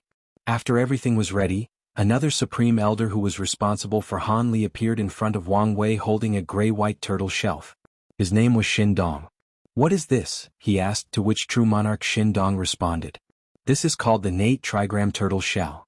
We borrowed it from the Heaven Mystery Pavilion." "I thought the sect was supposed to get a cultivation technique from the Heaven Mystery Pavilion? Since there was a better option, we went with it instead. This 8 trigram turtle shell is actually an immortal artifact that allows its user to summon the river of fate itself and peep into the fate or secret of myriad things." After saying that, true monarch Xin Dong looked at the artifact with admiration and a little greed in his eyes, then he continued. "It was forged by a great emperor as reward to the Heaven Mystery Pavilion for helping her during her rise. And the pavilion used it as their luck-condensing treasure. If it was not due to the power of the immortal venerable, they would never allow us to borrow it so easily." "Borrow?" asked Wang Wei. "Yes, borrow. As in you eventually have to return it and more." Wang Wei could guess the gist of things. The sect must have made a deal with the Heaven Mystery Pavilion that he could use this treasure, and one day in the future if he manages to prove the Tao, then he has to not only return it, but also pay off the karma of borrowing it. And if Wang Wei fails to become a great emperor, then the Tao opening sect will have to pay his debt off. Of course, that is if they want to. With the massive chi luck of the sect, they can ignore such little karma if they wish to. Chapter 67. Wang Wei looked at the 8 trigrams turtle shell, and realized that it is only a shell with 8 distinct symbols inscribed on top of them. Although he did not know the meaning of these symbols, he knew the ability of this shell, and Wang Wei was excited just because of this. When he finished looking it over, he handed it back to true monarch Xin Dong, who placed the turtle shell in a specific place of the formation. Then he took out a mountain full of origin source as energy for the formation. After everything was ready, both true monarch Xin Dong and Li Fen started the formation. The first thing to happen was that the turtle shell started to glow, then a gray and illusory river appeared in the middle of the room. It was the river of fate. If you look closely, you will find that this river is actually made of countless pale gray-white strings entangled together. In the middle of the river there lies a spinning wheel that keeps on creating thread, tangles them and entangles them when necessary. All the people in the room marveled at this grand and mighty river. As they observe more, some of the more powerful ones begin to understand the machinations of the universe, how most people's lives are in fact destined from the moment of their birth. From the moment they were born, it was already determined how they will live their life, who they will meet, how they will get sick, and when they all die. When all the cultivators saw the river of fate, they all asked the same question: am I in control of my own fate? Unfortunately, no one can give them the answer. In fact, the person who suffered the most was in fact Wang Wei. As soon as the river of fate appeared, the divine rune on his body also activated. As such, he found himself blinding into the environment, then merging with the river of fate. There Wang Wei began to see the lives of countless mortals. He saw their birth, joy, sadness, sickness, hopelessness, sins, altruism, and death. There were millions upon millions of them. If it was not due to his powerful soul, his head might have exploded. However, despite not instantly dying with all the information cramming into his head, Wang Wei found himself in a dangerous situation. He was slowly merging with the lives of the countless people he saw. He started to forget who he was, where he came from, and what he was doing. In 1 second he believed that he was a poor scholar studying hard every day to pass the imperial examination and provided his mother and wife with a better life. Another second he was a public executioner who became numb in his life due to all the constant killing. Every night, he has to drink himself unconscious in order to zone out all the wailing from the people he killed. In just an instant he lived through countless different lives, both young and old, both man and woman, both rich and poor. While Wang Wei was slowly merging with the river of fate and was about to lose his identity, his very existence, he suddenly remembered something. While watching the lives of countless people in the river of fate, he realized that he could not see or hear their thoughts. Suddenly an idea came to Wang Wei's mind. Maybe only the mind, will and spirit are the only things that can allow mortals to escape the shackles that fate has placed on them. Maybe fate is not as absolute as one would imagine. With an open mind, determined willpower and strong enough dedication, one can escape the fate that heaven has imposed on them. As soon as he thought of these, a sudden clarity overcame him, then he muttered, "My name is Wang Wei. I decided to cultivate with the sole purpose of one day being free from all societal restraints like good, evil, benevolence, sins, order and chaos, or conceptual restraints such as life, death, body, soul and karma. Ultimately, I want to be able to control my own fate." After saying this, Wang Wei woke up from his state of muddling haze, and all his memories returned to him. In fact, they became more vivid. He could remember every second of his life from both his lives. He could even remember what it was like in the wound of his mother. Suddenly, a memory caught his attention. It was after his birth back on Earth. There he saw his biological mother. She looks like him back on Earth, or is it the other way around? However, he noticed that she seemed very young. Wang Wei then heard a conversation that she had with the doctor. It turned out that the reason that she abandoned him was because she believed that she did not have the financial ability to raise a child properly. As such, she wanted to send him to an orphanage so that he could get the proper care he needed. Wang Wei sighed when he heard her. In the end, maybe he should be happy for the fact that she did not abort him and ensure that he was handed over to the authorities. Wang Wei continued to go through his memories one by one. Eventually, he realized that he could not remember what happened to him when he entered the white light after his soul had floated in the endless void for who knows how long. All his memories showed him was that he instantly became a baby after entering the light. As for what happened in between, he could not remember. It was as if there was a blank space in his memories. Since he could not discover such secrets, Wang Wei decided to move on as he was in the middle of something important. He reined in his scattered thoughts, then began to run the 10,000 Things Adapt to One Sutra. Then the formation introduced a few fragments of fate law from the river of fate into the soul and body of Wang Wei. Wang Wei's body then began to evolve into a special physique. Although nothing seemed to have changed physically, Wang Wei could feel that his body was changing in a mysterious way. Of course, that was from the perspective of Wang Wei, who had his eyes closed to concentrate on running the 10,000 Things Adapt to One Sutra. The other people inside the room watched as Wang Wei's hair began to turn gray. And it was not the gray-white of older people whose lifespans are about to come to an end, but gray just like the color of the river of fate. However, the process seemed terribly slow. As such, Wang Wei's grandfather motioned for the other people to add more origin source to the formation. With the addition of a few more mountains of origin source, the process greatly accelerated. Wang Wei began to absorb energy like he was a bottomless abyss. When all his hairs were about to turn gray, Greatly Jian took 2 pills and crushed them, then they were absorbed into Wang Wei's body. These 2 pills were refined by removing all the impurities and imprints left in the source blood taken from both Ji Song and Han Li. After absorbing the 2 pills, the process completed itself instantly. As such, Wang Wei opened his eyes, who had also turned from black to gray, and looked around the room with a look of confusion on his face. Every time the young master looked at a person, their hearts involuntarily shook as they could feel like someone was watching all of their secrets, all their hidden thoughts, as if their fates were being observed and judged. It took Wang Wei a few minutes to regain his bearings, then he sensed something and looked up at the ceiling. In fact, he was not the first person to sense it, as the 4 supreme elders already did and were discussing the situation. "Heavenly tribulation?" asked Wang Wei's grandfather, Wang Chang. "It seemed to be so," responded Supreme Elder Li Fun. "What?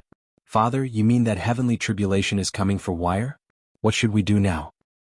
"Calm down. How can you be a sect master if you panic in such a situation? Although we did not plan for this, this may not be a bad thing. If Wire can pass the tribulation, maybe there will be other benefits. Worst case scenario, we intervene and forcibly stop the tribulation." Everyone pondered Wang Chang's words, then they all nodded. So, they all looked at Wang Wei, asking him to decide whether he wanted to go through with it. To which, Wang Wei just nodded in acceptance without hesitation. "Instead of staying here, we should probably take the young sect master to the Tribulation Peak," said Great Elder Yen Mei suddenly. This was indeed a good idea. As the name suggests, the Tribulation Peak is a mountain designed by the sect for disciples to go through heavenly tribulation. The mountain is refined to be strong enough to withstand most tribulations without destroying it, and it can also prevent the tribulations from spreading and harming other people. More importantly, the disciples can use their sect contribution points to activate the formation in the mountain to help pass their tribulation safely. Or they could use it to borrow powerful magical weapons to use as assistance. Immediately afterward, Wang Wei was teleported to the Tribulation Peak. He found himself in an empty arena with a single house at the edge of it. He walked inside the house where he saw all kinds of magical weapons, from cauldrons to pagodas, from spears to halberds. There were all kinds of them. Next to each weapon, there was the level of the weapon from profound tiers all the way to supreme tiers, and the amount of contribution points needed to borrow them. Wang Wei walked over and picked up a holy sword. It seemed that he did not need points to use any of these weapons. He then placed it back and took a token hanging on a shelf on the side of the room. A stream of information was sent into his mind, and he knew that this token was used to activate the formations in the mountain. It also contained the price to activate the formations. Wang Wei also placed it back. In fact, he could not use this token as he did not have any cultivation. Of course, he knew that if he reminded his father or grandpa, they would fix the problem for him. However, Wang Wei did not plan to use external aid in the first place. From what he read in the library, Wang Wei knew that tribulations were not designed to kill cultivators, but to test them and reward them if they are deemed worthy. So, every time a cultivator used external aid to pass heavenly tribulations, the reward they received would also diminish. As such, powerful cultivators rarely used external aid to pass tribulations. Wang Wei returned to the arena where he noticed an ominous group of clouds covering the mountain. It seemed to be gathering power. Wang Wei then sat cross-legged in the middle of the arena, waiting for the upcoming thunder tribulation. Few minutes later, a bright purple thunder descended from the sky and struck Wang Wei directly. He groaned due to intense pain. However, this was just the beginning. Soon, 7 more conservative thunder struck him after the first, each time intensifying the pain exponentially. By the 9th and last thunder, he had to clench his teeth real hard not to scream in agony. In fact, Wang Wei's real problem was not the pain, but his body that was slowly falling apart. As the thunder struck him one after another, his skins were burned, thus looking and smelling like burning charcoal. His heart almost stopped on many occasions due to disruption of electrical rhythm by the lightning. He even felt that his brain was about to be cooked. However, he still persisted until the last thunder strike. The last strike was different. For one, the pain and suffering it brought Wang Wei only lasted a few breaths, following which an unknown qi started to swim through his body and heal all of his injuries. His skin became smooth like jade, his heart beat regularly, and his brain seemed to become more active. Additionally, Wang Wei felt that something was added to him, no, something was gifted to him. And he was right. Soon after he passed the tribulation, massive amounts of purple qi and clouds enveloped the entire myriad emperor world. This was an auspicious sign that covered the entire world. After that, a gigantic scroll appeared in the sky with the word, Heavenly Physique List, written on the top. The moment that list appeared, all the cultivators in the world felt something, stopped what they were doing and looked in the sky. And they saw a list with names on it. Heavenly Physique List. 1. Absolute Chaos Physique Lin Fan 2. Heavy Axe Physique, Ji Song 3. 7 Emotions 6 Desires Physique, Suya 4. Fate Puppeteer Physique, Wang Wei 5. Yin Yang Eyes. 6. 5 Elements Balance Physique Jin Bu. All the cultivators in the world were shocked by what they saw. Throughout the years, the Heavenly Physique list has remained the same and never changed. Some information suggests that this list existed since the Primordia era, and there have never been any record of it changing. And yet, today some guy called Wang Wei managed to do so. All the cultivators in the world started to search for who this person was, and soon information about Wang Wei started to circulate in the hands of all the factions of the myriad emperor world. Years later, many people will label this day as the beginning of the glorious times of this generation's Heaven Mandate battle. Chapter 68. In the Enlightening Emperor Academy, Headmaster Baihan looked at the Heavenly Physique list in the sky, then muttered, turning the acquired into innate. This young master of the Tao opening sect is not a simple role. Then he began to worry whether the Tao opening sect had developed the secret to create or manufacture Heavenly Physique.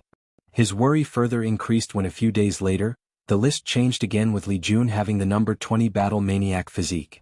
Although when it came to Li Jun, there was no auspicious sign nor did the Heavenly Physique list manifested in the sky, the people paying attention still noticed the quiet change that took place in the list. It was only after more than a month that there was no change in the list that they sighed in relief. In fact, their worries were unnecessary. How could Heavenly Tao leave such a loophole for the Tao opening sect to exploit? As such, after Li Jun was acknowledged and got his physique, the upper echelons of the sect received a notification from Heavenly Tao that they have one last chance to change the list again. After that, no matter what method they use, it will not work. Maybe the sect can use this method to cultivate acquired physique, but these people will not receive gifts from heaven. Of course, that is assuming that the sect could find people that can survive the process. Let's just say that Li Jun was lucky to receive the bloodline from the immortal venerable, otherwise, not mentioning acquiring a heavenly physique, he might not even survive with his soul and body intact. Meanwhile, in the Dao opening sect, more than a month had passed since Wang Wei got his heavenly physique. During this time he was under observation to see whether there was anything wrong with him. After all, one can never be too careful. Right now, Wang Wei was sitting cross-legged on his newly built cultivation room inside the Wang family manor. He was holding a book named The Origin Path Scripture. In the first few pages of this book, there was a journal briefly describing the creator of this book and the significance it holds, and it was indeed a book with extraordinary origins. The first person to crown himself Great Emperor after the Void Era and started the Ancient Emperor era was known as Emperor Qiyuan, and he was the ancestor of the Wang family and the creator of the Dao opening sect. According to the account of this book, Wang Wei's ancestor, who was previously called Wang Qishan, was one of the many lost cultivators in that period of time. After the Void Era, there was actually no cultivation technique or method. As such, every cultivator was in a race to create a new one, just like the race for the title of ancestor. However, this race happened way before the time of Emperor Haiyuan. Wang Qishan lived in that era, and he was also one of the heaven chosen trying to rebuild the cultivation civilization, and he indeed succeeded. Wang Qishan was a man of great luck. In one of his adventures in a secret realm, he acquired a treasure that allowed him to freely shuttle between worlds, whether it was the lower plane of the Myriad Emperor world or the worlds in other communities. While traveling in these worlds, Wang Qishan learned all kinds of cultivation methods. Whether it was martial arts, qi cultivation, battle qi, soul cultivation, or profound energy. After learning of these methods, Wang Qishan could have just brought them back to the Myriad Emperor world and spread them, or even just one of them. However, he was an ambitious man and decided to create his own system by combining all the other systems.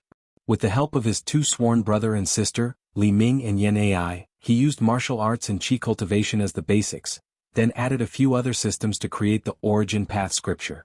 Then Wang Qishan spread his new origin system throughout the world, amassing a large amount of merits from heaven. With an overwhelming prestige, he proved the Dao and proclaimed himself Emperor Qiyuan. It is the reason that the sect he created is called Dao Opening Sect, because Emperor Qiyuan opened the Dao for all beings in the world. It is also the reason that the Dao Opening Sect can be considered the most powerful sect in the world. Not only can they be considered one of the oldest sects in existence, they have also gathered tremendous amounts of luck because of their ancestors. As long as cultivators continue to use this system, the luck of the sect will not be damaged. Wang Wei sighed at how lucky he was to be born in this powerful sect. As far as he is concerned, in his past life he did not save the country. So how could he be so lucky? Wang Wei shook his head to remove these distracting thoughts. He then continued to learn from the Origin Path Scripture. In the past months, his father had explained a lot of the things he did not understand, so right now he was just doing revision to ensure safety.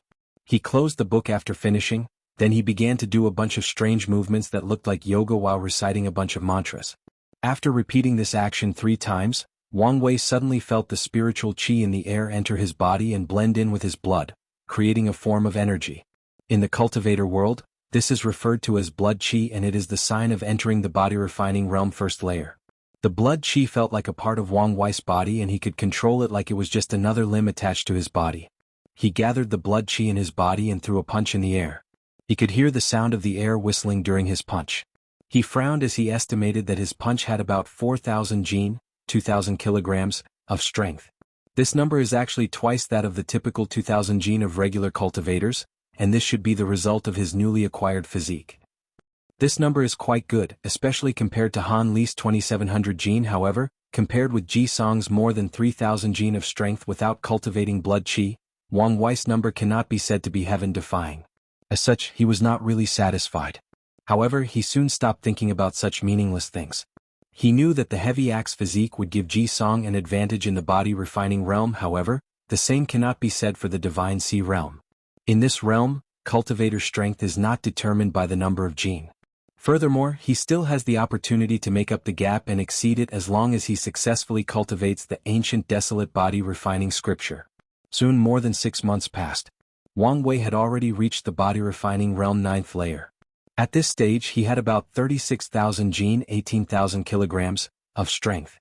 This was in fact very fast, as even heaven chosen of the caliber of Wang Wei will take at least 2 to 3 years to reach the 12th layer of the body refining realm. and some will take more than 5 years in order to set a solid foundation for the future. Of course, the reason he was so fast is because of all the medicinal residue left in his body throughout all the years. All the milk he drank from the Saint Level 6 colored cow ever since he was a baby was for a reason. The reason that he stopped cultivating was because he realized that he needed a real challenge to temper himself. Half a month ago, he easily swept all the body-refining cultivators in the sect in a competition. It was quite boring due to how easy it was. However, he needed to do so to start establishing prestige in the sect for his future position as Sacred Son. But now he needed a real challenge, and he knew where he could get one. That was the Battle Tower. This was a trial created by the Battle Maniac Emperor to train the fighting ability of the whole sect. In there, he left all his insights of the Tao of fighting from the body-refining realm all the way to the Great Emperor realm. Technically speaking, Wang Wei could use this trial even if he becomes an emperor. However, all great emperors are arrogant people who have cultivated their own Tao. As such, they would not be interested in someone else's Tao unless used as a reference. Most likely, the Battle Maniac Emperor left this level of the trial in order to find a way to fight with another great emperor, or for other people to become enlightened from his Tao. Wang Wei walked to the edge of the Wang clan mountain and jumped over. He free-felled until he reached a certain level, then used his blood chi to activate a talisman that allowed him to slow down his fall. Wang Wei landed on one of the giant chains that bind the floating mountain together, then headed in the direction of the battle tower. Whenever someone passed by, they would salute him as they recognized his identity. He would always respond back with a smile on his face. With his new gray hair and eyes, he became even more handsome. As such, his popularity with the female disciples in the sect has increased dramatically. Adding to that his polite and easygoing nature, he is the definition of a walking heartthrob. Too bad Wang Ju is not here, otherwise she could just fly me there, muttered Wang Wei after finishing talking to a female disciple. Well, since she entered seclusion to break through the divine body realm, I guess I'm on my own for a while. Without noticing the passage of time, Wang Wei soon arrived at his destination. He looked at the more than 90 Jianghu tower with excitement. He can finally have a good fight. Chapter 69. Wang Wei looked at the 90 Jianghu tower for a while with awe, then he entered without hesitation. The battle tower was one of the few places in the sect that did not require contribution points. This rule was set in order to encourage disciples to train and hone their fighting skills. As the tower is divided into different difficulties, disciples are in fact rewarded with a certain amount of contribution points for passing a certain level. After entering the tower, Wang Wei found himself alone in a separate space in a fighting arena, and there was someone else waiting for him. He could tell that this person had the same 9th layer of body refining realm as him. He also knew that this person who looked exactly like a person was in fact a construct similar to puppets created by the battle tower. Wang Wei just looked at his opponent for a moment, then he rushed over to him. In just an instant he traveled the more than 20 meters between them and threw a single punch. With just this one punch, Wang Wei gathered all his blood chi and more than 36,000 gene of force exploded in an instant, completely destroying the construct. After winning this battle, Wang Wei heard a voice saying, "Congratulations for passing the yellow difficulty level, do you wish to proceed to the profound difficulty?" Wang Wei nodded and then the broken construct vanished from the ground, replaced by 10 more. Looking at these 10 more body refining realm 9th layer constructs, Wang Wei began to get excited. He could tell that these opponents could work together like some sort of formation. Wang Wei rushed to the person closest to him and threw out a powerful punch again. However, things didn't go as easy as the first round. Once the construct received Wang Wei's punch, he managed to reduce most of the force by allowing it to travel to the ground through its body. Then all 10 of them rushed together to attack. Wang Wei became excited after seeing this. He instantly entered his focus state and started to predict the movement of the construct and dodge their attack. He was very fast and only a few shadows can be seen as he dodged the attack of the 10 constructs. They came from everywhere, the front, back, in the air and even from the ground. All 10 of them were in perfect harmony. However, Wang Wei was not reconciled to remain passive, so he attacked. Swish, swish. The sound of his fist traveling in the air could be heard as he repeatedly attacked. However, it was all useless. All the force of his attacks were redirected. Seeing that his attacks were not working, he changed tactics. He gathered all of his strength and threw another punch. This time it was not directed at the constructs but at the ground. With more than 18,000 kilograms of force, the entire arena started shaking uncontrollably, including all the constructs. Wang Wei took advantage of the fact that they had lost their footing and rushed to one of them. He punched him with all of his strength. However, unlike previously, he did not allow the construct to redirect the force to the ground. The moment Wang Wei felt that his force was about to be redirected, he urged his blood qi to flow into his arm continuously like a river, thus forming another force to superpose on the previous one. That way, his punch can have more than 72,000 jin, 36,000 kilograms, of force, completely overwhelming the construct with strength only. With a bang, it shattered into thousands of pieces, unable to redirect the force of this punch. However, Wang Wei did not get off scot-free. The muscles in his arms were torn off, and the blood qi on his body got out of control for a few breaths. After calming his blood qi, he started to use it to nourish his broken muscles. In just a few minutes he had mostly healed. Wang Wei was quite surprised by the outcome of this move that he made on the spot. However, the backlash was actually quite severe. He decided not to use this method easily, and maybe leave it as a trump card. While he was healing himself, the arena had stopped shaking and the constructs had regained their footing. However, one of their companions was still destroyed. Wang Wei looked at the remaining 9 constructs, and decided to end this fight quickly. With a swish wound, he rushed to the nearest construct who went on the offense by throwing a punch. Wang Wei dodged the punch, then reached out his right hand to hold the head of the construct. Following a cracking sound, he crushed it. Afterward, he threw the destroyed construct on the ground like trash and rushed to his next target. He used all the muscles in his legs to increase his speed, leaving a shadow in his trail, instantly traveling more than 30 meters in a second. Instead of throwing a punch like usual, his hand opened and made a spear-like shape with his 5 fingers. He then mobilized his blood qi to strengthen his fingers and pierced the heart or core of the construct, ripping it out of its body. Just after piercing this construct, another one had already attacked Wang Wei with a high kick to his head. He did not dodge but used his strength to hold the leg of the construct. He lifted him up in the air, slammed it to the ground with tremendous force. Bang, bang, bang. Wang Wei treated the construct like a child's playing doll and slammed it in the ground more than 5 times, effectively destroying it. However, he did not stop. Instead, he rushed to the remaining construct and used the one in his hand as a weapon to destroy others. He used the construct in his hand as a hammer, smashing all the remaining constructs. With this savage method, he passed the profound difficulty level. After the fight, Wang Wei stood there breathing heavy with a pale complexion. His blood qi had run out. Wang Wei looked down at his hand and clenched it. He could feel that his strength was reduced to nothing but a 1,000 jin without blood qi. He frowned and muttered, "My body is really weak." Without blood qi, cultivators in the body refining realm are weakening exponentially. Wang Wei guessed that it might be the same with higher levels of cultivation. In the future, I should put more emphasis on the ancient desolate body refining scripture. That way, if I encounter a situation where I could not use the qi in my body, I can still have sufficient battle strength, thought Wang Wei. Afterward, he sat cross-legged, took a sip of holy spring water from his space ring to heal his torn muscle, then took a blood qi recovering pill. Looking at the pill in his hand, Wang Wei suddenly realized that the origin path system created by his ancestor is somewhat similar to martial arts from his past life. In the body refining and divine sea realm, cultivators cannot directly use or absorb the spiritual qi of heaven and earth. They cannot even absorb spiritual qi from origin stone until they reach the divine altar realm. For example, now, in order for Wang Wei to replenish his blood qi, he has to take a pill. Even when cultivating, the yag-like pose he does and the mantras were to allow him to passively absorb spiritual qi from the environment. Wang Wei guessed that the reason his ancestor designed it like this was to lower the threshold for cultivating this system.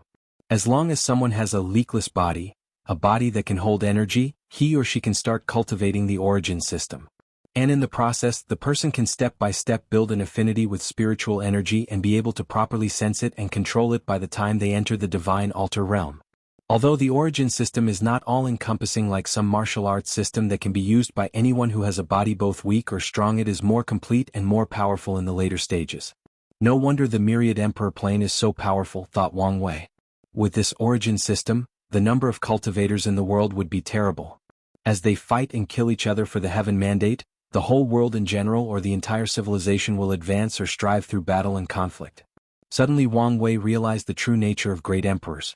An emperor is actually like a goo insect king. This world is like a giant cage raising poisonous gus. All the cultivators fight and kill each other, and the winner, goo king, can have leadership over the others, can have ultimate power and freedom to leave the cage. If you are not the final winner, all that awaits you is death. Whether it is at the hand of the Gu King or at the hand of other Gu insects or worse due to sickness and old age. With the invention of the origin system, the world has created a perfect method to properly train powerful cultivators. Wang Wei guessed that the entire world might receive some sort of benefit or reward for training a great emperor. As for what it is, he cannot guess. Maybe one day if he manages to sit on that throne he will know the answer. After resting for 1 hour, Wang Wei recovered both his injury and blood qi. As such, he entered the Earth difficulty in the battle tower. You're tuning in to the Phantom Sword Chronicles YouTube channel. Don't forget to subscribe and join us on this journey to catch the most captivating stories.